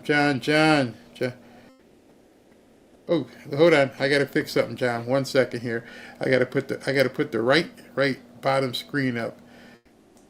Hey mods, if you understood what I just said, you need to find if you'll know. Okay, here's John. There we go. Okay, and Mr. Amanchukwu, how are you? Can you hear me? Hey, my friend, I'm doing well. How about you? Good. Hold on, let me raise your volume up again. Okay, now I can hear you better. So, I just gave away a hoodie. When I say, can you hear me? And I played a little game and people are answering it. The answer to the song is Comfortably Numb by Pink Floyd. So mods, go ahead and pick a winner and let me know who that winner is. John, how you been, brother? I am doing wonderful. I tell you what, I am sitting on go because we're getting ready to have the Trump train Reinstalled as 47. 45 is becoming 47. And I'm sitting on 1,000 right now. How about that? I'm feeling it too. I'm like, we just got to get through the next, what are you, not 24 hours, 21 hours, and we'll be all set. So what I wanted to talk to you about what you're doing, and a couple of things. And at the end, before we're done with the interview, I thought nothing better would be, as these people are getting ready to go on stage, if you can say a prayer and sure. bring us into, the rally and to Donald Trump's inauguration, but we'll do that when we're done talking. But so sure. What's been going on with you? Any more wars you're fighting out there? No, yes, we're still fighting battles. I recently went to Murfreesboro, Tennessee, and spoke at a school board meeting there. I talked about a book entitled "It Feels Good to Be Yourself," and the book really talks about boys being girls, girls being boys. It talks about an individual being non-binary or transgender or cisgender. Now, keep in mind, Barry, this book is made available for kids ages 4 through 8. 4? Right? 4. Ages 4 through 8. That's insanity. Mm-hmm. I have a viewpoint on this issue for adults. I don't think that any adult should consider trying to transition and things of that nature. When a person is an adult, if you just want to do that, legally you have the ability to do so. I think it's medical malpractice, however, but you have a right to do that. However, should we indoctrinate children and put them on this slippery slope and confuse them as early as the age of 4? The answer is no. No. I don't think anybody with a straight thinking mind think that is okay. In fact, there was a video that was going around. It was so graphic, I can't really post it. But it was a woman. I don't know how old she was, but she was handicapped, non-communicative. She couldn't speak. Looked like she had cerebral palsy or something. Wow. And some doctor thought it was okay to go ahead and rip her apart and try to help her become a transformer. And I'm thinking to myself, my wife saw it, she's like, that person needs to lose their license right away, because a person who's non-communicative could not even tell you what they want. That was just complete evil. There's no other way to describe what that was. So I can't imagine what you're still running up against. So let me ask you a question. Do you think now, as of tomorrow at 12:01, that you're going to have more ammunition to get out there and stop this stuff, especially in the school system? Or you're going to be able to work with attorneys that are now going to be part of the Department of Justice who want to stop this stuff? What can happen now that Trump's coming into office? Well, first and foremost, at the end of December, President Trump delivered an address at the America Fest conference on that Sunday morning. One of the first things that he said, number one, it was before Christmas, he said, "Merry Christmas," which is something that many presidents don't say today. But he came out from the beginning and told everyone Merry Christmas. And then he said that he's going to make sure when he becomes president that America only recognizes 2 genders. Right. Male and female. There's this thing called tone from the top, right? And what we saw from Obama-Biden administration is that their tone from the top was more concerned about mental rape and indoctrination and telling children that there are 72 different genders and everything like that. But President Trump is going to make sure that from day one that we recognize that we get back to common sense and traditional biblical values, and that we only recognize 2 genders. I think from that onset, we're going to make sure that we push back many of these policies and standards and laws that have been used as a form of manipulation through the LGBTQIA plus community hijacking the 1964 Civil Rights Act. Right. And that's what has taken place. A good thing has become a bad thing. They have exploded in the name of diversity, equity, and inclusion. I plan on working with the administration as much as possible, with Lyndon McMahon and possibly with Eric Donalds and others, to make sure that we can provide the necessary support for parents around this country. I've traveled now to 18 states, speaking up for children, fighting against gender theory, queer theory, and critical race theory. Not only do we have a gender issue in this country, Barry, but we also have a race issue. There's a lot of race baiting and race hustling that's taking place. And I believe that President Obama took us back, right? He took us in the wrong direction. And Joe Biden and Kamala Harris sought to build upon that. But thank God that God allowed President Trump to dodge that bullet on July 13th. You know, in one speech, President Biden said that we need to lock him up. Yeah. Right. And he said, I'm talking about politically. We need to lock him up. And they did everything they possibly could to keep that man from having the chance to rightfully run for the office of presidency. Whether it was trying to get him hooked up on Trump charges and all of these erroneous felonies, keeping him tied up in the legal system, and then ultimately trying to take his life. Yeah. You know, and so, but God graced our country. Not only did he dodge a bullet, we dodged a bullet. It's full speed ahead. We want to make America great again, but the only way that you can make America great again is that America must first and foremost be godly again. Yes. The Bible tells us in Proverbs 14:34, it says that righteousness exalts a nation, but sin is a reproach towards any people. In the New Living Translation, it says that godliness makes a nation great. So we hear a lot about MAGA, make America great again. We hear a lot about MAHA, make America healthy again.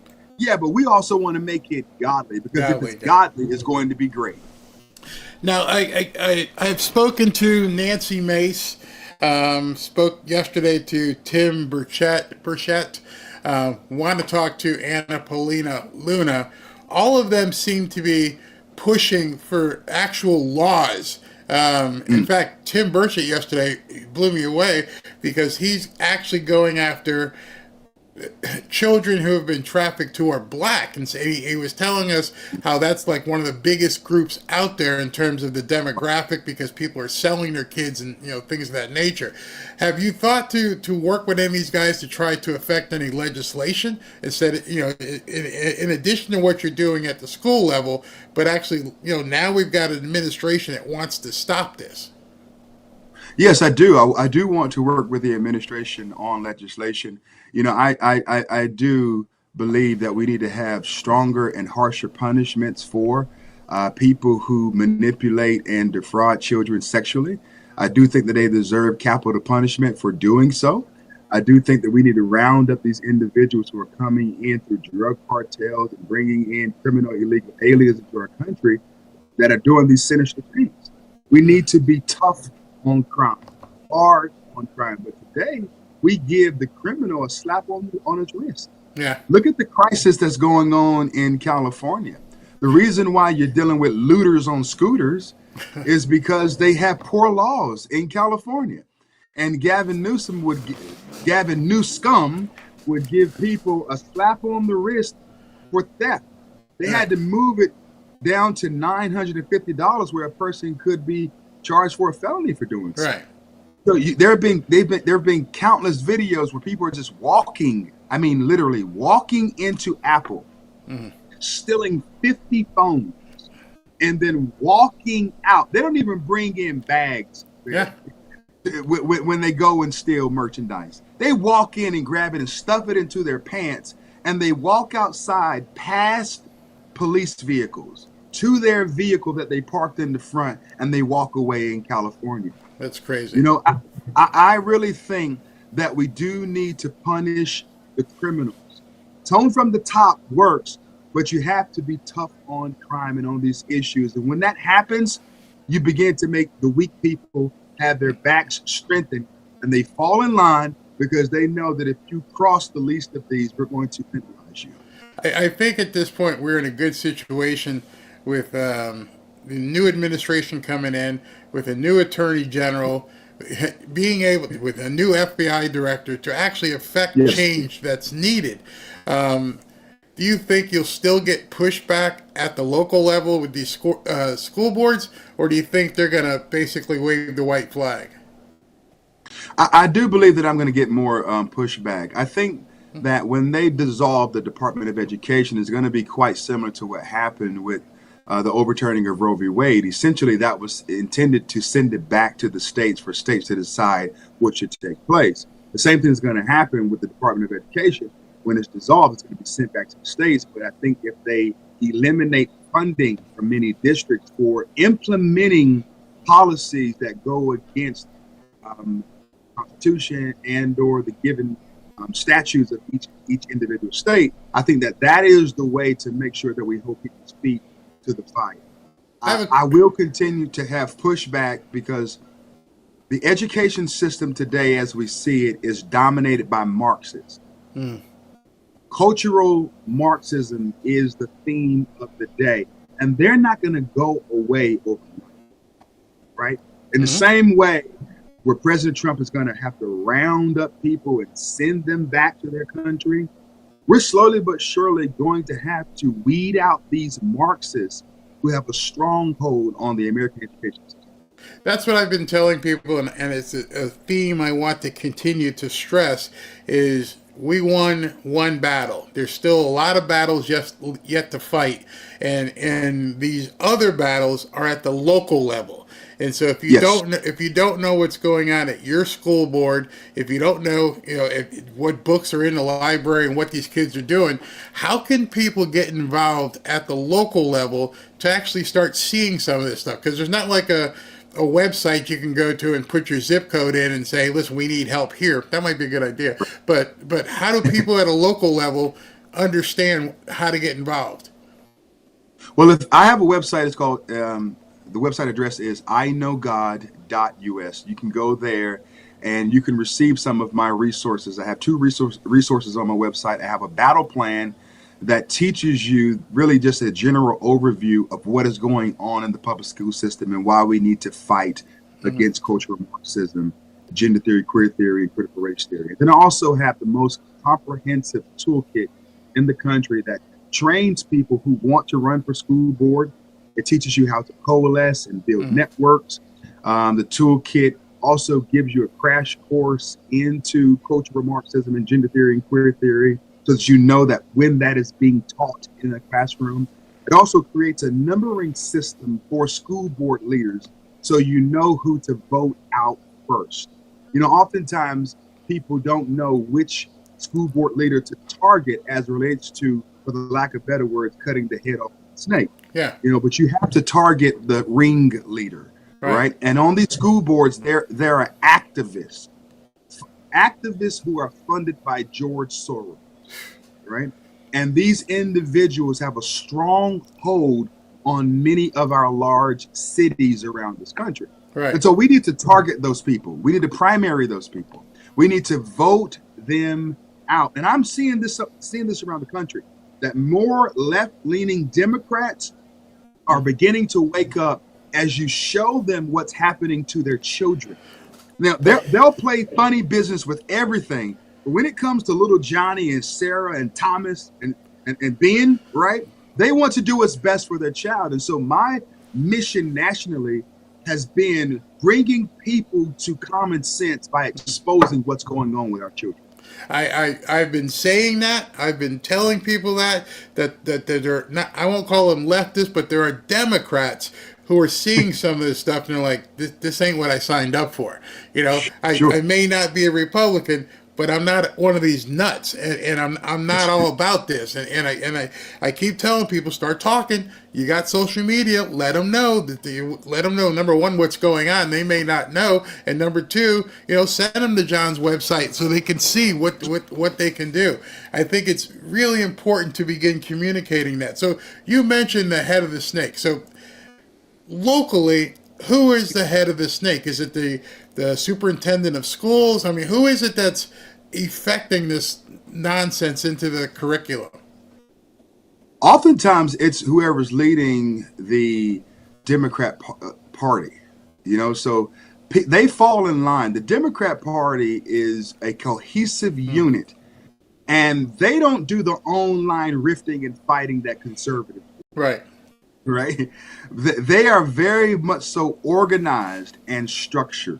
Right. And so you have to go out after these DNC chairmen and chair ladies that are in different states. You know, you have to target that. But also when it comes down to a school level, yes, it's the superintendent, but it's also the board chairman or chair lady that's leading that particular district. You know, and so you have to target them. You have to primary them. You have to go to school board meetings and speak up and address these issues. You may not have the giftedness to know what to say and how to say it. That's why through my project, I'm going to train people, and I'm putting together a master class on how to assist people in writing school board speeches so that they can go and be able to address the issues in a winsome manner. And so we're going to help people fight back.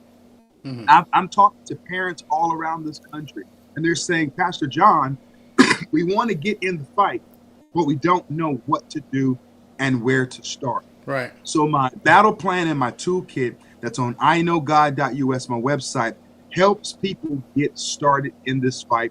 And we're going to assist as many people as possible. You know, my children are blessed to be able to go to a private Christian school. They're blessed to be able to do that because they have two gainfully employed parents who work together. Two incomes are better than one, right? So we work together. So my children are blessed. I like to say that my children have privilege. You know, oftentimes people say that only white people can have privilege. No, my children are black and they're privileged as well because their parents believe in the nuclear family. Right. You know, so goes the nuclear family, so goes privilege, you know, and opportunity and the ability to gain more resources. So when you strengthen the nuclear family, privilege comes and more opportunity comes. But in the 50s and the 60s, minorities were locked out of the public school system. Right. In 2025, we're trapped in because many don't have the resources to go to a school of their choice. Right. So they're hamstrung. And this issue doesn't only plague minorities, it's all across the board. Right. So I want to see a universal school choice bill where taxpayers have the freedom to take their tax dollars and go to a school of their choice. No, the tax dollars should not follow the district. It should follow the child. We're currently, my wife and I we're paying for 3 empty seats in a public school right now. And we're paying nearly $2,500 a month to send our children to a private Christian school. And so we are being overtaxed and we're overpaying because we want what's best for our child. We need a universal bill from state to state where all parents can send their child to the school of their choice without the government infringing.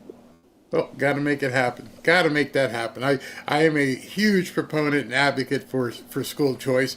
We're paying the taxes. It's right. It's in your property taxes and stuff. So, you know, you pay for fire, you pay for water, you pay for sewer, you pay for police, and you pay for the school, but the school ain't doing their job. At least the fireman comes, at least here, they put out the fire. The police, you dial 911, they come. You're paying for a school that's not doing what they're supposed to be doing.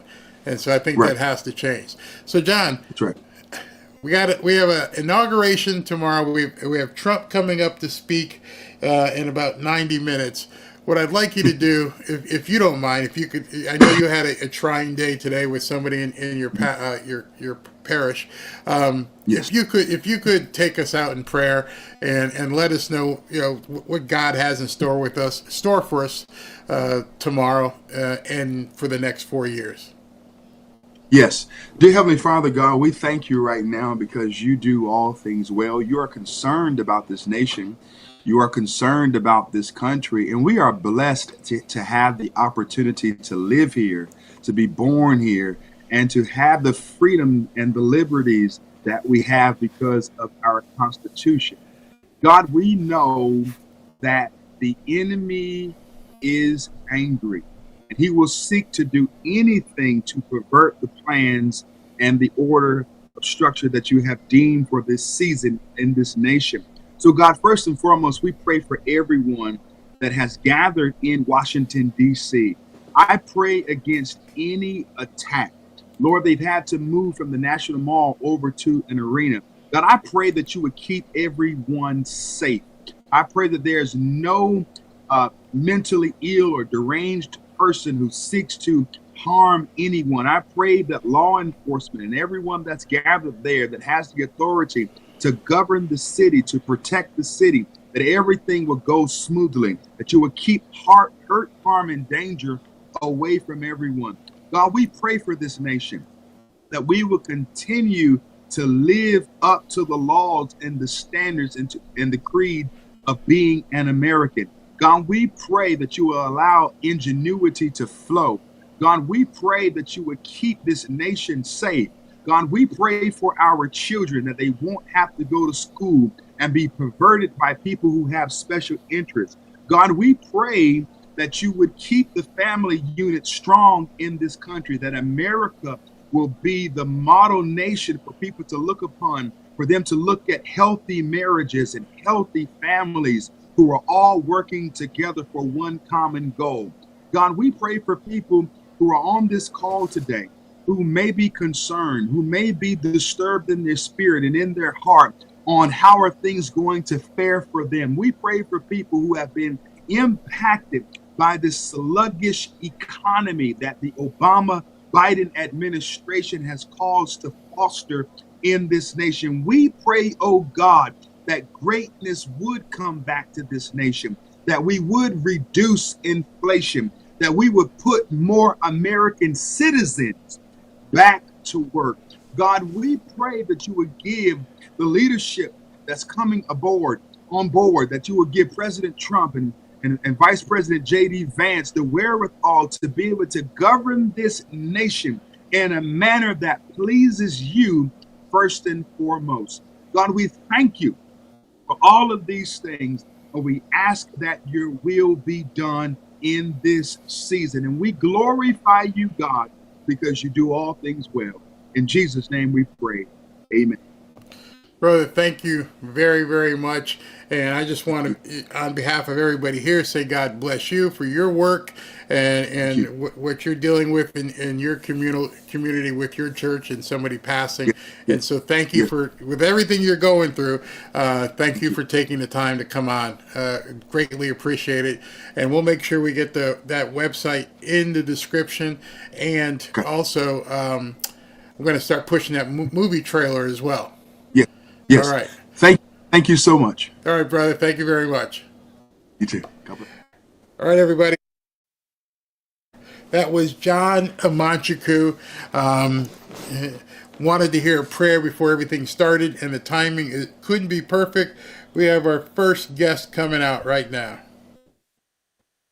Let's fight o'er the ramparts we watched were so gallantly streaming, and the rocket's red glare, the bombs bursting in air, gave proof through the night that our flag was still there. Oh, say does that star-spangled banner yet wave o'er the land of the free and the home of the brave?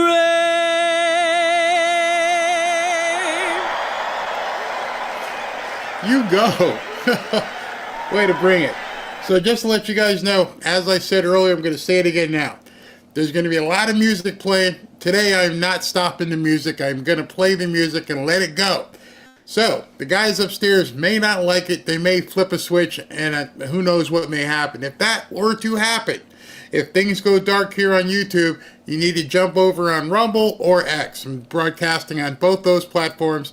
But this isn't the day to cut music. This is the day to celebrate and take all of this in. So let's see who's coming out now. I don't know who these women are. Well, let's see who they are.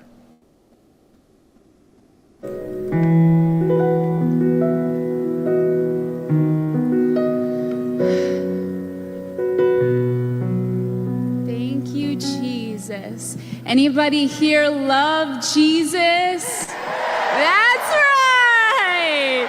Yes. God, thank you. Thank you, Jesus. Thank you, Jesus, for today. Seriously. God, we thank you. We thank you that your will always prevails. Thank you, God, that it's your will. Your kingdom come, Lord. Your will be done on earth as it is in heaven, in America as it is in heaven, in the life of President Donald Trump as it is in heaven. And we just want to take a moment and honor President Donald Trump.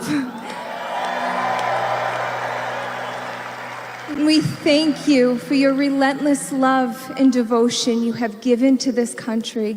And we bless you and we bless your beautiful family. And if we could all just bow our heads down to pray. Father, we thank you. Lord, you are truly everything. Your name is above every other name, and apart from you, we can do nothing. Spirit of the living God, may you be glorified in everything that takes place today. May we humble ourselves in your presence, Lord. All glory to you. And may we come together in this room and pray for Los Angeles and those that were impacted by the fire. You are the God that redeems and that is with us. God, bring restoration to this situation. Lord, we thank you for choosing President Donald Trump as a vessel for your nation. As he carries the great responsibility of leading your people, may he rest in the knowledge that you, Lord, are the one who goes before him, and you will never leave him nor forsake him. I pray that you would protect his mind and you would guard his heart. I pray that you would place a shield around our president, his family, and upon this nation, that when opposition comes his way, may you provide angelic protection wherever he goes. May he stand firm in knowing the Lord is his refuge in whom he can trust. For it is written in Psalm 91 that when we trust in your name, you will order angels to protect us wherever we go. Lord, we pray that it would be your power and your wisdom that would guide every decision and be the foundation of this nation. I pray that it would be your spirit that rests upon President Donald Trump, the spirit of wisdom and understanding, the spirit of counsel and might, the spirit of knowledge and the fear of the Lord. Yes. Father, I pray for an outpouring of love and healing and unity over this country. For your word says that you can have faith that moves mountains, but if we don't have love, it means nothing. Lord, would you soften the hearts of your sons and daughters? Would you make us more like you, that we can love each other as you have loved us? Lord, I come boldly to the throne of grace, and I pray for a revival in this nation, that we would get back to the heart of the matter, and that is you, Jesus, the Prince of Peace, the one who humbly laid down his life for us and calls us to lay down our lives for one another. May that be the very foundation of this nation. President Donald Trump, we say that you will succeed and America will yet again prosper. May you manifest in the brightest of colors, and may your reign be righteous. In Jesus' mighty name. Yes. Yes.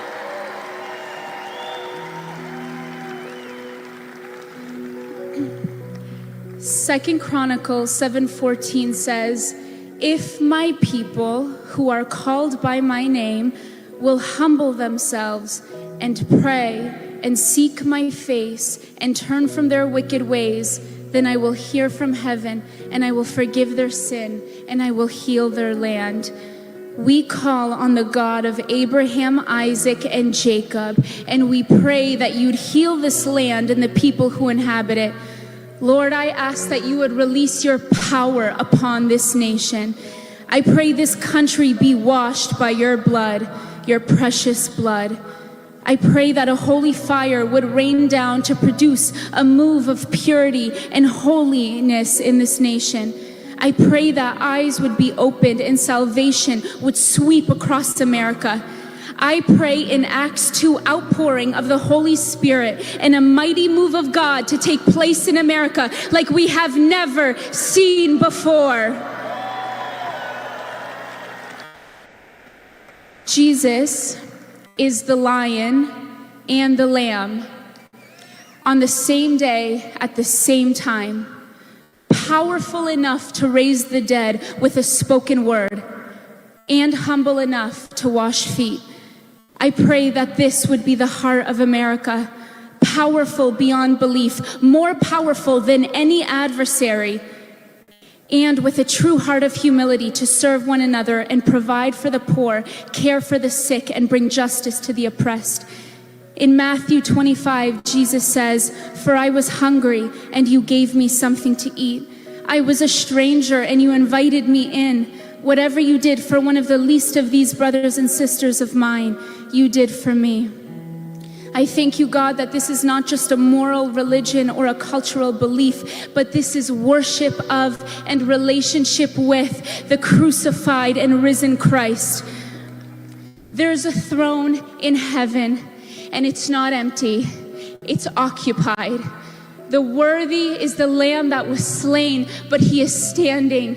Jesus Christ sits on the throne in heaven, and he is completely unmoved by any sort of political power. You can't elect him, you can't impeach him. He is the King of glory. The King of glory, and he is worthy of your praise.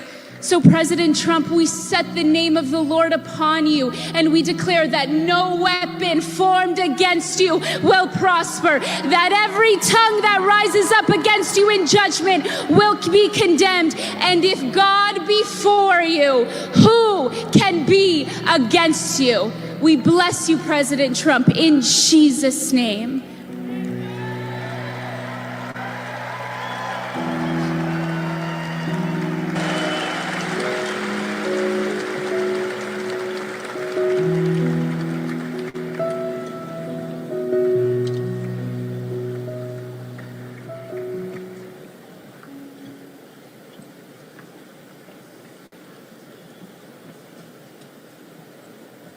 Please welcome to the stage American musician and singer-songwriter, Kid Rock.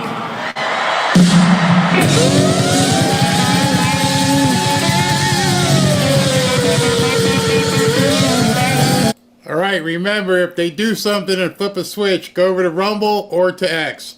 But we're going to cover this.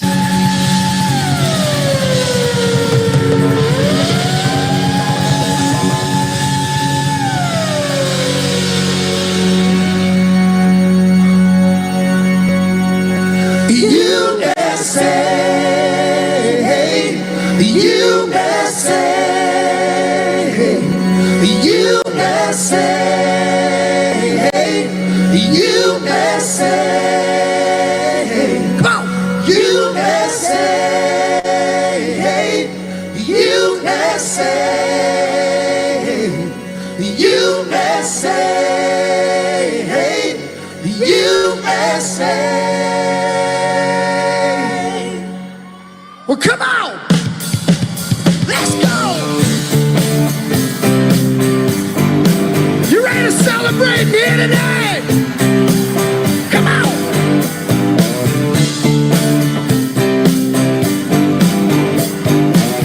Come on! It was 1989, my thoughts were short, my hair was long. Caught somewhere between a boy and man.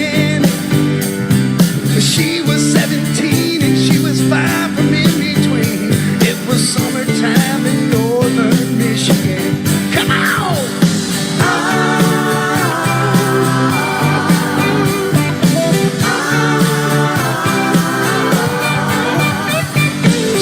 dashing through the sandbar, or talking by the campfire. It's the simple things in life, like when and where. We didn't have no internet, but man, I never will forget the way the moonlight shined on her house. And we were trying different things.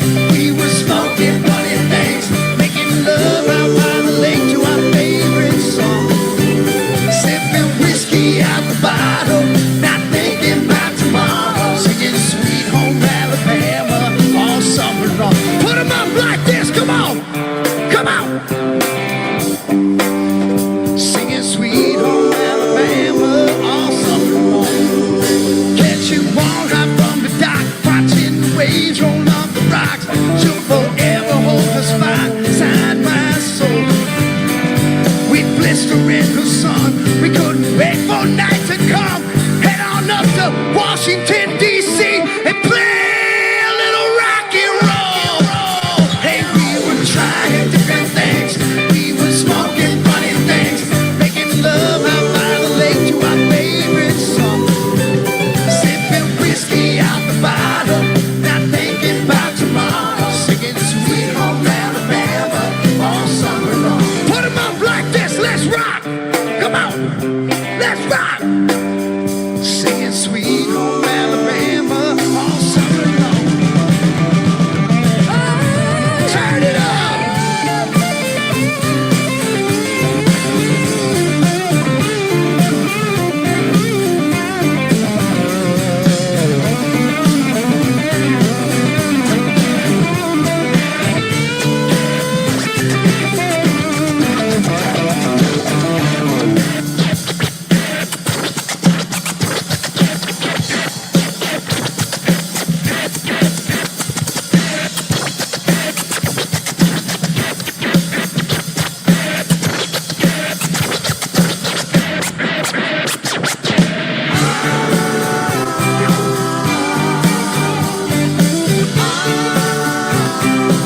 Well, bring it down.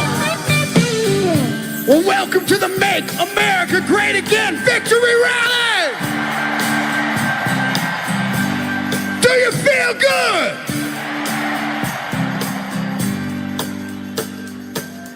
I have but one question for you. Is MAGA in the house tonight? All right. Before we bring it back up, we're going to bring it all the way down. Now nothing seems as strange as when the leaves began to change, or how we thought those days would never end. Sometimes I hear that song and I start to sing along. You think, man, I'd love to see that girl again. Man, I'd love to see that girl again. And we were trying different things. We were smoking funny things, making love out by the lake to our favorite song. Sipping whiskey out the bottle, not thinking about tomorrow. Singing Sweet Home Alabama all summer long. Hey, we were trying different things. We were smoking funny things, making love out by the lake to our favorite songs. Sipping whiskey out the bottle, not thinking about tomorrow. Singing Sweet Home Alabama all summer long. Singing what?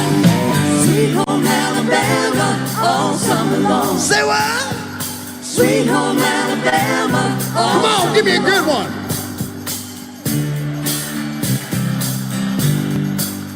Singing Sweet Home Alabama all summer long. Singing Sweet Home Alabama all summer long.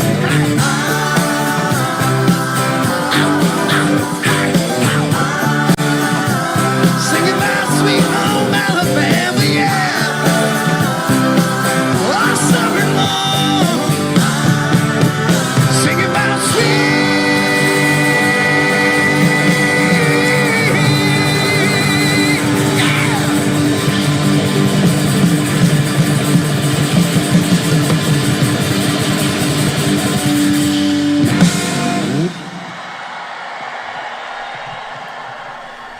Wrong button.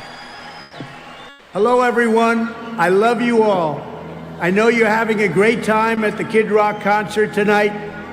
Quite frankly, he's amazing. All of you in attendance are the true backbone of our great country. Hardworking, God-fearing, rock and roll patriots. Bob is truly one of the greatest entertainers of our time. Let's all continue to love one another, fight for our God-given freedoms, and most of all, let's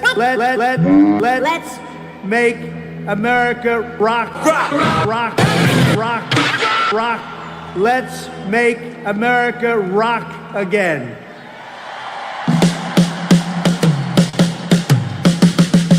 We the people, in all we do, reserve the right to scream, screw you! Hey, yeah. Hey, yeah. Wear your mask, take your pills, now a whole generation's mentally ill. Hey, yeah. Hey, yeah.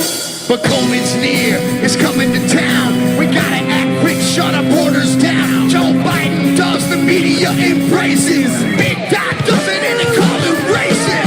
We the people. Let's go, Brandon. We the people. Let's go, Brandon. We the people.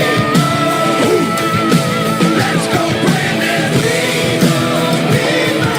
Standing up and standing tall. 'Cause it's all for one, and it's one for all, all. We the people.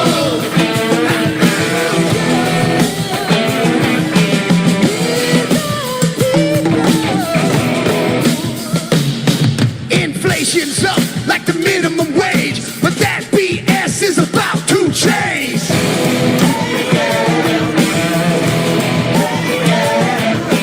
Check the stats, stop throwing stones, and straighten up, sucker, 'cause daddy's home.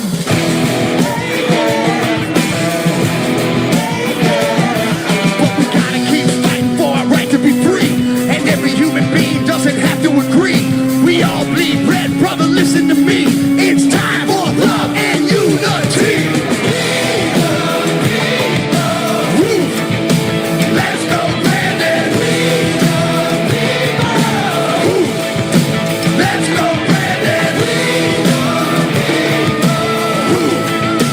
Let's go, Brandon. Standing up and standing tall, 'cause it's all for one, and it's one for all, all. We the people.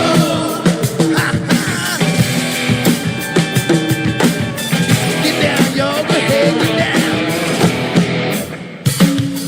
If you're down with love, you wanna make things better, all we gotta do is just come together. Weather the storm, take my hand, follow my lead to the promised land. 'Cause we the people, we gotta unite and follow that good time guiding light.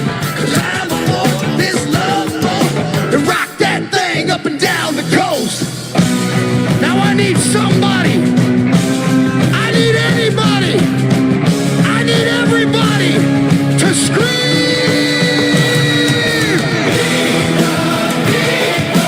Woo. Let's go, Brandon. Woo. Let's go, Brandon. Woo. Let's go, Brandon. Standing up and standing tall, 'cause it's all for one, and it's one for all, all.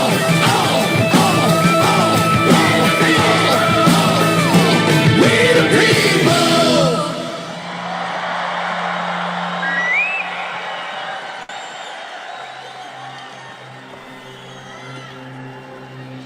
We partying now, ain't we? Damn. If there's one thing I want you to take away from this show tonight, it's not a t-shirt or the ringing in your ears from your favorite song. No, it's that for a couple hours, we lit it up and threw it down like only a group of good time, hard-working Americans can. Because when you call this place home, you shouldn't take this flag or its freedom lightly. And you know, like I do, the only reason we can be here tonight is because of those who paid the ultimate price for our ticket. Those who put their necks on the line to watch our backs, day in and day out, from sea to shining sea. And not a day goes by when we're not reminded that the only reason any of us can do what we do is because of the courage of those who care enough to leave their homes behind, who head out to make sure they come back to a country as great as they left, and they don't give a damn about what went down in a voting booth on election day. They're fighting for what goes up on that Main Street flagpole, or in the hand of a kid at a 4th of July parade. You see, they don't care about red or blue on a map. No, they're fighting for the whole damn flag with all their hearts. They're the stars, the ones who've earned their stripes, fighting for every damn color behind the flag. So I don't care what you call what we've got tonight. A concert, a show, a gig. I don't give a shit. Because what I believe we've got here is a get-together. We're proving that the only party that really matters is the one we're having tonight. And it's been brought to you by those who fought for the home of the brave, thousands of miles from theirs. Here's a salute to those who aren't looking for a hand, to standing at attention for those who deserve all of ours. Here's to a program that was born free and brought to you by the United States of motherfucking America.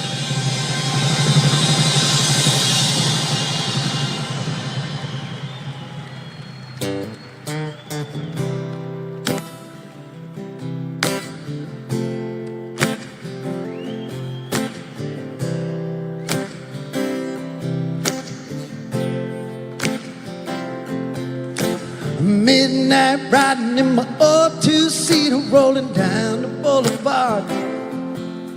Headlights shining on rusty fences as I pass the rail yard. Black leather jacket on a Friday night, fire up the lighter and a lucky strike. Radio saying take a walk on the wild side, and it's got me feeling like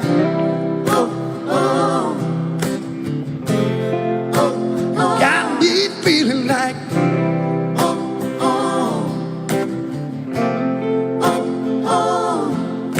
and go wide open, it's a pedal down kind of theme. A little bit of Motown smooth, a little Memphis blues, a sweet emotion that's raining all over me. Give me that heart, give me that soul, give me that heart, give me that soul. American rock and roll.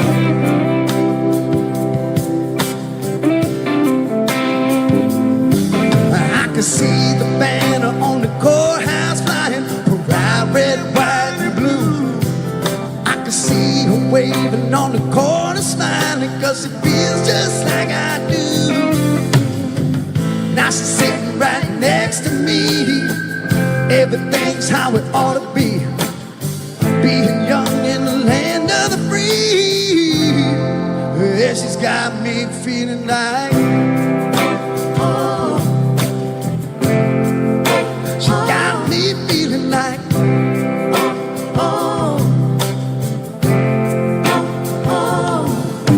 and go wide open, it's a pedal down kind of theme. A little bit of folk, some blues, a little gangster smooth, a sweet emotion that's raining all over me. Give me that heart, give me that soul, give me that heart, give me that soul. 3, 4. American rock and roll. Oh,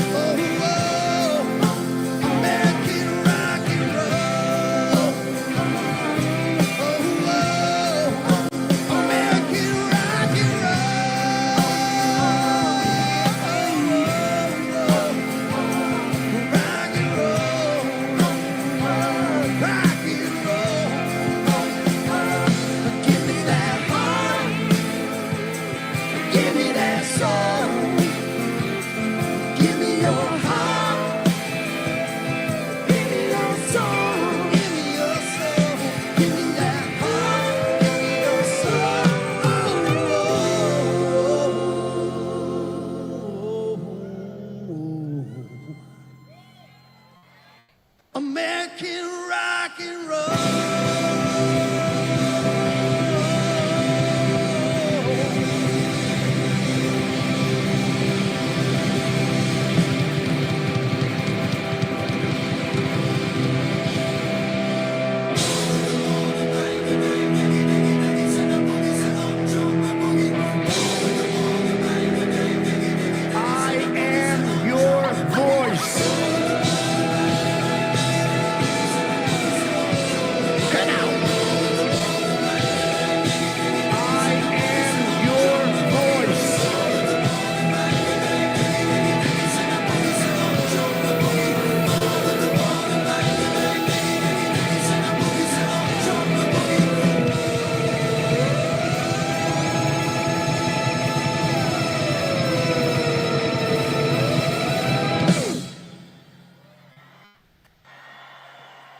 My name is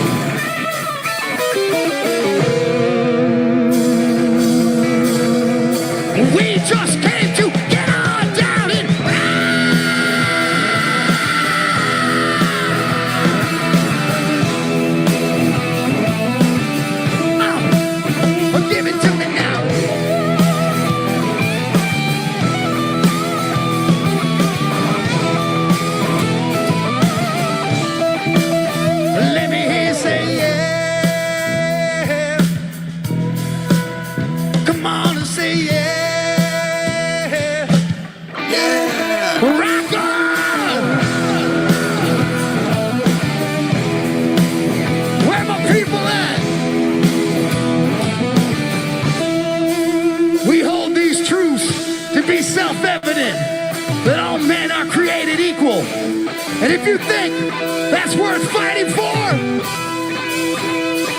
say fight, fight, fight, fight, fight, fight, fight, fight, fight, fight. Woo! Got you all in check. Love someone.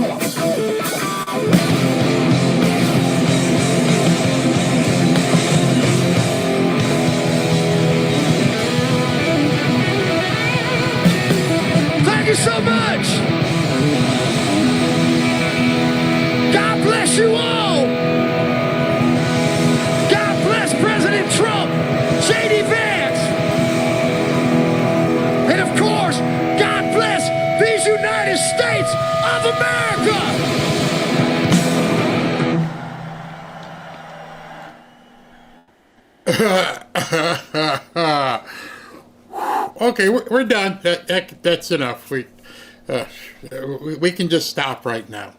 How do you follow that? How does anybody follow that other than Trump? They should just do the speech now and call it a day. Oh my God. Oh wow. Wow, that took me back. That took me back about 30 years, 25 years. Ball with the ball. Oh, he went there. I don't even know who's up next. I don't even care. Hey, Democrats, you're so done. It'd probably be Nelly or somebody. Hey, trolls, troll on. We don't care. You've been eviscerated. Who's this? Let's see.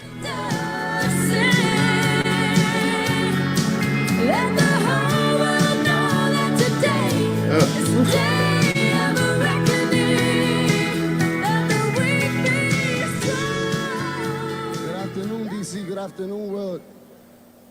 First off, I want to thank President Trump for having us here. I speak on behalf of all the Spanish community. I'm so happy that everybody, the whole Spanish community, it wasn't that like we just spoke and they really voted for they didn't win for no. A lot of people went against us once we spoke for Trump on Trump's behalf. And I'm so happy now that they saw the results and that everybody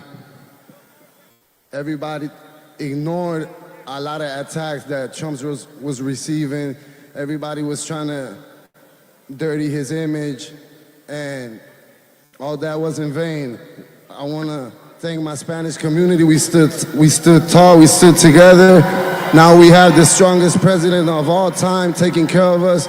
I know this 4 years is going to be one hell of a run. I know he's going to do a lot of great things for the whole Spanish community, especially we're going to make America great again. They hadn't adjusted the microphone after Kid Rock slamming rock, and that's why it started off low, but now it's regular. Strongest president that we ever had, and I'm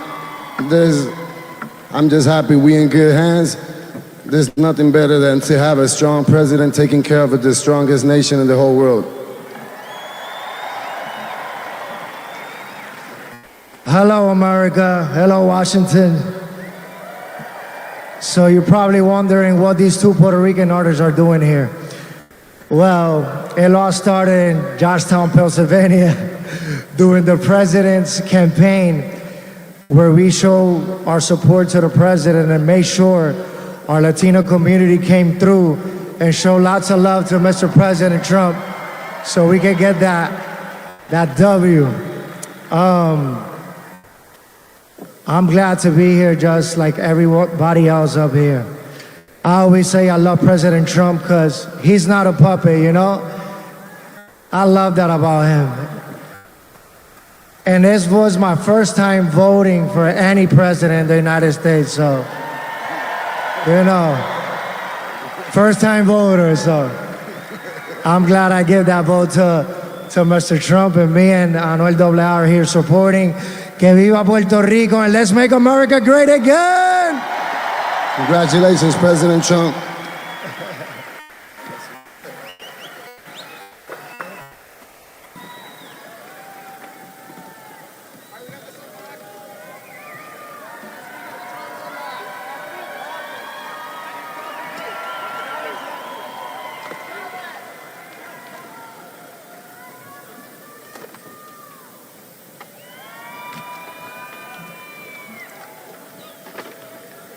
Please welcome to the stage, recipient of the National Medal of Arts and Academy and Golden Globe winner, acting legend, John Voight.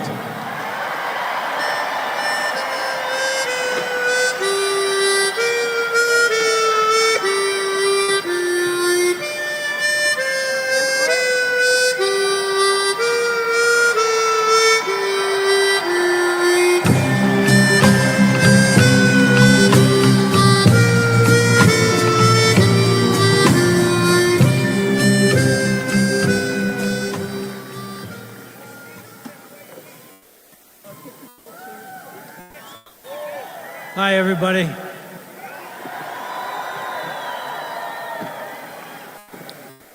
What an honor it is for me to be up here in front of you great men and women who've all come here to celebrate the greatest win of all time.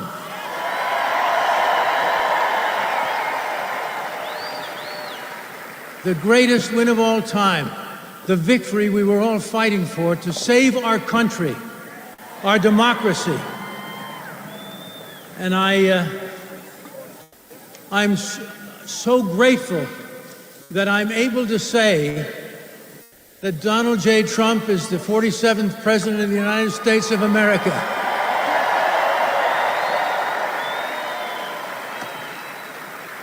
And now he will make America thrive again. He will make America great again, safe again. And we, the people, will honor our flag again. The red, white, and the blue, and for which it stands, one nation under God, with liberty and justice for all.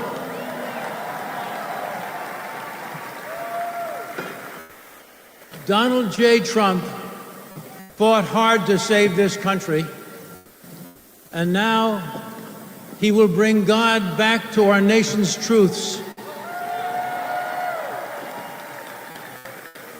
He will make her thrive again. He will save the greatest country, America the Beautiful. I'm proud to call the President of the United States my friend.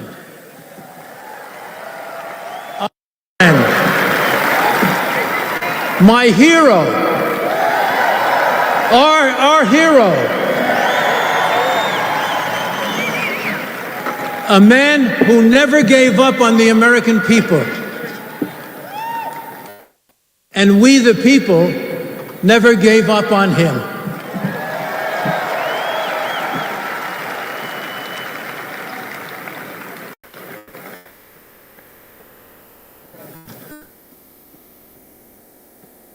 God bless Donald Trump.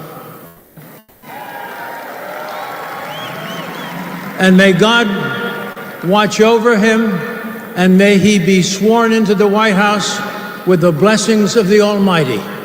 God bless everybody. It's great to be with you. Much love. I love you.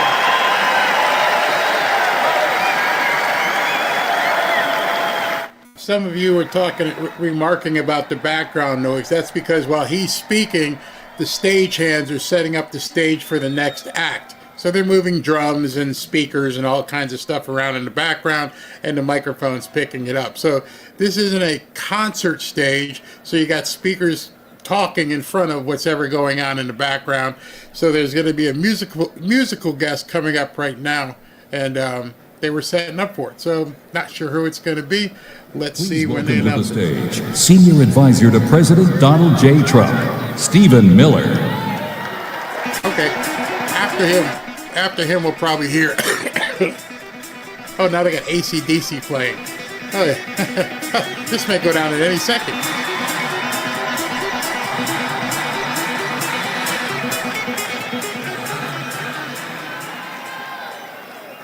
In just one more day,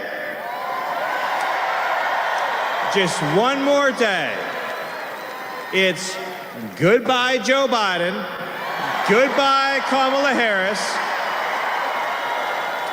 goodbye Democrats, and hello to the golden age of America, and welcome back Donald J. Trump.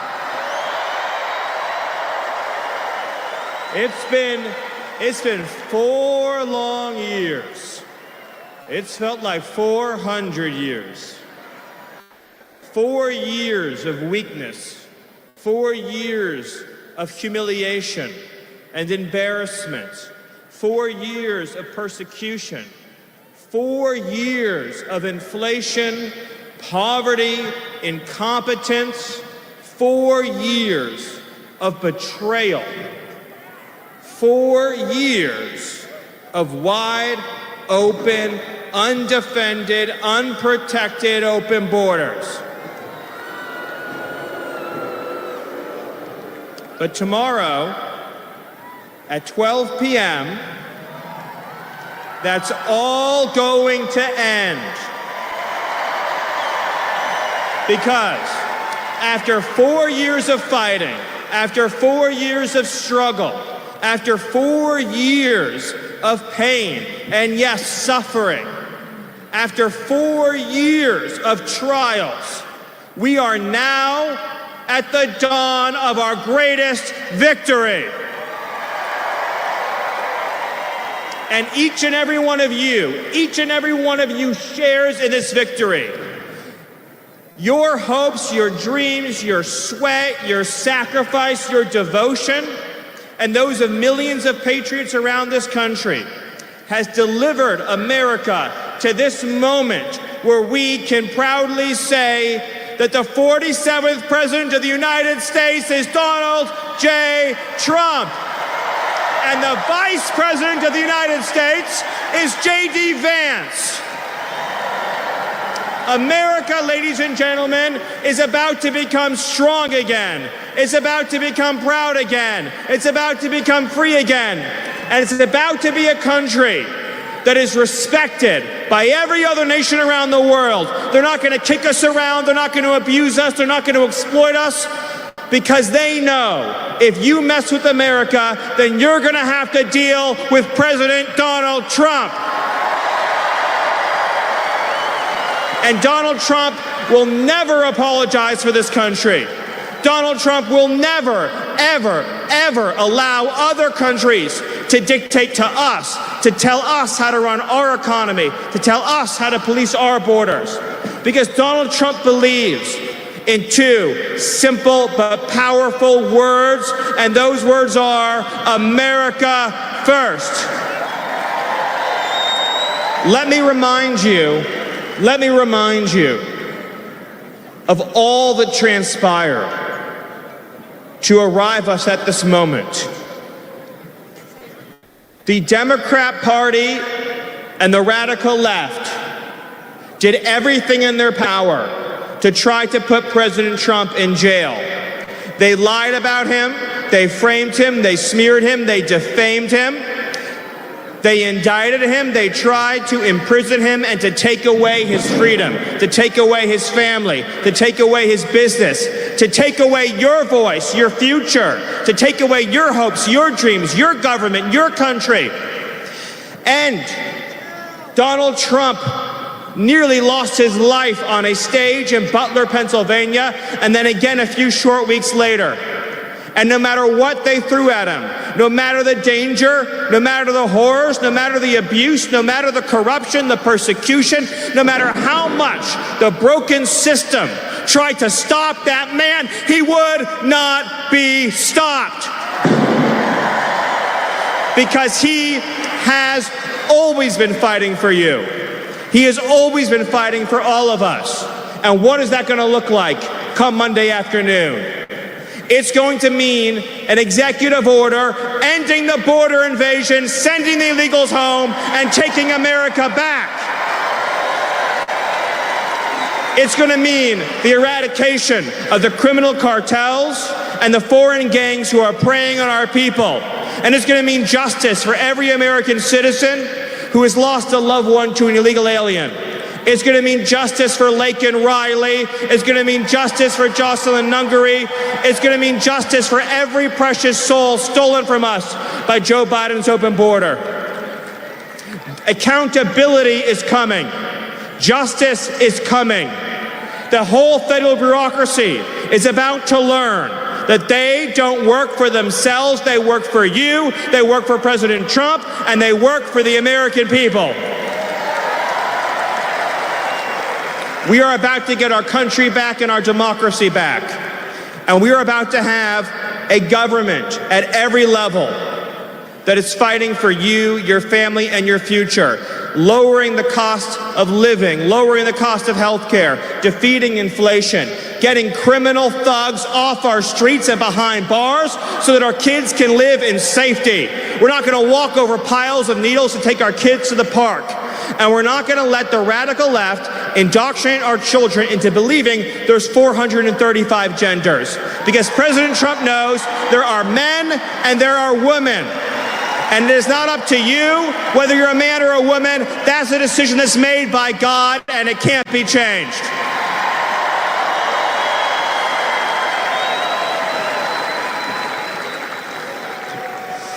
So I ask all of you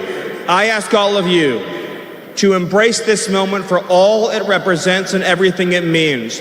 It's about the triumph of the everyday citizen over a corrupt and broken system. Over the last not just 4, but 8 years, the MAGA movement has been fighting against every single force that has been decaying, destroying, and decimating our society. It's been fighting the corrupt special interests, the corrupt foreign governments, the weaponized bureaucracy at the FBI and the DOJ and the intelligence community, and it's been fighting a political class that cares only for itself.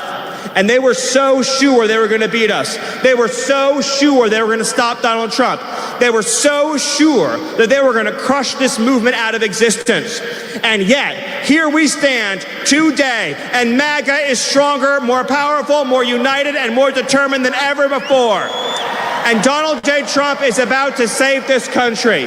And we are about to live in a land where once again, the dreams of America's sons, the dreams of America's daughters, the dreams of America's moms and dads are the dreams that will power and propel this country, this government, and this future. So I want each and every one of you, and I want your families, and I want your children to take this opportunity to feel the pride and the joy and the exuberance in knowing that the American people won. We still control this country. We still control this future. We still control this government. And we are about to inaugurate as the 47th president our champion, Donald J. Trump. Thank you. God bless you, and God bless America.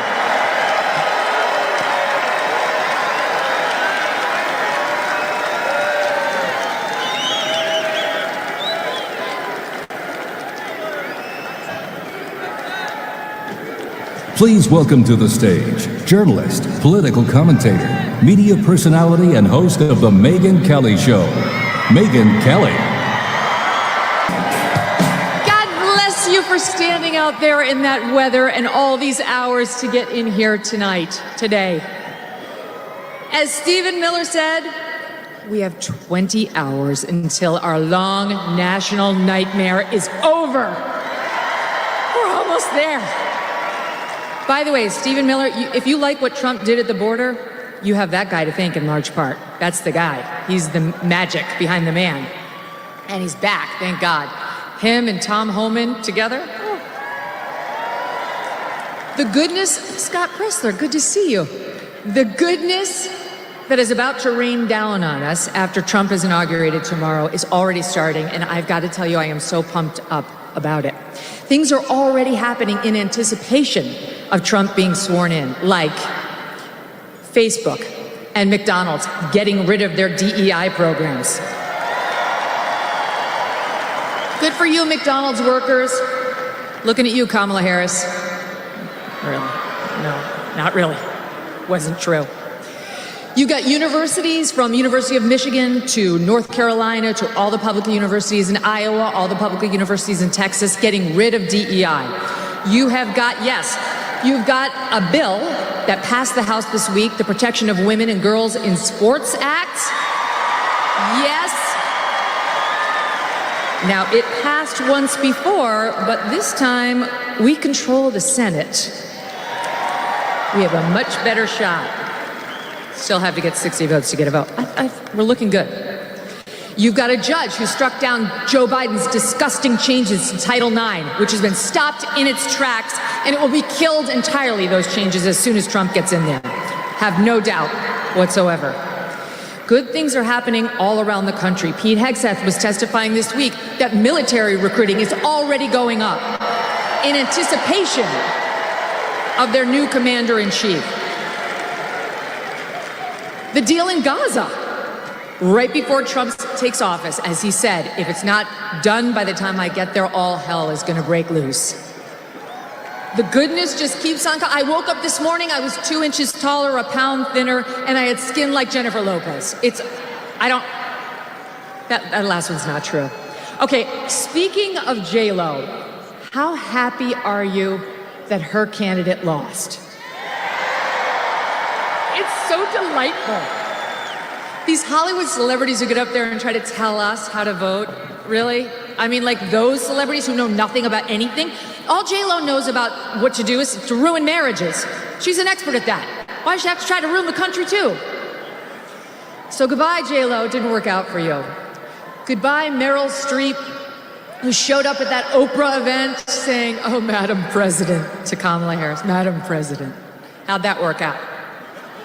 About as well as her comment that Harvey Weinstein was God.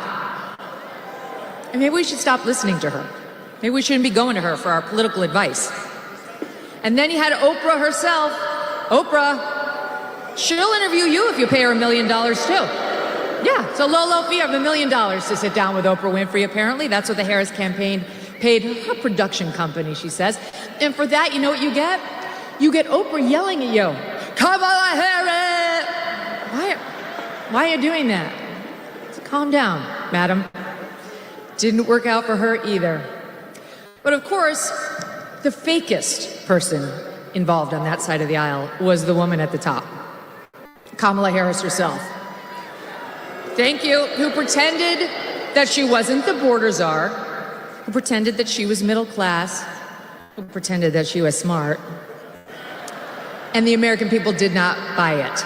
Every time you turned around, this woman was doing something faker than the last, right? Her fake Jamaican accent, her fake Eastern European accent, her fake Spanish accent. It was like spending a day at Joe Biden's southern border. Non-stop, right? We gonna win. It's not how it went, right? But my favorite was the preacher accent. Joy cometh in the morning. She wasn't wrong about that. It came at about 1:22 a.m. on election night when the election was called for Donald J. Trump. I felt it. I've been thinking so much about Trump, especially today and this week. I know you have too. Praying for him, praying for his family. Thankful to them. I mean, think about it. I interviewed Trump about a year plus ago and asked him, why are you doing this? You could be in Scotland, you could be at your golf courses. It's because he loves the country. And he wasn't done yet. And we're not done with him. So God bless him and the family for making this sacrifice and doing public service. Same with J.D. Vance and the cabinet members, all of whom need our prayers and support. But I'm also thinking of all of you. I'm thinking about you, I'm thinking about Americans who got us here.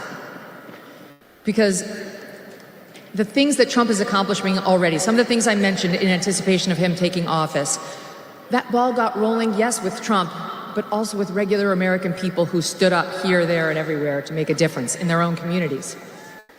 I'm thinking about people like Jody Shaw. You probably don't know that name. But Jody Shaw was an administrative worker at Smith College. She didn't make a lot of money, single mom, 2 kids.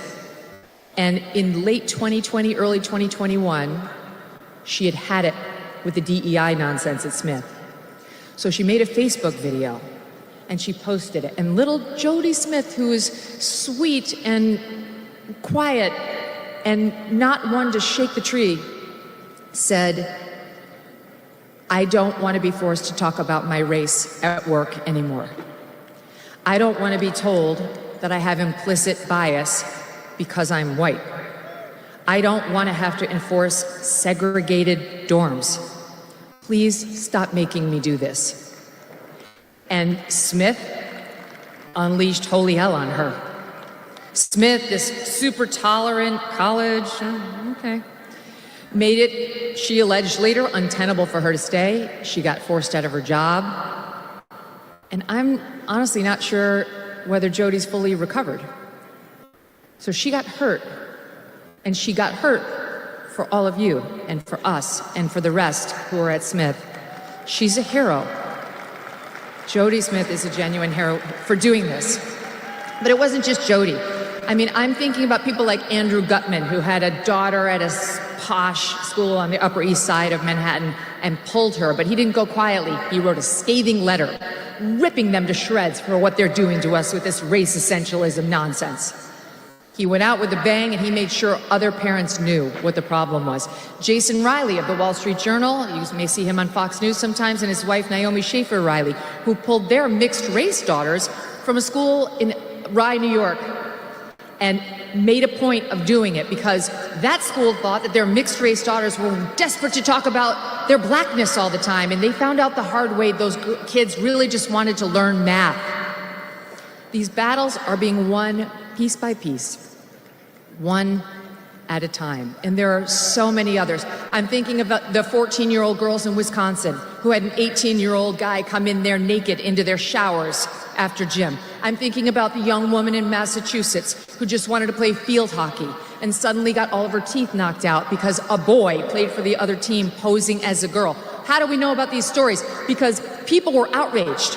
Citizens went to the news. They went to their principals. Girls spoke out one by one and got the ball rolling on change. And change is coming. All of you wearing the MAGA hats. It used to be an act of civil disobedience, right? Yes, sir, defiance of a registered order that didn't want to hear from you. But wearing that hat for much of the past 8 years has been an act of courage, too. And I know just because you're here, that you had your moments in your own communities, whether it was online or at the bowling alley or at the restaurant or at school, where you stood up for one of these same issues, where you had to tell somebody you didn't want to be reduced to skin color, where you said, I prefer the days when we didn't make a thing out of that, where you had to tell somebody that boys cannot become girls and girls cannot become boys.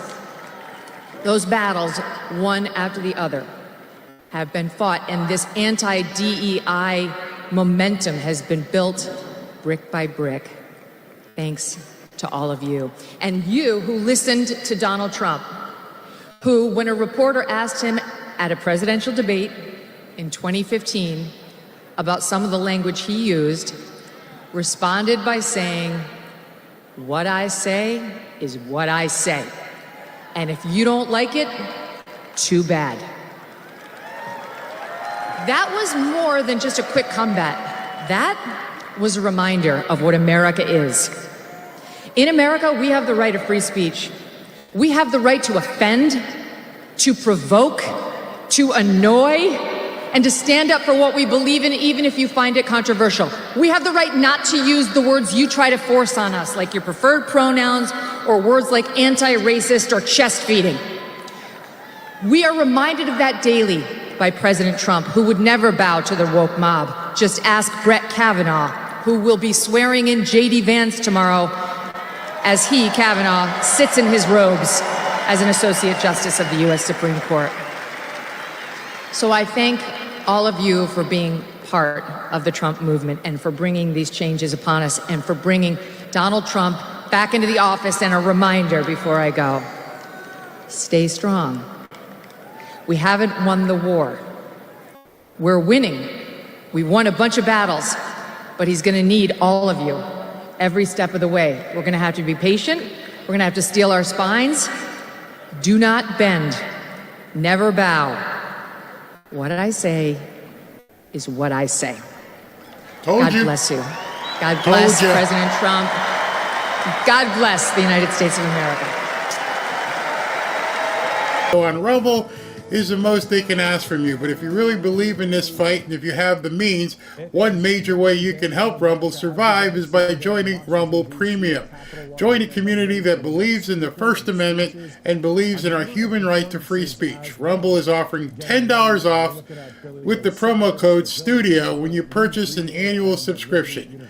go to rumble.com/premium and use the promo code STUDIO. Like I said, if you have the means and believe in the cause, now is the time to join Rumble Premium. If you don't have the means, we're just happy that you watch us on Rumble. So that's it. Let's get back to the programming here. Let's see what's next. A number of great things that he's already done. All right, so they're just talking. So there must be a set change going on. Somebody's walking to the stage right now. Not really sure who that is, but we might be somebody doing sound check. Let's see who that is. Oh, Steve Witkoff, the guy who just negotiated the hostage.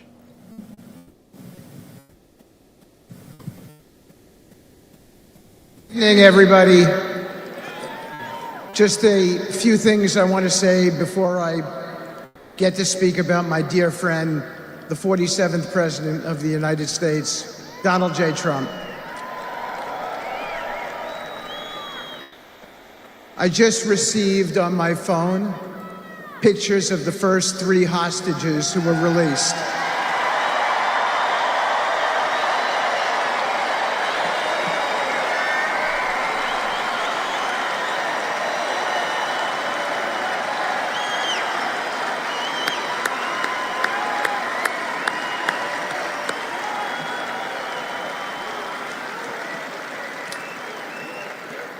We had a great team, but it doesn't happen without Donald J. Trump. The president was responsible for this release, and we all owe him a debt of gratitude, as do all the families.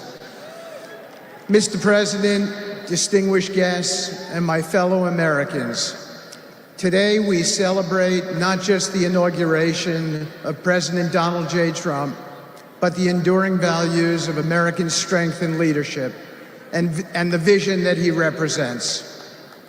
Over the years, I have had the privilege of witnessing firsthand the qualities that define President Trump, not just as a leader, but as a man. His determination to protect the interests of the American people, his bold approach to solving problems, and his relentless pursuit of progress have defined his presidency and inspired millions across the globe.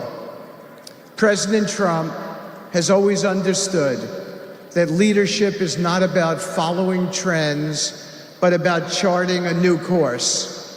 In the face of immense challenges, he has consistently stood firm, driven by a deep belief in the potential of America and its people. Today, his leadership extends beyond our borders, influencing the world in ways that reflect the best of our ideals. Nowhere is this more evident than in the Middle East. Under President Trump's guidance, the Abraham Accords have transformed a region long defined by conflict. Thank you.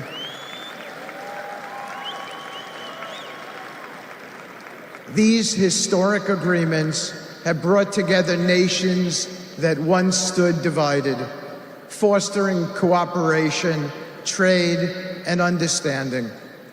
The Accords are a testament to the President's belief that peace is achievable when we approach challenges with strength, clarity, and a shared vision for the future.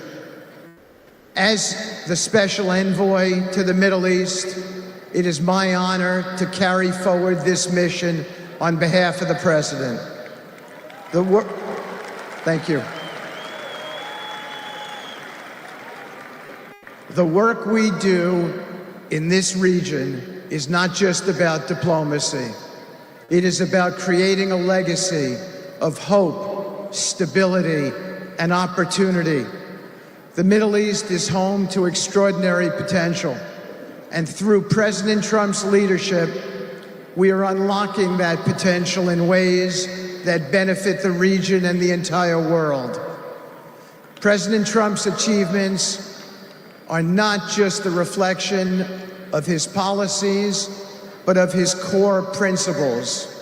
He has always stood for religious freedom, human dignity, and the belief that every individual deserves the chance to succeed.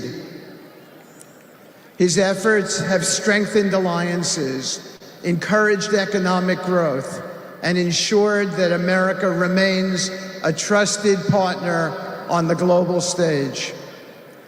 Mr. President, your vision for the Middle East is a reminder that true leadership is about results. You have shown that even in the face of skepticism, progress is possible when we approach challenges with boldness and resolve. The Abraham Accords are not just agreements. They are a blueprint for a future where peace is not the exception, but is the expectation. As we look ahead, the challenges remain significant, but so do the opportunities. Under your leadership, Mr. President, we will continue to expand the circle of peace, strengthen partnerships, and promote prosperity across the world. This is a cause worthy of our efforts, and I am deeply honored to play a role in advancing your vision. I am reminded of the words of Abraham Lincoln, who said, "I am a firm believer in the people. If given the truth, they can be depended upon to meet any national crisis. The great point is to bring them the real facts."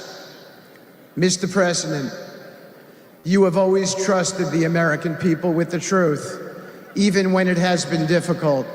And you have reminded us all that through honesty, strength, and determination, no challenge is too great. Today we begin a new chapter under your leadership. It is a chapter defined by hope and unity and the belief that America's best days are still ahead. Together we will continue to build on the foundations you have laid, ensuring that your vision for a stronger, safer, and more prosperous world becomes a reality. May God bless you, Mr. President. May God bless the United States of America, and may He guide us all in the pursuit of peace and progress. Thank you. Thank you.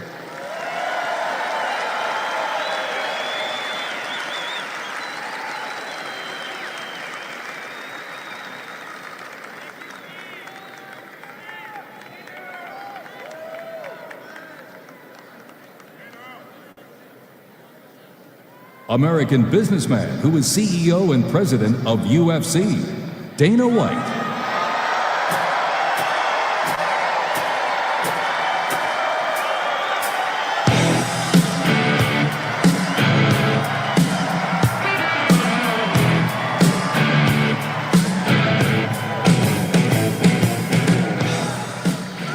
Ladies and gentlemen, good afternoon. I am honored to be here to celebrate President Trump's historic victory. He didn't just win this election, he won it in dominant fashion. With record numbers of Americans from all walks of life. Not only did he win the Electoral College by 86 points, but President Trump was the first Republican candidate in 20 years to win the popular vote. He also made major gains among traditionally Democrat voters by increasing his support with Latin, Asian American, Black, and young voters. So what does that tell us? Democracy is alive and well in this country. And the people have spoke loud and clear. America wants President Trump back in the White House. Think about this. Winning this election after everything that's happened over the last few years is an amazing achievement and an incredible comeback story. Think of all the things President Trump had to go through to get back here. All the powerful forces that tried to take him down. The mainstream media, partisan prosecutors, assassins. It's absolutely insane what this man has been through. And only President Trump could have fought through all those obstacles, all the attacks, and still come out the winner. But you know what? That's just what he is. This guy is a winner. And I say this all the time. He is the toughest, most resilient person that I've ever met, and nothing was going to stop him from fighting so hard for the country he loves. He embodies what being an American is all about. We are the toughest, most resilient people on earth. And nothing can stop us when we unite. To all those Americans who didn't vote for President Trump, and all they know about him is what they hear from the mainstream media, I just want to let you know, he has been an incredibly loyal friend to me for over 2 decades. And not once has he ever asked me for anything in return. And he's proven again and again how tough he is, but he's also a man who truly cares about people. Everything great that has ever happened to me in my career, he's been the first one to reach out and congratulate me. And more importantly, in the hard times, he's been the first one to reach out and let me know if there's anything I need. And all this during a time when he had a laundry list of his own problems he was dealing with. He is the best human being that I have ever known. So America, it's time for us all to put our differences aside, and we can't do that if we continue to focus on all the issues that divide us instead of all the issues that unite us. The fate of this country is tied to the fate of the president. So if you love America, you should want America's president to be successful. If he strengthens our economy, resolves conflict around the world, and makes our streets safe again, we all win. When America's president is respected around the world, we all win. When America succeeds, we all win. Now it's time for us to come together as one nation, the United States. This moment will be a turning point in our history and a triumph for all Americans. Tomorrow, when Donald J. Trump is sworn in as the 47th President of the United States, the great comeback story begins and our country starts winning again. Thank you, America.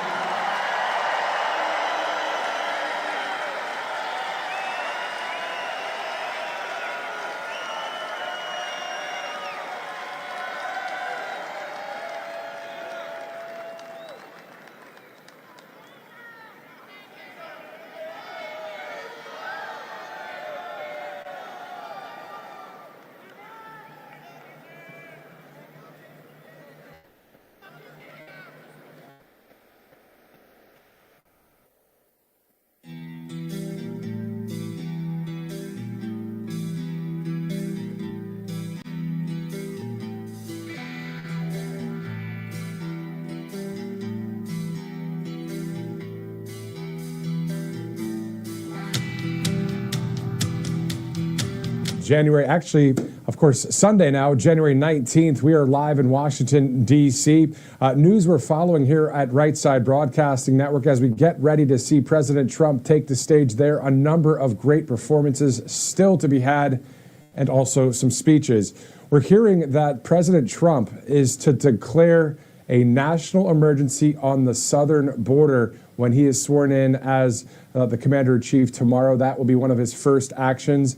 That, according to the Wall Street Journal. Also, a large amount of J6 pardons have already been drafted and will be signed tomorrow by President-elect Donald Trump after he takes office. That, according to Charlie Kirk earlier on Truth Social. So we're looking at a number of reports here at Right Side Broadcasting Network. So by declaring a national emergency, you know what that means. He can get after it. Now, I just heard a guy from Right Side say more performances. They must be lip sync because, as you can see the stage, there are no more drums and speakers and amplifiers. So maybe the rest of the performers are going to lip sync, or I don't know. It looks like we've got Don Jr. and some people heading up to the stage. We love you too. We love you, America. We love you, Washington, D.C. So we have two little monsters here that want to do something very special. They want to do the Pledge of Allegiance, which they do every single night. You guys want to take it away? Yeah. I pledge allegiance to the flag of the United States of America and to the republic for which it stands, one nation, under God, indivisible, with liberty and justice for all.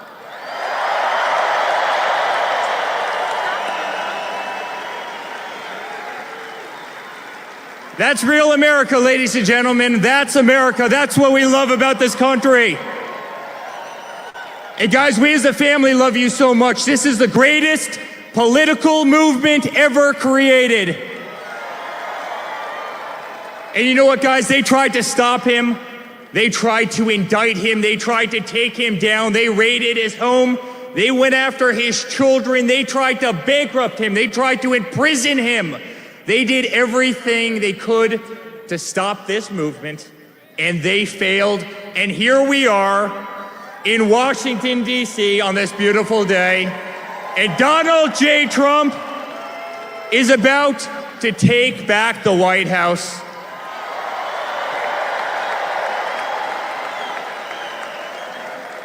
And guys, our country is back.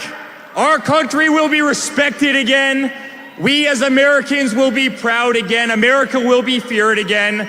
We are going to have the greatest nation on earth. The nonsense ends. The bullshit ends right now. We love you. We love you. We love you. Thank you for having me be such a big part of this journey. I'll truly never, ever forget it. Thank you, guys. We love you.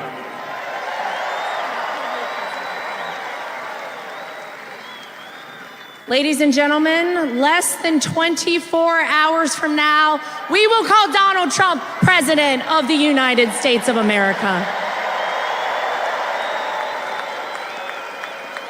It's not just what we worked for over the past year or even over the past 4 years. It started the second a bold, brash businessman from New York City came down the golden escalator in Trump Tower 9.5 years ago, and people said it was impossible.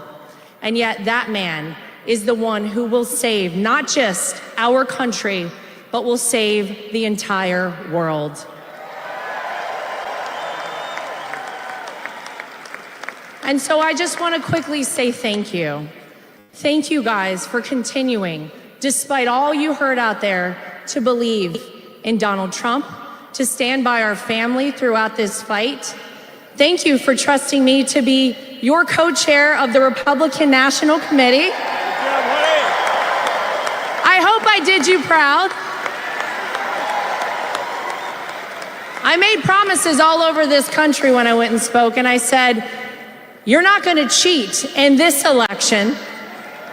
And they got upset when I said something around the lines of, if you are a person who wants to cheat in our election, we will find you, we will track you down, and we will prosecute you to the full extent of the law. So I said it louder next time. And this was a free, fair, and transparent election. And if there's one thing I am proud of, it's that we restored the American people's faith in our electoral system this election in 2024. We didn't do it alone. I see someone directly in front of me, Scott Pressler, who helped on that front as well. We love you, Scott. But thank you guys. This has been the honor of all of our lifetimes to be here and fight alongside of all of you to save this country. The dawn of the golden era of America is tomorrow, right here, starting in Washington, D.C. God bless you guys. We love you. And we are almost there, folks. Thank you, guys. Hello, America! I have to ask, has anyone ever been this excited for Monday morning to roll around? It's like Christmas, Easter, Hanukkah, Kwanzaa, my birthday, all wrapped up into one special day where we can take back our country once and for all.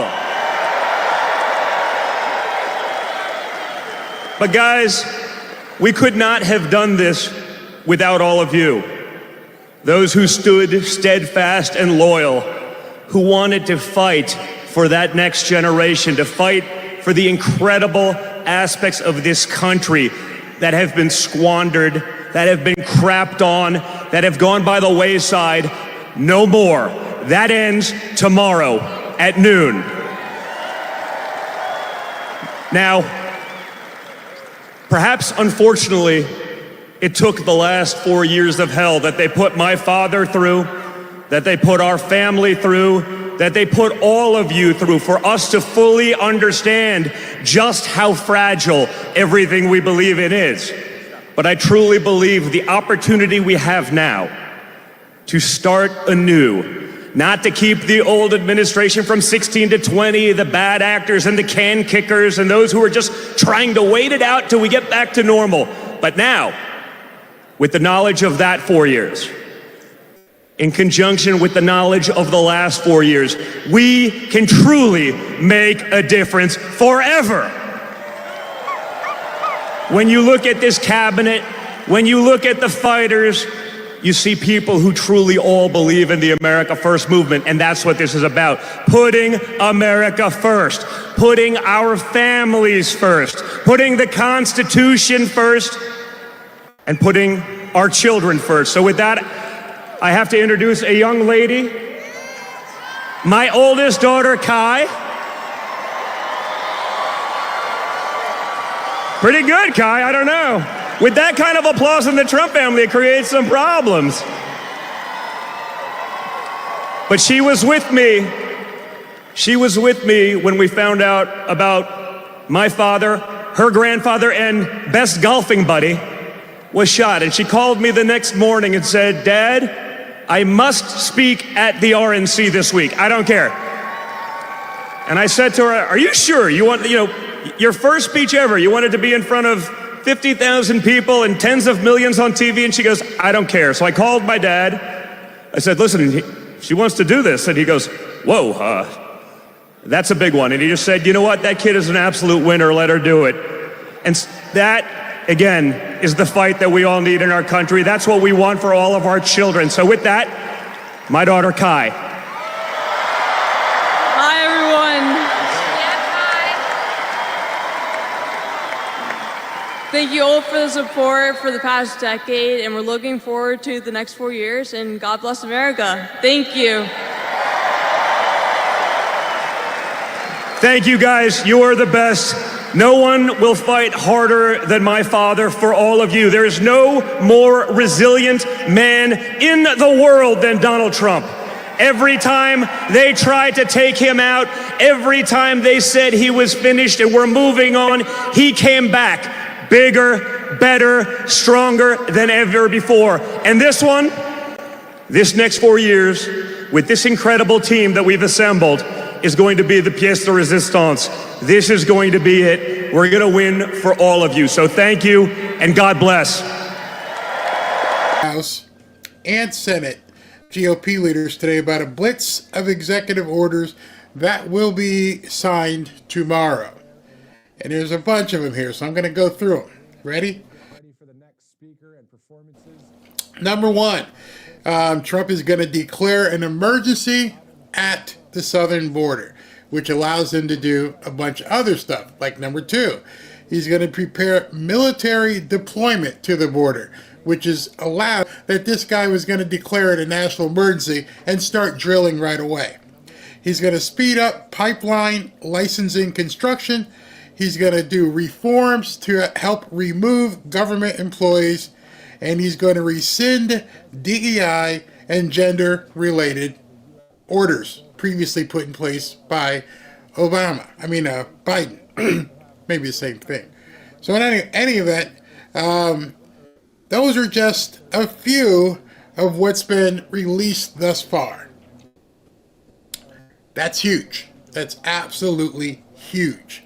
Yep, drug cartels are now going to be designated terrorist organizations. Why we wouldn't have done that already, I can't tell you.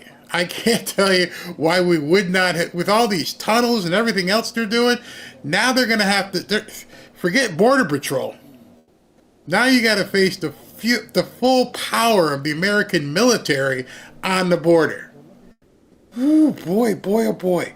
Yep, by declaring a national emergency, go ahead and refill the oil reserves. How can I say this nicely? Shit's about to happen. It's about to go down. Will liberals survive tomorrow? Of course not. Well, they'll survive because their first thing is to go anti-American, and they will do anything to stop this, so they will be running to the courts as fast as possible. You can count on that. I had to change my headset because the battery went dead after 6 hours thus far. All right, so what is it? What does it? Where's that? Boy, he's way better than Bruce Springsteen. Drill, baby, drill. I'm in Louisiana. Biden puppet for Obama. Soros makes me sick. Yep, executive order. He's going to bring it. He's bringing it down hard tomorrow. So expect what they're going to do is immediately run to the courts. If he's filing this and signing these executive orders at, I don't know, 12:02, by 3 o'clock in the afternoon, they will file anything and any document they possibly can to try and stop it. That's one of the reasons why I think if he can do it, to move, I don't know, the capital out of Washington, D.C., because they'll try to find liberal judges to stop everything. They're hoping, they will hope to get an injunction to stop all of this. Yep, I don't even think it'll be Tuesday. I think it'll be Monday afternoon. They will hit everything with lawsuits. But some of these things, they're not going to be able to. The president has every right to declare an emergency at the southern border. I don't know how you sue for that. He can then prepare military deployment. I don't see how you can sue for that. You can classify the cartels as a foreign terrorist group. Don't know how they do that one. Reinstate remain in Mexico policy. That they will probably try to challenge in court. Declare an emergency related to energy, which would then open up offshore drilling. Good luck. Once he declares the emergency, I don't know how they fight that. So it's coming. Yeah, move the capital to Mar-a-Lago. So tomorrow, by the time I think we're going live at like 10:30. By the time we go live, I'm expecting to see, it's 5:12 right now, so I think pretty sure Trump is going to be the next person up. If not the next person, you probably see Lee Greenwood coming out today. And obviously there's going to be entertainment tomorrow, so we know Carrie Underwood, we know Jason Aldean, we know Nelly, so this wasn't as big of a rally as I thought it would be, which means tomorrow is going to be massive. So got to figure out what time we're going to go live and everything with that. It'll be much, probably, I don't know where they're holding it here again, where they're going to do all that entertainment that they've got. Pretty much, I know it's Nelly, I know it's Jason Aldean, I know it's Carrie Underwood. Lee Greenwood is probably going to sing right now. If Lee Greenwood doesn't sing right now, he may be doing it tomorrow. But then again, Lee Greenwood sings to a track, so it would be easy for him to sing in both places. So we'll see what happens. So tomorrow we're going to know all this, and then we're also going to know what are the pardons going to look like. Trump's pardons and Biden's pardons. Biden's going to have to do his before noon. Right at noon, Trump's going to drop a whole bunch of pardons, that's for sure. As Megan has said, and as I've said to you, this is just the beginning. You have to be prepared to keep fighting. It's going to get nasty. They are prepared on their side. Mostly what they're going to do is lawfare. But, you know, there may be some kooks out there. Just be ready. As Biden well knows, the orders will stand pending litigation, which they will likely lose. Yep, they will try. Oh yeah, I forgot about the Village People. That'll be tomorrow. I know this is supposed to be at the same location here, but I'm not sure. So I'm looking at the screen. Let me go ahead and go back to this screen so you guys can see as well. If you see Trump begin to come, walk out. well, you won't even have to worry. The place will go absolutely ballistic as he comes out. But it'll probably go dark and then to the big screen, and then I would imagine that they would have a huge security presence as Trump walks out. Fight, fight, fight. Yes, for sure. January 6ers, that's happening right now. Gray Man, you're absolutely right. They can't stop it. They cannot stop what's coming. Can't do it. So it's about to get crazy. Barry, we better be here at 6:30 a.m. so we can sleep in. This is such a great show. Thank you for tuning in.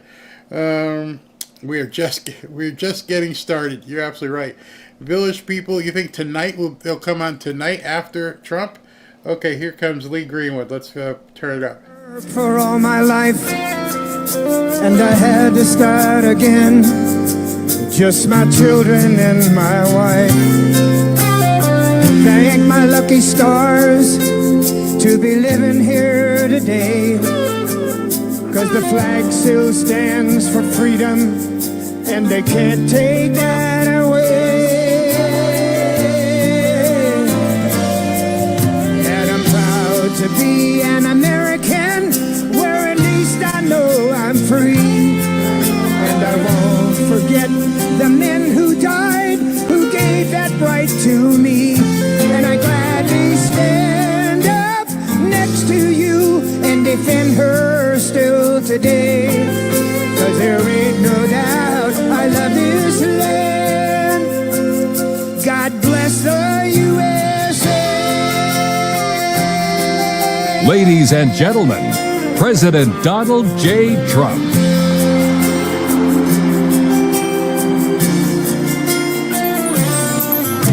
The lakes of Minnesota to the hills of Tennessee, across the plains of Texas, from sea to shining sea, from Detroit down to Houston and New York to LA. There's pride in every American heart, and it's time we stand and say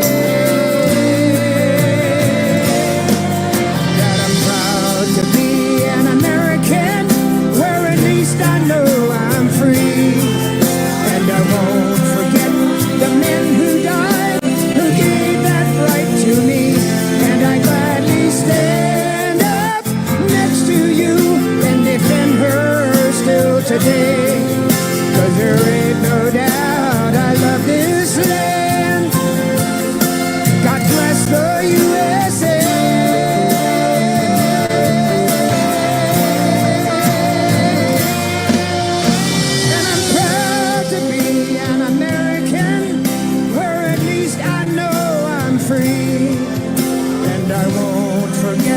The men who died, who gave that right to me.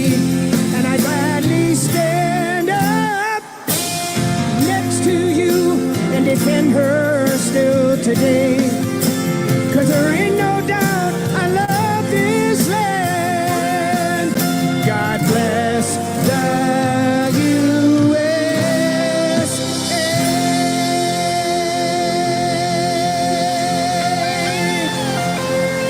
Ladies and gentlemen, the 47th President of the United States, Donald J. Trump. I cannot believe they let him walk through the crowd. I thought he'd be coming up like Megan did from underneath the stage. Nope. He walked down the aisle, walked through that crowd. The man's a beast, an absolute beast. Wow. Wow, wow, wow, wow, wow.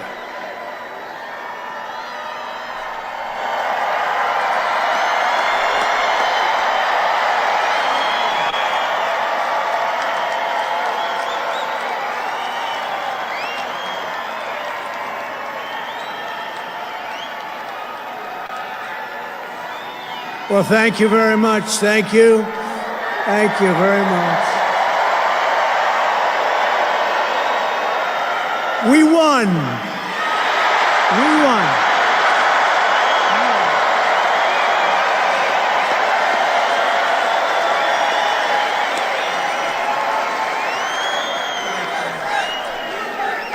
Thank you very much, everybody.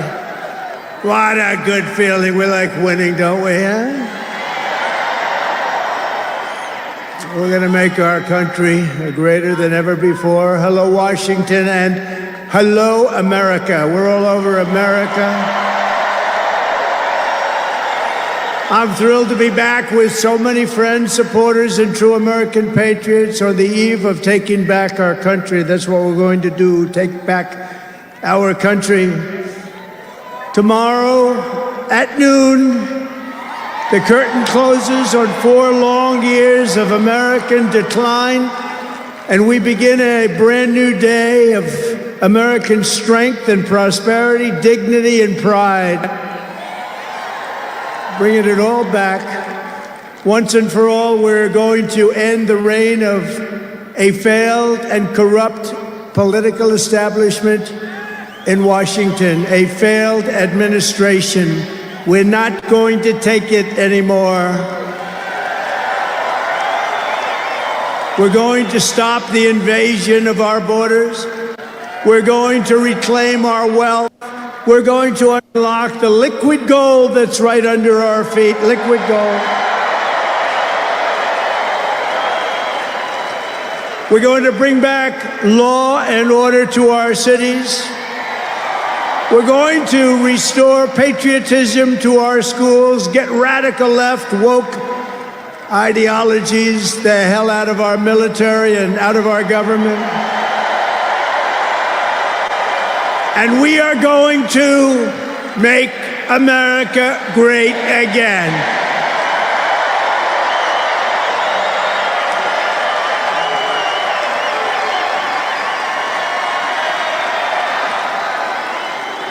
I want to thank the tens of thousands of incredible men and women who have come from all over the nation to take part of this very special moment. And I just heard in watching some of the coverage that there are rallies like this taking place all over the country. People are happy. People are happy. It's been a long time. None of this would have been possible without you and the millions of hardworking citizens who have joined our cause. You know, right over there, just noticed a group of beautiful ladies, beautiful women from North Carolina, right here too. I don't know how the hell they've been to 167 rallies. You believe it? You think their husbands are happy about that? I don't know. But they look beautiful. They're incredible people, and they love our country. Thank you very much. And up here I see we have front row Joes all over the place. Uncle Sam, Mr. Wall. Oh boy. But we've been through so much together, and for the next 4 years, I will fight for you every single day. We're going to be fighting for you. This is the greatest political movement in American history.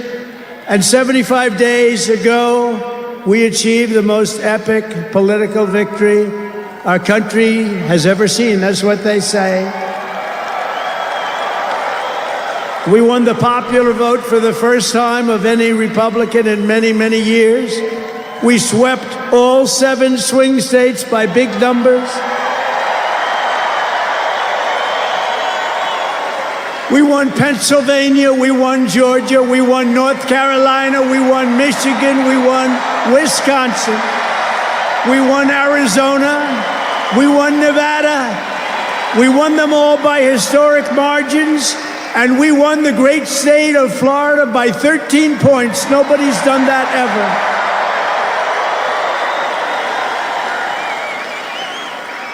And a record that will never be broken. All 50 states shifted toward the Republican Party, the first time that that's ever happened. All 50 states. We won the largest number of African American voters in Republican Party history. We won more Hispanic American votes than any Republican has ever gotten before by a lot. And we won Latino men and women, and on top of that, youth, men, women, urban, suburban, rural, and people from everywhere in between are joining us in record numbers. We've never had anything like this. Too big to rig, that's what I used to say. Too big to rig. We made it too big. Oh, and they tried.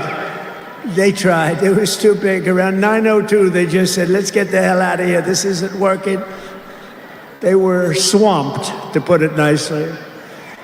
We also took back the U.S. Senate. We had some great people running. And the House Republicans won their largest popular vote majority in presidential years since 1928. We had a lot of people voting. So the Senate, the House Republicans, we got all three of them. A little bit close on those two. Senate's in great shape. House Republicans, actually, they both have great leaders. They both have great people.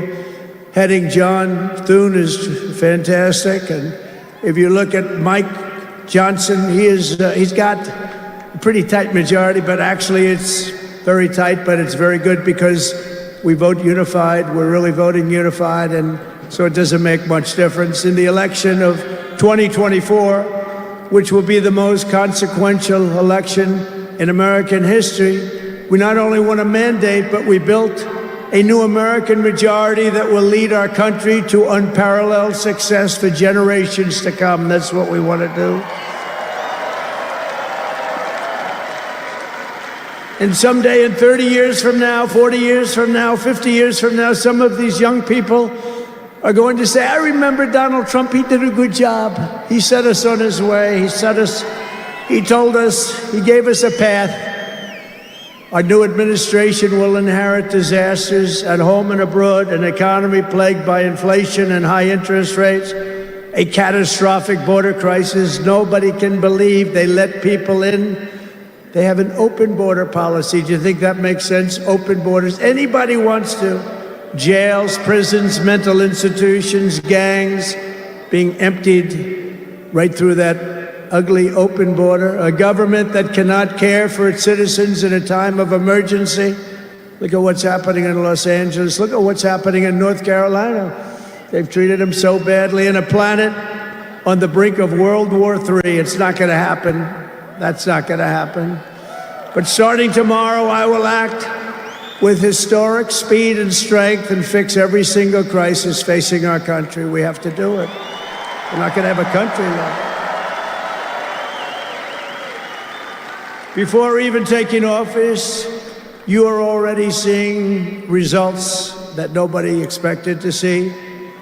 Everyone is calling it I don't want to say this, it's too braggadocious, but we'll say it anyway, the Trump effect. It's you're the effect.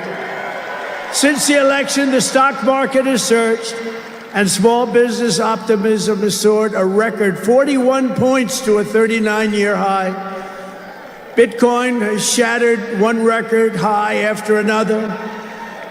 The major investment company known as DeMerit, the properties, has announced that it will be investing between $20 and $40 billion in the United States, and SoftBank, another great company, has pledged between $100 and $200 billion.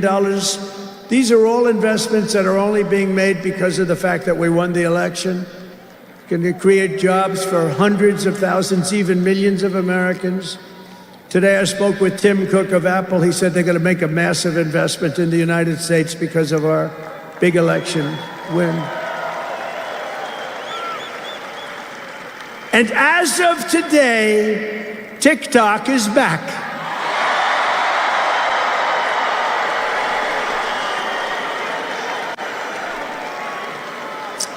So, you know, I did a little TikTok thing. We have a guy, TikTok Jack. He's a young kid, like 21 years old. And we hired this guy, and I went on TikTok. Can you believe what I'll do to win an election? And we went on TikTok, and Republicans have never won the young vote, the youth vote. They win a lot of votes, but they never won the youth vote. We won the youth vote by 36 points. So I like TikTok. I like it. I like it. I had a slightly good experience, wouldn't you say? Romney lost it by 40 points. Not so long ago, we won it by 36 points. That's a very big spread. But I said we need to save TikTok because we're talking about a tremendous... Who in this audience goes with TikTok? Many? Yeah, very popular. And frankly, we have no choice. We have to save it. A lot of jobs. We don't want to give our business to China. We don't want to give our business to other people. And I said, you know, TikTok without my approval, meaning the president's approval, because Congress gave the president the right to make a deal, do whatever he wants. And they did that a long time ago when they had a different president. They didn't know that I was going to be the president, I guess. So I said, very simply, a joint venture. So if TikTok is worth nothing, zero, without an approval, you know, if you don't approve, they're out of business, they're worth nothing. If you do approve, they're worth like $1 trillion. They're worth some crazy number.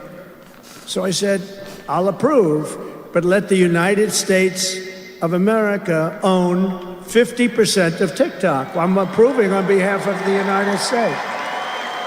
So they'll have a partner, the United States, and they'll have a lot of bidders, and the United States will do what we call a joint venture. And there's no risk. We're not putting up any money. All we're doing is giving them the approval, without which they don't have anything. So I don't know. It sounds like that works. What do you think? Good? I think so. So whether you like TikTok or not, we're going to make a lot of money.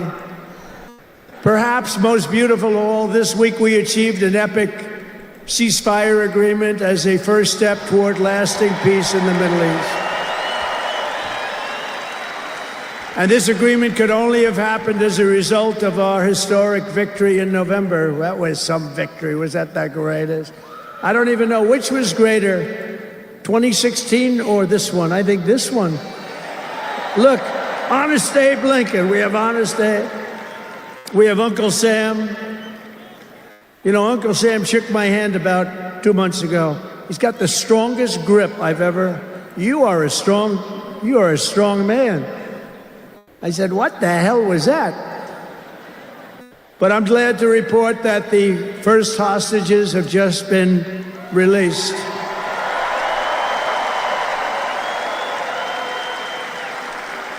And who knows what's going to happen?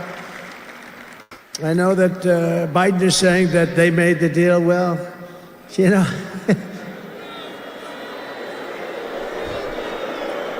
I mean, that deal should have done. First of all, it would have never happened if I were president. Would have never happened. There was not even a thought of it.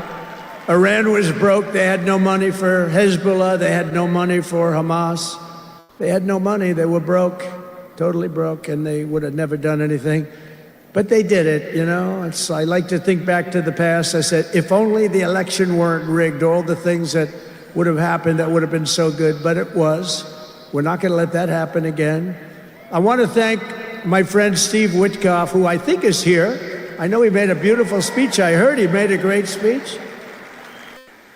But he's an amazing guy. I said, I got to get myself a negotiator. We have to get a good negotiator. A lot of guys are knowledgeable, but they can't negotiate. They don't have the personality or whatever. And Steve does, and Steve's a great negotiator, very successful guy. But he's our new special envoy to the Middle East for helping reach this great breakthrough, and really couldn't have been done without Steve. Where is Steve Witkoff? Is he around here someplace? Because he was so great. There he is. Hello, Steve. Thank you, Steve. Thank you, Steve. What a job. Our incoming administration has achieved all of this in the Middle East in less than 3 months without being president. We've achieved more without being president than they've achieved in 4 years with being president. But just imagine all of the good things that we will accomplish together with 4 more years in the White House, and we're going to do a lot of things. You're going to see something tomorrow. You're going to see executive orders that are going to make you extremely happy. Lots of them. Lots of them. We have to set our country on the proper course. By the time the sun sets tomorrow evening, the invasion of our borders will have come to a halt, and all the illegal border trespassers will in some form or another be on their way back home. Think of it. We've allowed millions and millions of people into our country through open borders, no checks, no vetting, no anything. Millions and millions of people. And lots of those people are murderers. 52% of them killed more than one person. Other than that, they're quite fine. They're nice people. These are rough people. Remember, I used to say these people are rough. And they would say, no, these are illegal immigrants. They're very safe. I said, they're not safe. Look at what's happened with Venezuela, where they're sending these gangs in and they're taking over apartment complexes in Colorado and then cutting off the fingers of a man who had the nerve and desire to call the police. He said, you want to call the police? Bah, guess what? You have no fingers. These are rough people, and they're getting the hell out of our country. They're out. The border security measures I will outline in my inaugural address tomorrow will be the most aggressive, sweeping effort to restore our borders the world has ever seen. You know, we had the best, safest border in the history of our country. You remember that with the great chart that I put up. I don't even know if they have that chart now. Maybe they do. These guys are good. Maybe they do. Who the? I don't know. I didn't tell them I was going to do this. I didn't tell, but we have some very good people, but I didn't say. But we had a chart, and I looked to my right, and then they said, ooh, that hurt. What the hell was that? I still have that throbbing feeling in my ear. Oh, there it is. Look at it. These people are amazing. I didn't tell them I was doing that. That's fantastic. Yeah, it's all over the place. I love that. That is the most beautiful piece of paper I've ever seen in my life. But if you look at that chart and you look at the red arrow on the bottom, that's the single lowest we ever had in history, at least recorded history, of illegals pouring into our country. We had done a great job, and then they took over, and look what happened. It's like an Elon Musk rocket ship going up. That reminds me of Elon, his rocket ships. Look at that. Look at the difference. And it just continued and continued, and we're taking in people that shouldn't be here. They come in from prisons, from jails. They shouldn't be here. Mental institutions. I used to mention, and the press would always excoriate me, I'd say the late, great Hannibal Lecter came into our country today. Silence of the Lamb. Anybody see that movie? Lovely movie. And when people went to the voter booth, they said, we don't want Hannibal Lecter in our country. The press would say, why is he bringing up Hannibal Lecter? That was a fictitious character. Actually, they're not so fictitious. We have people in our country that are probably worse that we allowed in. But we will quickly reestablish control of our sovereign territory and borders. We will expel every single illegal alien, gang member, and migrant criminal operating on American soil, and remove the savage gang Tren de Aragua from the United States. Here's a little video for you to see about this gang. Go ahead.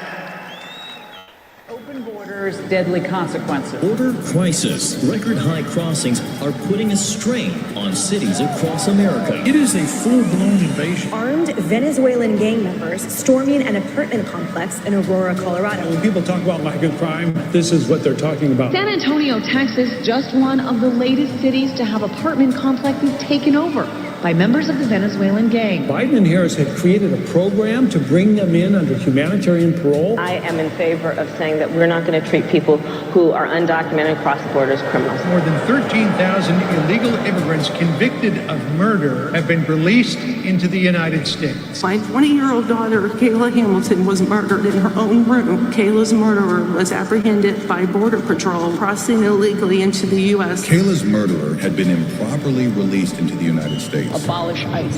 Deanna, we need to probably think about starting from scratch. More than a dozen people suspected of being Tren de Aragua gang members right here in San Antonio. The gang members had been terrorizing the apartment complex. New details in the murder of Laken Riley. The illegal immigrant suspect, who cops say committed the heinous murder, is a Venezuelan national. And was paroled and released into the country by the Biden administration. If they'd all been properly vetted, that probably wouldn't have happened. 2 men investigators say are in the country illegally from Venezuela are charged with capital murder and the death of Jocelyn Nungaray. Martinez and Angel wrapped his arms around Jocelyn's neck, took off her pants, and climbed on top of her. Later strangled Jocelyn to death and then tied up her hands and feet. Court documents suggest a group of men arrested for beating and robbing a Dallas woman last month are members of a Venezuelan street gang. The men threatened to cut off her fingers if she did not cooperate. Manuel Hernandez was booked by Colleyville police just 2 days earlier and released the day before the robbery. A Peruvian gang leader who is wanted for 23 murders, who was arrested by Border Patrol near Roma, Texas, then released into America.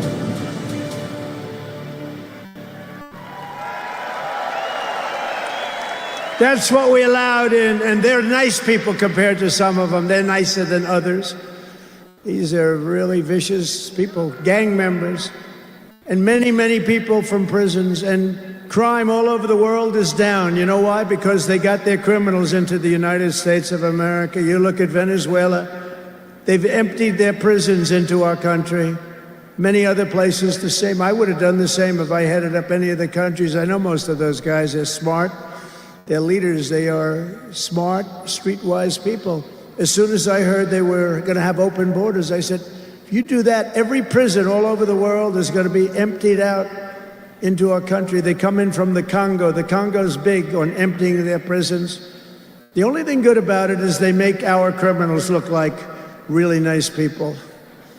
These people are vicious people all over the world, not just South America, all over the world they come. From mental institutions and from jails and prisons. With our actions tomorrow, my administration will deliver justice for every family whose loved one has been stolen from them by migrant crime, including Laken Riley, Rachel Morin, Jocelyn Nungaray, Kayla Hamilton, and every other precious American soul that we have lost to these animals. Their memories will live in the hearts forever, in our hearts forever, and we will never, ever forget them. And their contribution, I told their mothers who were devastated, their parents, their fathers, they're devastated. They'll never be the same. They'll never be the same. But I said, your daughter has made a major contribution. Your son has made a major contribution. There are hundreds and even thousands of victims of this horrible atrocity. And you add those numbers to the numbers of crime that we're already going through the roof, and it's something that you wouldn't even believe. Do you remember I did the debate, and I had David Muir from ABC saying, no, crime has gone down. I said, no, it's gone through the roof. Crime has gone through the roof, David. No, crime has gone down. I said, it's gone through the roof. And then he goes, I disagree with that. The next day they announced that crime was up like 40%.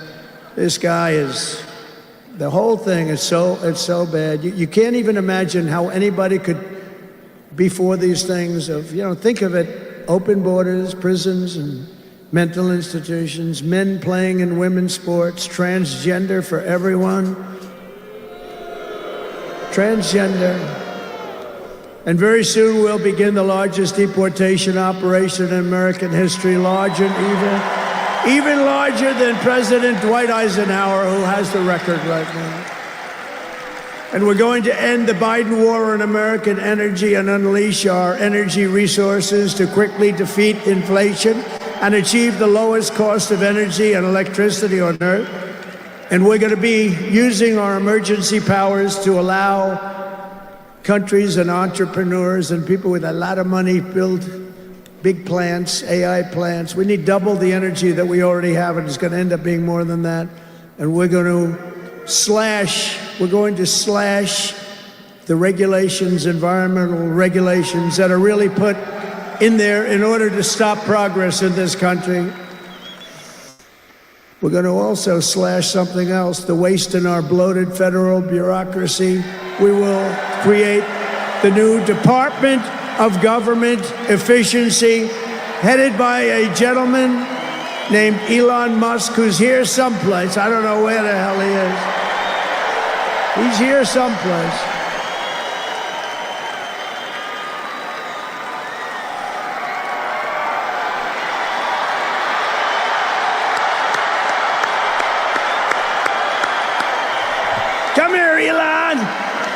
Did you see his rocket yesterday? It was captured.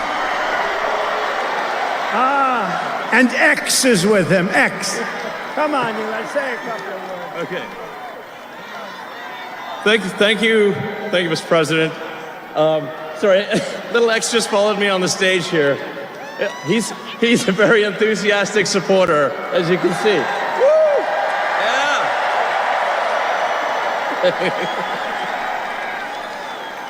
So we're looking forward to making a lot of changes, and you know this victory is the start, really.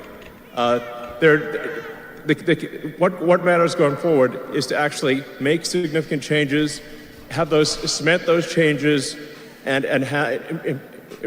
set the foundation for America to be strong for a century, for centuries, forever. So.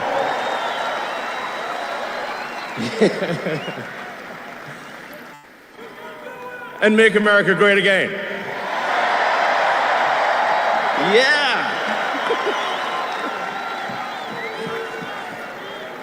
So, yeah. So anyway, we're gonna do great things here. Thank you.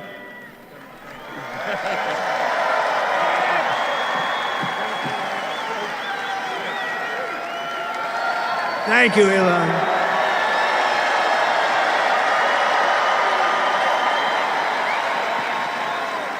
You know, I always say we have to be protective of our geniuses because we don't have too many, but that one is a good one. Now, I watched his rocket come down about 3 months ago, and I thought it was crashing. I was talking to somebody on the phone. By the way, same thing happened yesterday. It came down, and it was captured so beautifully. It came down, it's tumbling, it's a mess, it's going down. I say, oh, look at that thing, that's a disaster. And then it gets like a couple of miles away from Earth, and all of a sudden the engines start going on, the things start, and then I see it coming in and landing in the gantry, and I'm watching it, I'm saying, oh, it's gonna crash, oh, but those engines came out and they blew the fire all over the place, and all of a sudden those two big arms came and hugged it like you would hug your little baby, and that sucker landed it. Nobody's been able to do that but him. And he's a great guy, and we have him and Vivek and some great people working on a thing called costs, and he's got the credibility to do it too. We're going to do things that are really amazing.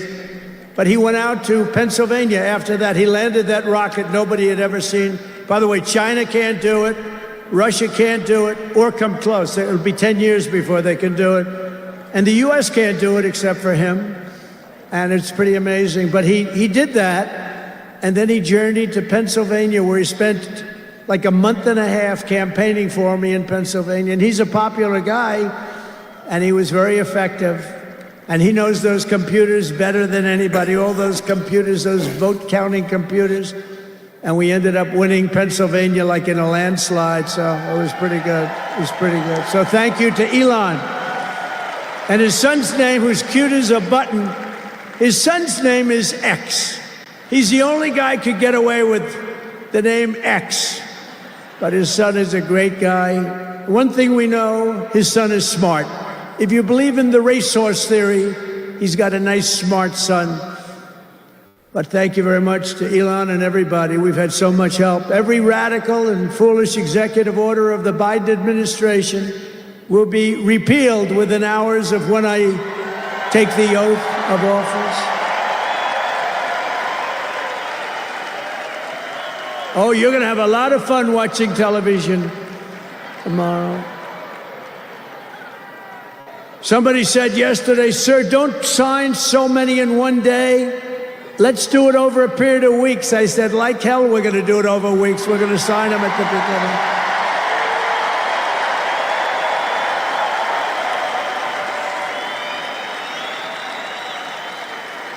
You know that old story. Let's do it later, then it never gets done. No, we're doing them tomorrow. And we'll have plenty to sign in the future. Don't worry about it. It's not going to stop. But we're going to stop the destructive and divisive diversity, equity, and inclusion mandates all across the government. and private sector and return our country to the merit system. You know, the Supreme Court ruled that the United States is allowed to go by the merit system, which is what made us great in the first place. That was a big ruling that a lot of people don't even know about, but it was a big, tremendous ruling.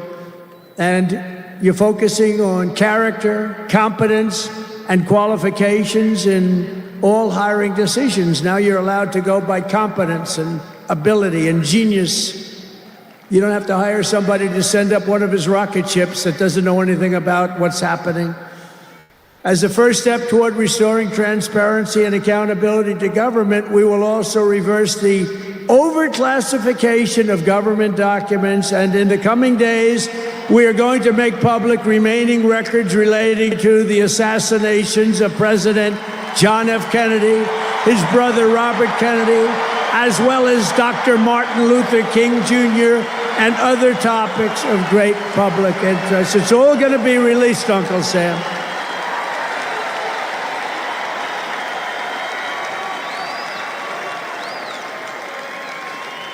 And I will direct our military to begin construction of the great Iron Dome missile defense shield, which will all be made in the USA. And we will get wokeness the hell out of our military immediately and make it like it used to be. Take a look at this.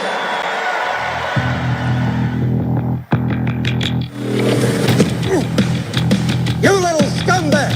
I got your name! I got your ass! You will not laugh! You will not cry! You will learn by the number! Happy Pride. Happy Pride Month, and actually, let's declare it a summer of pride. So you're a killer? Sir, yes, sir! Let me see your war face! Sir, you got a war face? Ah! That's a war face! Now let me see your war face! Ah! Bullshit! You didn't convince me! Let me see your real war face! Ah! I hear it and I know, I know you wanna take. You will be a weapon. You will be a minister of death, praying for war. But until that day, you are pukes. You are the lowest form of life on earth. You are not even human fucking beings. You are nothing but unorganized, grabastic pieces of amphibian shit. How to abracadabra, these bitches know I got answers the way I... It looks to me like the best part of you ran down the crack of your mama's ass and ended up as a brown stain on the mattress.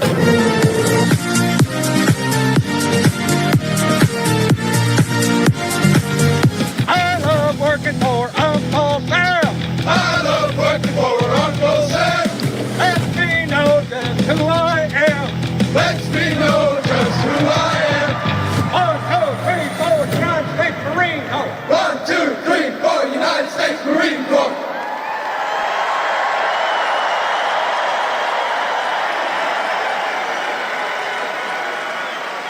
Thank you.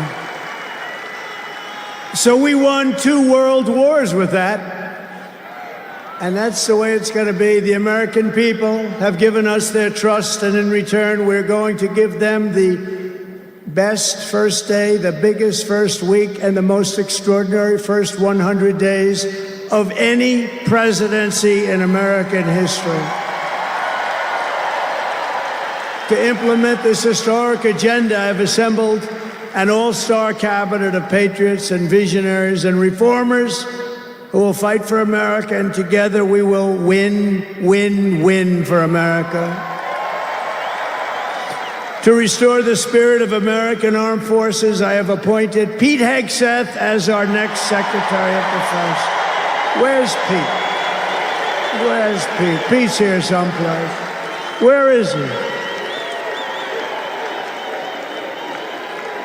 Good job, Pete. They like you, Pete. Thanks, Pete. They like him. To bring back integrity to our intelligence community, Tulsi Gabbard will be our next Director of National Intelligence.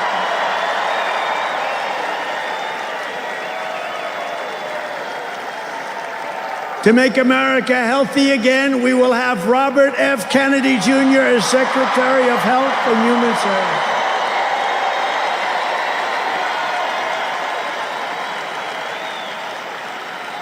To end the weaponization of our government and restore the impartial rule of law. Oh, this is so important. She's so incredible. Pam Bondi will be an outstanding Attorney General. She's going to do an incredible job. She will do an incredible job, and she's working with another person who's going to be unbelievable at the FBI, Kash Patel.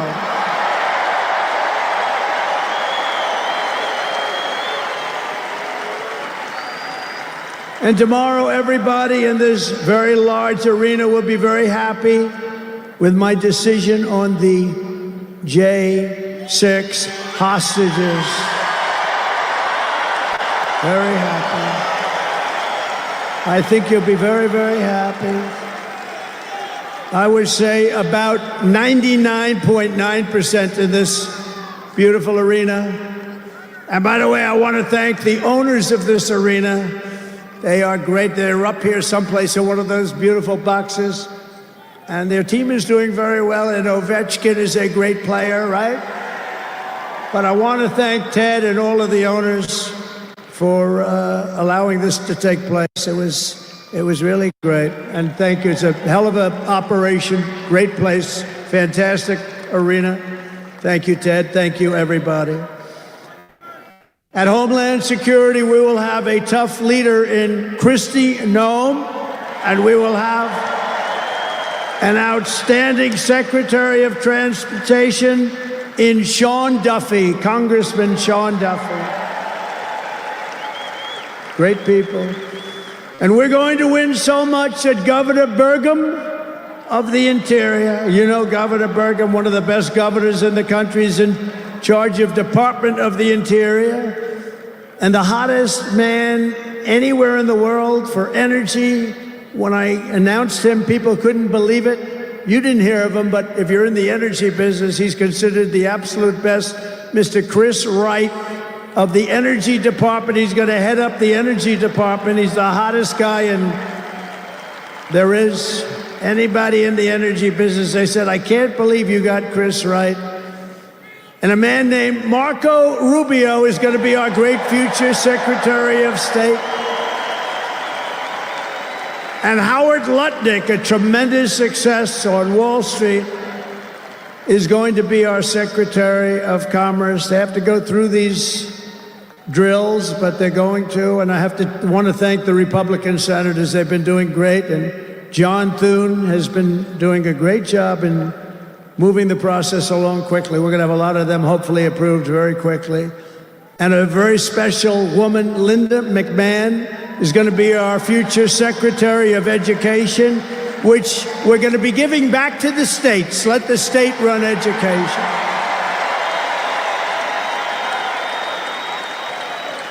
I said to Linda, Linda, I'm making you the Secretary of Education, but if you do a great job, you will put yourself out of a job because you're going to be sending it back to the states. And she's fantastic.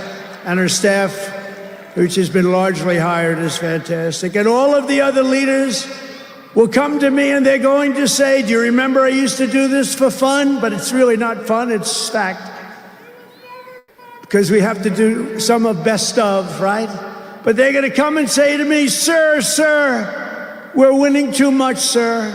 We can't take it anymore. We have to stop winning, sir. We can't do it. We're not used to winning in our country. And each one of them is going to say, every single one, sir, please, please, you're destroying our country. We're winning too much. Our country isn't prepared for this. They're not used to winning, sir. And I'll say, no, Linda and everybody, we're not going to stop winning. The people of our country want us to keep on winning, and we're going to go win like never, ever before. And that's what we're going to do. We're going to be doing it, Uncle Sam. Uncle Sam is having a heart attack down here. Look at him. Uncle Sam is going wild. And they think I pay for these people. I have no idea who he is. All I know is he does. And there's Abe Lincoln. Thank you, honest Abe. I have no idea, I swear, I have no idea who the hell he is. But he looks like Abe. He's probably a little bit shorter, in all fairness. Abe was 6'6". He's a little bit shorter. He's about a foot shorter. Other than that, he's perfect. Thank you, Abe. In addition to the most talented cabinet ever assembled, and we think we're hearing things like that, we will be supported in our mission by countless wonderful American patriots. First, let me thank my incredible family, and I want to thank in particular somebody that headed up the Republican Party, along with Mike, the two of them, Lara Trump, who you saw before, who produced those two beautiful children. Lara Trump is unbelievable. She was the chairman of the Republican Party, and nobody ever said, oh, gee, it's a family member. They actually said, how the hell did you get her to do it? And she did a phenomenal job. We had a minimum of cheating. We watched them like a hawk. Where is Lara? Where the hell is she? Because she did some job. See, she wants to be nice and quiet. She's here someplace. Thank you, Lara. Thank you very much, hon. She's phenomenal. The job she did, and her son, who was up. Didn't they do a beautiful job? The son and the daughter. How many young kids know that one? They don't know that one. But her husband is somebody I'm very proud of. He's doing a great job. He's been subpoenaed more than any human being in history, I believe.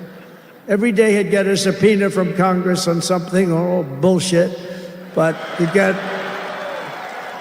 a subpoena. He's got a PhD in subpoenas, but he did a fantastic job. And Don, you know all about Don, how he did. He's great. He's very popular too. He knows a lot about guns, I want to tell you that. We had, by the way, I have to tell you, we had great support from every gun group, including the NRA. It's really worked hard. And Ivanka and Jared are here. And Tiffany and Michael are here.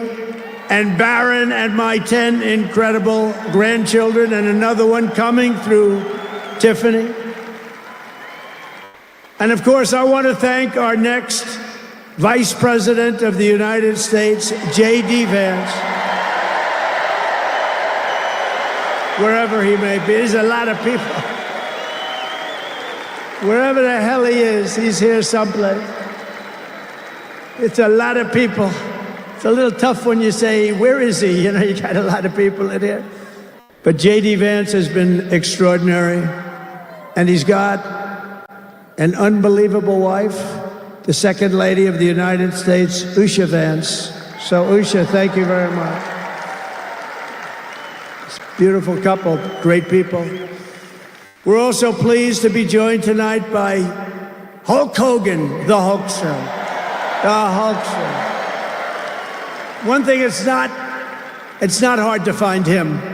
All he has to do is stand up and you say, there he is. But he's great. And Kid Rock, wow, Kid Rock is a friend of mine. He's a friend of mine for a long, long time. He did that thing on Budweiser. Budweiser will never be the same, when he did the gun with the MAGA hat. That was the commercial that everybody saw. Also with us tonight is a great actor, tremendously talented guy, John Voight, who's great, and a friend of mine. And Sylvester Stallone is here. Great guy. And you know, I got Mel Gibson, Sylvester Stallone, and John Voight to become ambassadors to Hollywood, California, to put it back on track. So they're all ambassadors. You have to refer to them as ambassador, Mr. Ambassador. And a man who's got an army of young people, Charlie Kirk, is here. And I want to thank Charlie. Charlie is fantastic. I mean, this guy, don't believe the stuff when you hear the kids are liberal. They're not liberal. Maybe they used to be, but they're not anymore. You got to see how many people are for us. And I want to thank Megyn Kelly. She's been terrific. She's been really great. And Billy Ray Cyrus. And Lee Greenwood, wow, has he been trumpeted. What a song and what a man. And you know, by the way, these microphones. You see the microphones? I said, what the hell are those microphones doing standing behind me? You're going to have a little special treat at the end of this speech. I don't want to tell you because you'll rush me off the stage. Get off the stage. But you have a little special treat, and I won't tell you, but let's put it this way. It's the people that 30 years ago had a hot song, never hit #1, hit #5. But 30 years later, it hit #1 week after week. And they're here to sing. They're here to sing for you. And you won't recognize them. They're slightly larger than they used to be, but that's the way life goes. We can all tell you, that's the way life goes. There's nothing we can do about that. Sebastian Gorka, stand up, Sebastian. I see Sebastian here. There's a patriot. He's been with me through thick and thin, right, Sebastian? Now he's with the administration. Thank you. Great guy. And again, I want to thank Elon for what he did in Pennsylvania. He worked so hard. He worked so hard in Pennsylvania. A great guy and a man who is a champion, a man who took something from nothing. Everybody said, this is something will never work, it's too violent. But he understood people. He said they like violence, unfortunately, right?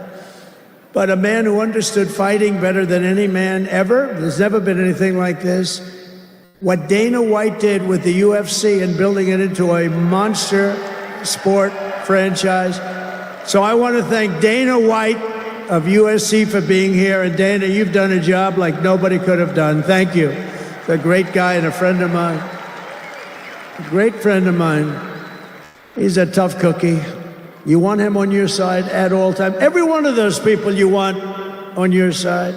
And we have dozens of other celebrities and everything, but we're going to get back to what we're doing. But I do want to say, in the audience, we have many governors, many senators, many members of Congress, and other distinguished guests, far too many to name, unless you'd like me to name them. No? Do you want me to name governors, senators, and Congress people? No. I thought you were going to say that. Sorry, governors. No, but we appreciate all of the love that we've gotten from them. I'll tell you, our House and our Senate Republicans have been unbelievable, and the governors are unbelievable, the job they're doing. Of the crime-ridden cities, the top 25, every single one of them is run by a Democrat. Does that tell you something? We don't have problems in the Republican cities. Tonight, I also want to send our love to everyone affected by the terrible wildfires raging in California. We're praying for you all. We love you all. We're going to be there very soon. I'm going to go out there on Friday to see it and to get it moving back. We're going to get some of the best builders in the world. We'll get it moving back. And I also want to pay my respects to the great people of North Carolina. You know, I won it every single time.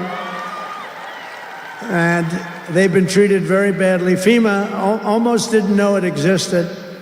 And we're going to get North Carolina rocking and rolling, okay? We're going to get them rocking and rolling. They've been treated very badly as a state. Together we will rebuild Los Angeles better, more beautiful than ever before. We're going to get it going. We have the best builders in the world. It's the only people that could do it. Nobody else knows what the hell they're doing. And in 2028, the Los Angeles Olympics will be one of the great sporting events and patriotic celebrations in history. I was with Gianni, the head of the Olympics, and because of the wildfires, they're going to do a special job. They're going to really do something very special on the Olympics. And the opposite, some people said, oh, maybe the Olympics can't go there. It turned out just the opposite. They came to see me the other day, and the committee, and it's just the opposite. So the Olympics is great. And Johnny, for the others, you know, the World Cup, Johnny is the head of it. We had our top people, Wasserman. They all came in on the Olympics, and then I saw Johnny. And we got the World Cup, too. And, you know, it's only because they rigged the election that I'll be your president representing you there. You know, I got both of them. I got the Olympics and I got the World Cup. And I said, you know, it's too bad. One was in 2026 and the other was in 2028. And I said, I won't be there. I won't be your president. But then they rigged the election and now we won. So I'm going to be your president for the Olympics and for the World Cup. So, Johnny, thank you for the World Cup. And everybody, thank you for the Olympics. We're going to have a great time. We have another thing happening. 250 years. A celebration like no other. 250 years. And that's going to be taking place next year. So we have a lot of big events coming. And everything we do everything. We take it very, very seriously. But what do we do more than anything else? We put America first. And it all starts tomorrow when I raise my hand on the Bible to be sworn as we'll be sworn in tomorrow. We're all going to be sworn in together. That's the way I look at it. It's not me, it's you. Greatest of all time. So we will be sworn in tomorrow. I'll be representing you as your 47th President of the United States.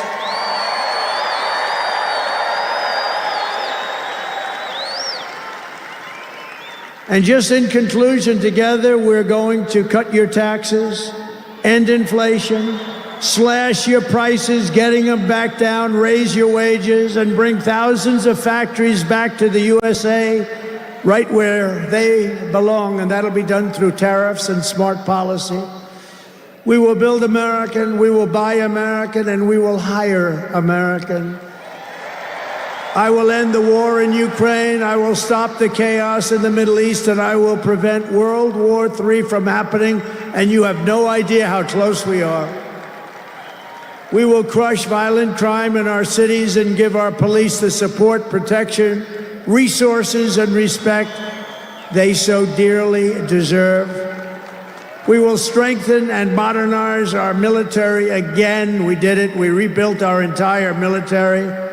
And then they gave billions and billions of dollars of it to, you remember, to the Taliban. They gave it to the Taliban. They gave our military equipment, a big chunk of it, to the enemy. Do you know that we pay billions of dollars a year? Do you know this? Does anyone know this? To Afghanistan? Do you know that? And I say, if we're going to pay billions of dollars a year, tell them we're not going to give them the money unless they give back our military equipment that these poor, stupid people allowed for them to have. So we'll give them a couple of bucks. We want the military equipment back. We will rebuild our once great cities, including our capital in Washington, D.C., making them safe, clean, and beautiful again. And we want to make this city again safe. We don't want people coming to Washington and getting mugged, shot, killed. We're going to stop it. Law enforcement, and they have very good police here, but they have to be allowed to do their job. We're going to stop it. We're going to beautify it. We're going to make it the most beautiful capital in the world. We will teach our children to love our country, to honor our history, and to always respect our great American flag. And we will get critical race theory and transgender insanity the hell out of our schools.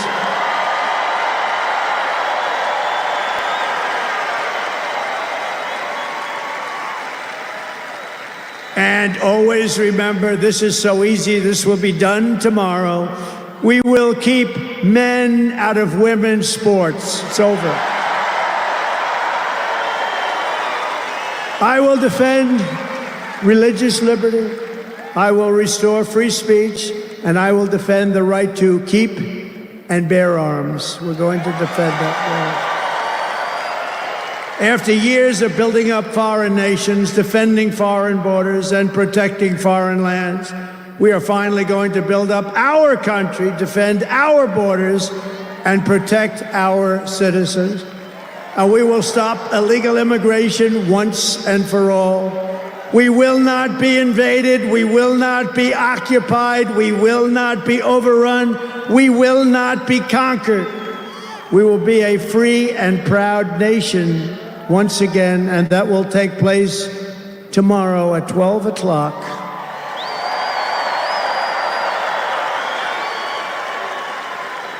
Everyone in our country will prosper.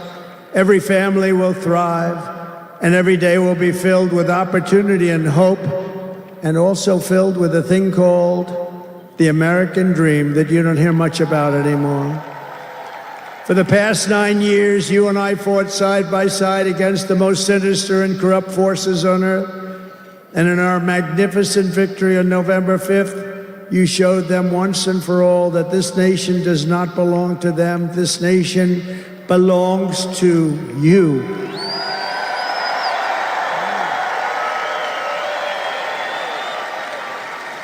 From New York to Los Angeles, from Philadelphia to Phoenix, from Chicago to Miami, and from Houston to right here in Washington, D.C.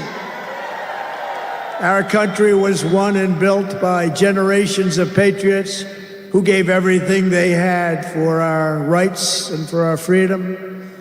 They were farmers and soldiers, cowboys and factory workers, steel workers, coal miners, police officers, and pioneers who pushed onward, marched forward, and let no obstacle stand in their path. Nothing could get in their way.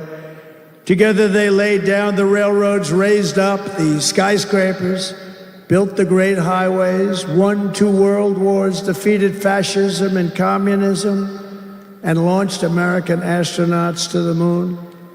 It was hardworking patriots like you who built this country, and 75 days ago on November 5th, it was hardworking patriots like you who saved our country. You saved our country.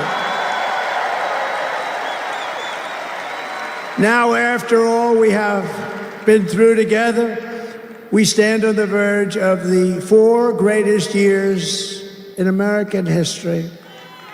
With your help, we will restore America's promise, and we will rebuild the nation that we all love so much. We are one people, one family, and one glorious nation under God. We will never give in. We will never give up. We will never back down, and we will never, ever, ever, ever surrender. We will fight, fight, fight, and we will win, win, win. And together, we will make America powerful again. We will make America wealthy again. We will make America healthy again. We will make America strong again. We will make America proud again. We will make America safe again. And we will make America great again. Thank you very much. Thank you very much. What a great victory for everybody. Thank you, America. Thank you very much. Thank you. All right, here we go. The Indian, the policeman, the construction worker. Yeah, here we go. The biggest Trump dance in history.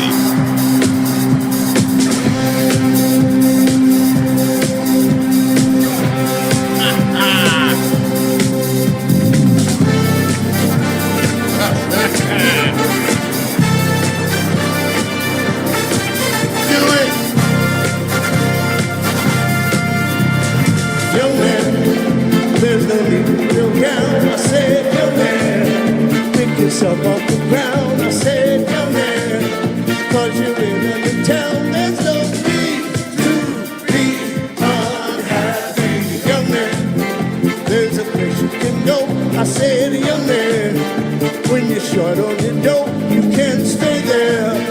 And I'm sure you will find many ways to have a good time. Come on, everybody.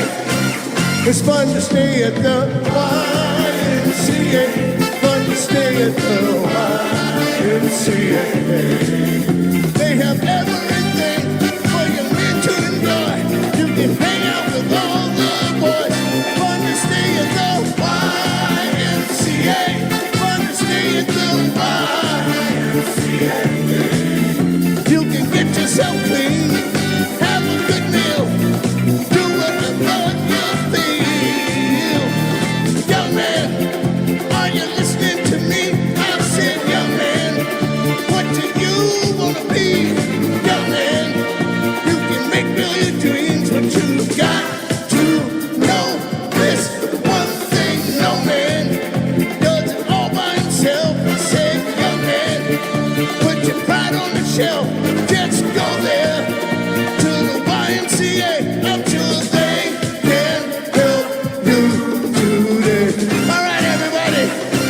It's fun to stay at the YMCA. It's fun to stay at the YMCA. They have everything for your men to enjoy. You can hang out with all the boys. Fun to stay at the YMCA. Fun to stay at the YMCA. You can get yourself clean, have a good meal, do whatever you feel. Young man, I was once in your shoes. I said I was down and out with the blues. I felt no man cared if I were alive. I felt the whole world was so tired. That's when someone came up to me and said, young man, take a walk up the street. It's a place there called the YMCA. They can start you back on your way. Everybody, it's fun to stay at the YMCA. It's fun to stay at the YMCA. They have everything for your men to enjoy. You can hang out with all the boys. YMCA. It's fun to stay at the YMCA. Young man, there's no need to feel down. Young man, pick yourself off the ground. YMCA.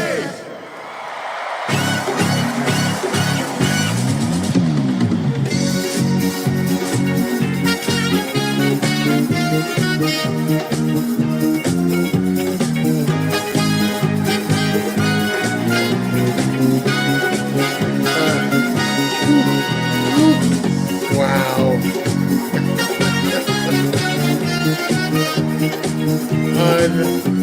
Unbelievable. I never in my life would have thought I would see the Village People at a presidential rally. Never would I have imagined after 7.5 hours I'd be watching the President of the United States dancing with the Village People. Oh man. Oh, this is so good. This is so much fun. Now get off stage and go in a bunker and hide until tomorrow at noon. Please, please, please. Fan-flipping-tastic. Interesting, he's going out a different way than he came in.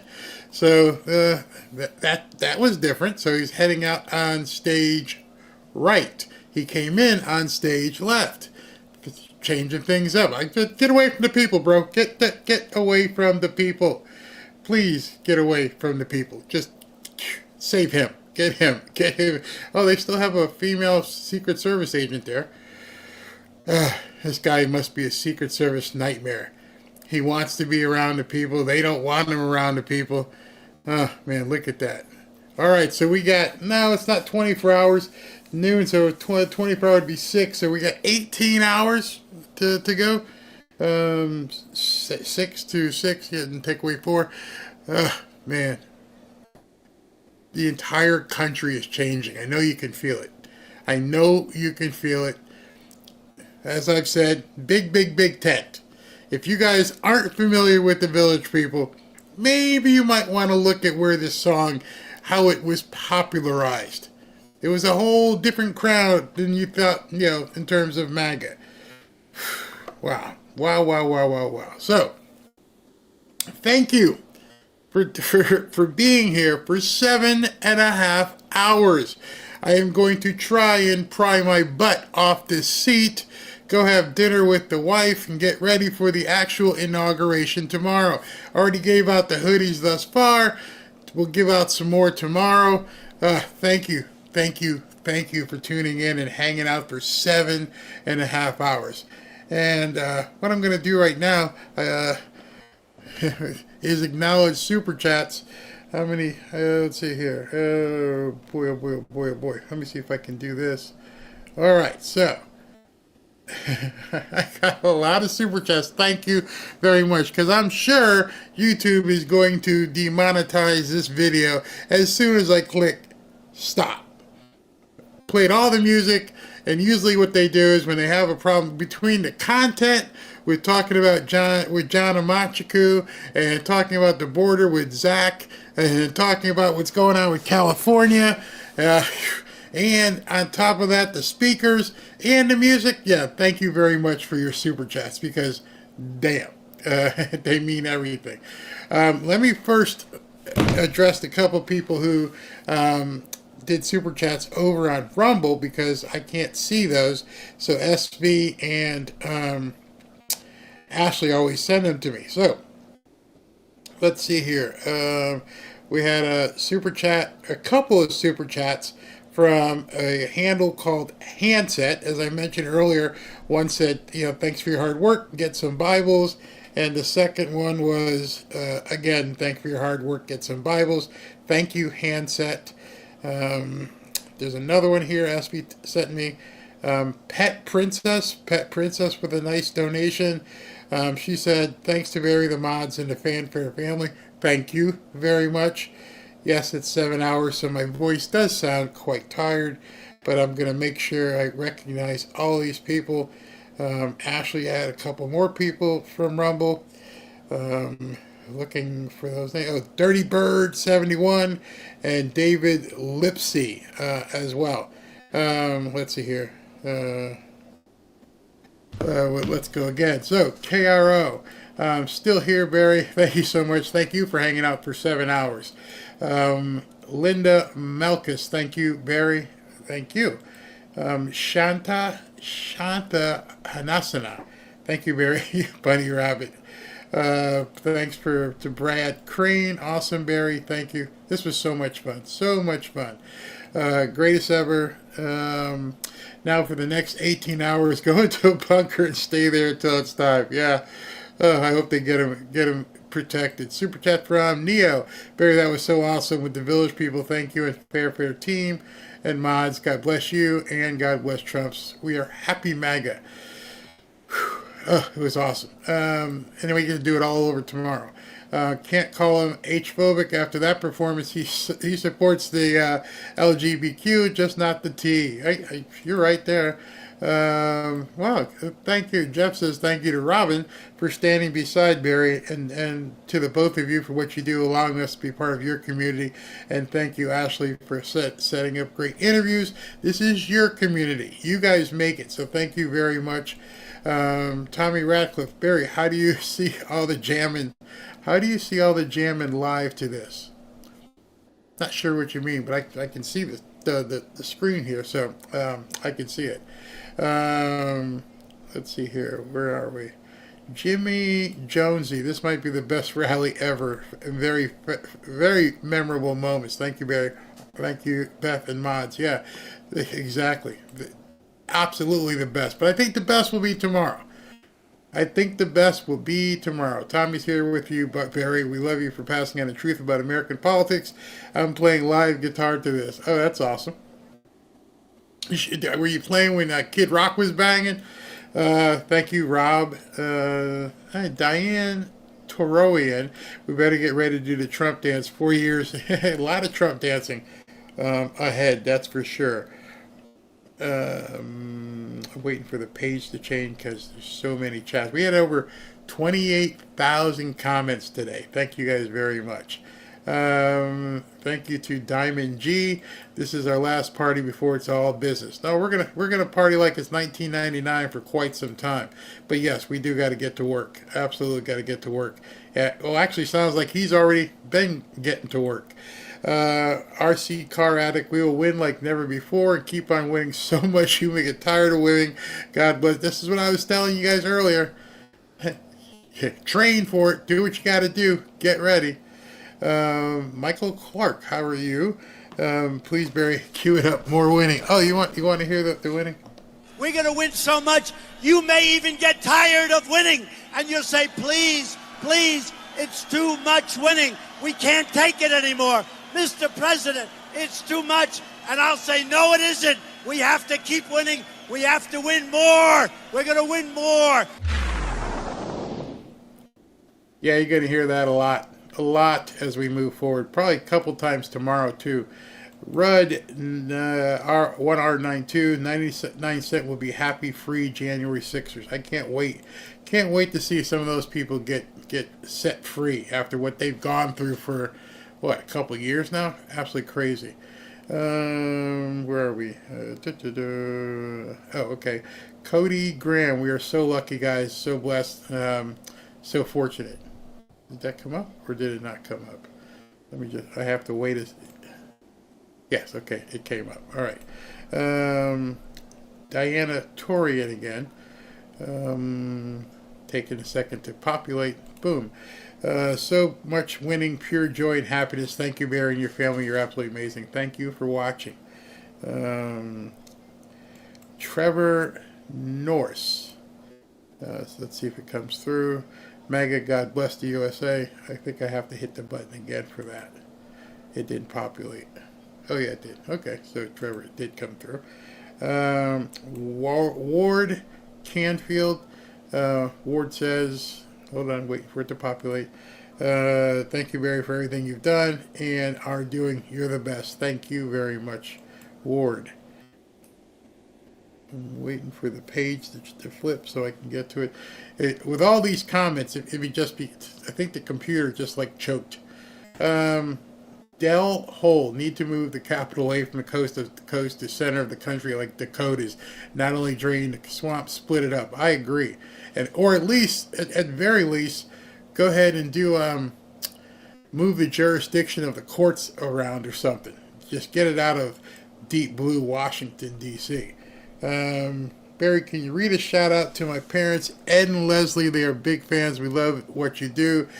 Ed and Leslie, thank you very much. And if you're still here 7 hours later, salute.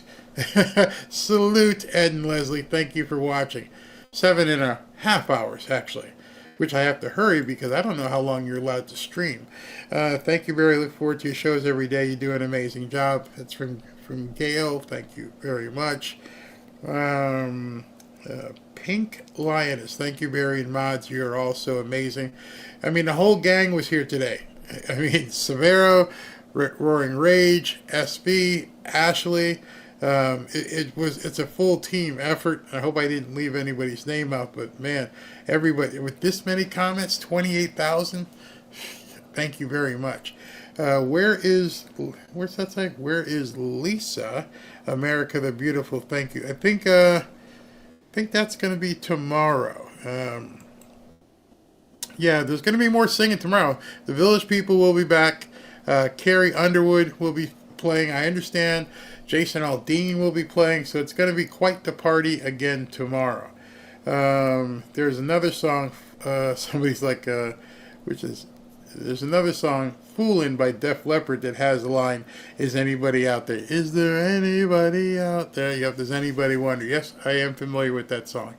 I say hell yeah to American prosperity, Brewski says. I think we're about to see some of that happen. Patricia Franklin, thank you, Barry. You rock. Such great coverage all day. I hope you guys like those interviews as well. This is from Jay Smith. Hey y'all, thanks Barry and y'all. Kid Rock is a way of life. I'm very thankful in America. We got to keep fighting, turn hearts towards the light of Jesus. Yes, absolutely. Thank you for that. David Going says T minus 20 hours. Yep. More like T minus 18 at this point. This is from Chapel. Barry, you helped elect President Trump with the 18-hour days. This celebration is for you. America is back. Thank you very much. It's funny because when you get this long, the computers aren't made to stream for like household computers aren't meant to stream for 7-8 hours. And things stop, kind of work and kind of start choking and being delayed. Born on the 4th. Thank you, Barry. We the people. Thank you very much. Let me go to the next one. Will Smith, proud veteran paratrooper. Always getting something in my eyes, thinking about my brothers and sisters of the service. We finally have a commander-in-chief we can stand. Yes, and I think they know that as well. Yeah, absolutely. V-Shoe, speaking as a hillbilly, when it's time to fight, I'll pair up with white trash over city slickers every time. Boom. Thank you, Barry.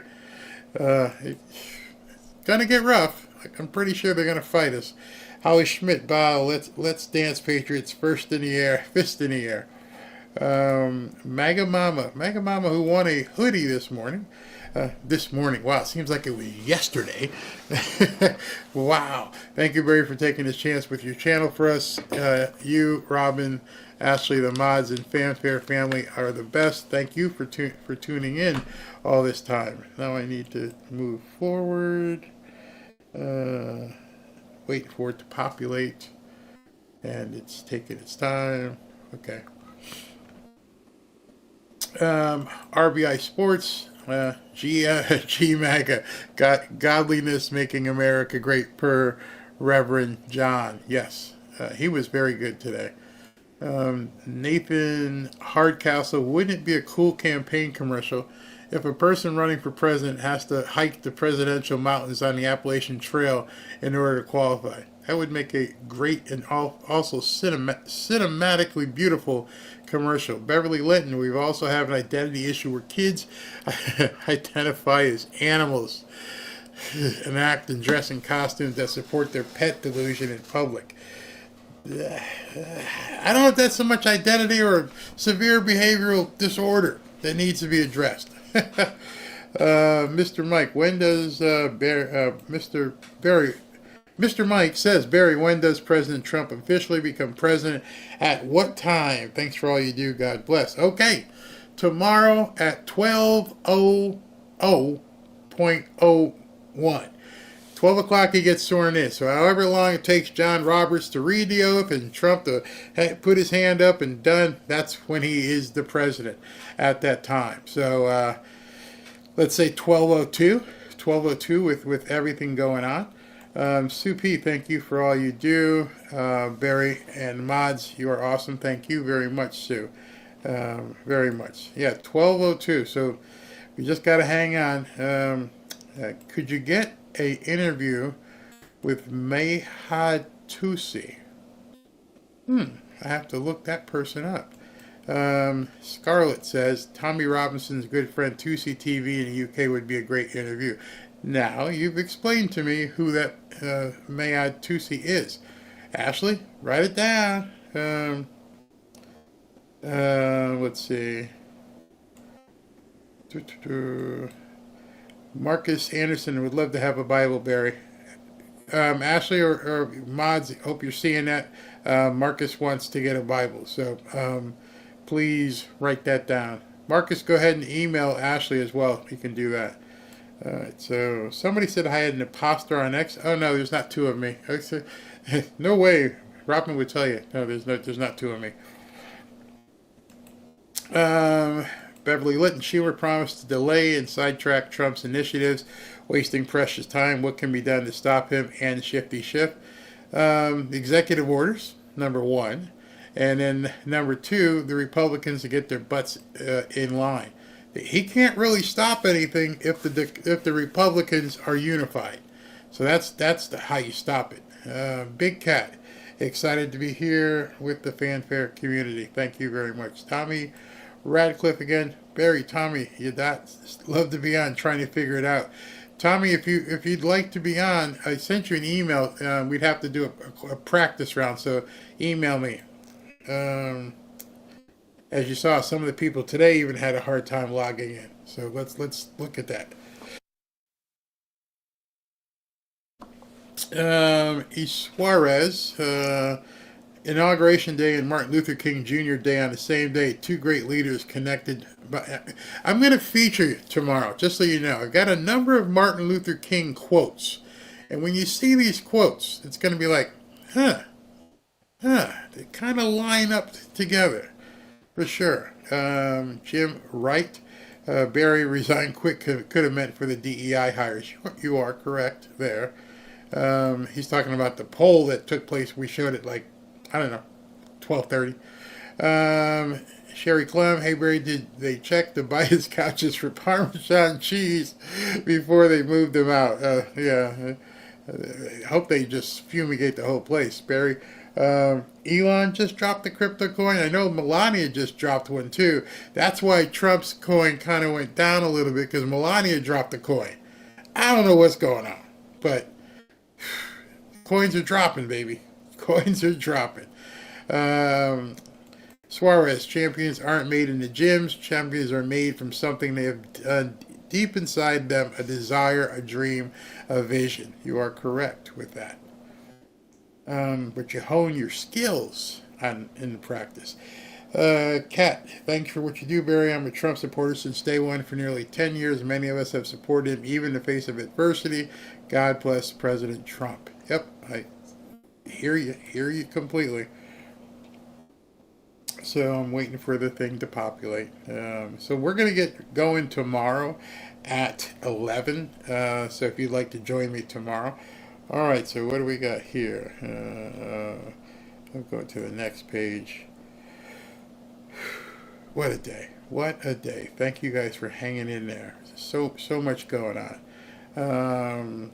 Tommy Radcliffe says, I won first place in 1979 World Cup Slalom and secured my spot in the 80 Lake Placid Games. Wow, I didn't know that. Oh, that's the wrong one I put up there. Here we go. Tommy was a world-class skier. Wow, that's fantastic, man. That's really amazing. Let's see here. Mary Boston. Stephen A. Smith is now quite conflicted. Yep, he is, absolutely. Tommy again, so I got a broken laptop, shaking it at people on YouTube. Yes, keep an open mind, but we Patriots knew this from the start. Stephen A. was just slow. He was slow getting there, but he got there. And much to the chagrin of some of these Democrats, some of these high-profile people like Nellie and others are letting them know you made some big mistakes. Let me see this. Tommy again. Amen, brother. Nellie is rocking. Yeah, that should be interesting watching him sing his big hit in 20-degree weather. If you don't know his big hit is It's Getting Hot in Here. I won't say the rest. This is a PG channel. As a 22-year vet myself, I'm a proud American. More today, I was part of hundreds of failing comrade ceremonies in Afghan. God bless our troops. That's from Arnaldo Rivera. This probably came in during the wreath laying at the tomb of the unknown soldier. From Jenna, I'm very curious about the EBT and debit cards they have received. Do they get to No, they don't get to continue using the money. As at about 12 o'clock tomorrow, Trump's going to have all the codes. Turn them off. They're done. You're done. Head for the border. And I'm not talking about Taco Bell. Head for the border. Tavarius. Sorry, I was wrong, Barry. You know what, Tavares, you sent that 5 hours. I don't even remember what you're wrong about, bro. But no big deal. Tommy, a dragon. Barry, oh man, it's funny when you do these streams for so long.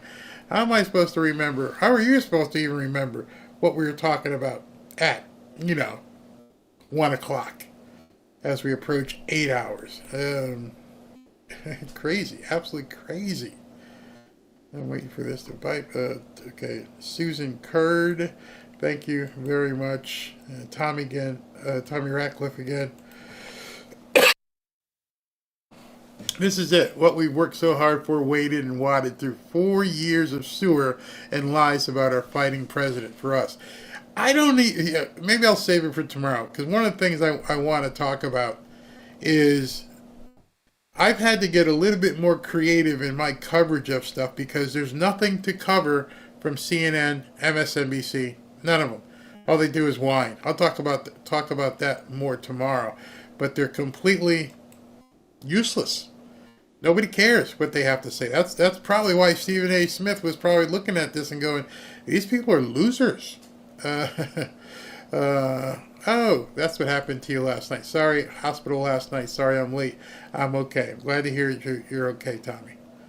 Very much so. Let's see what we got here. Michelle Croft. It's not much, but I like what you're doing. Thank you, and never apologize. Everything is definitely appreciated. Yeah, the mainstream media, they're done.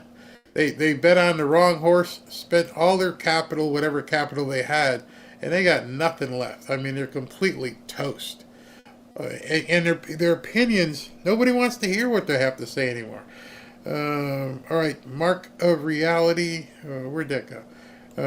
In 4, 8, or 12 years, I pray that the American people don't forget again just how corrosive and damaging the progressive woke mind is. Hopefully these people grow up and realize, life isn't the way everybody has told them it is.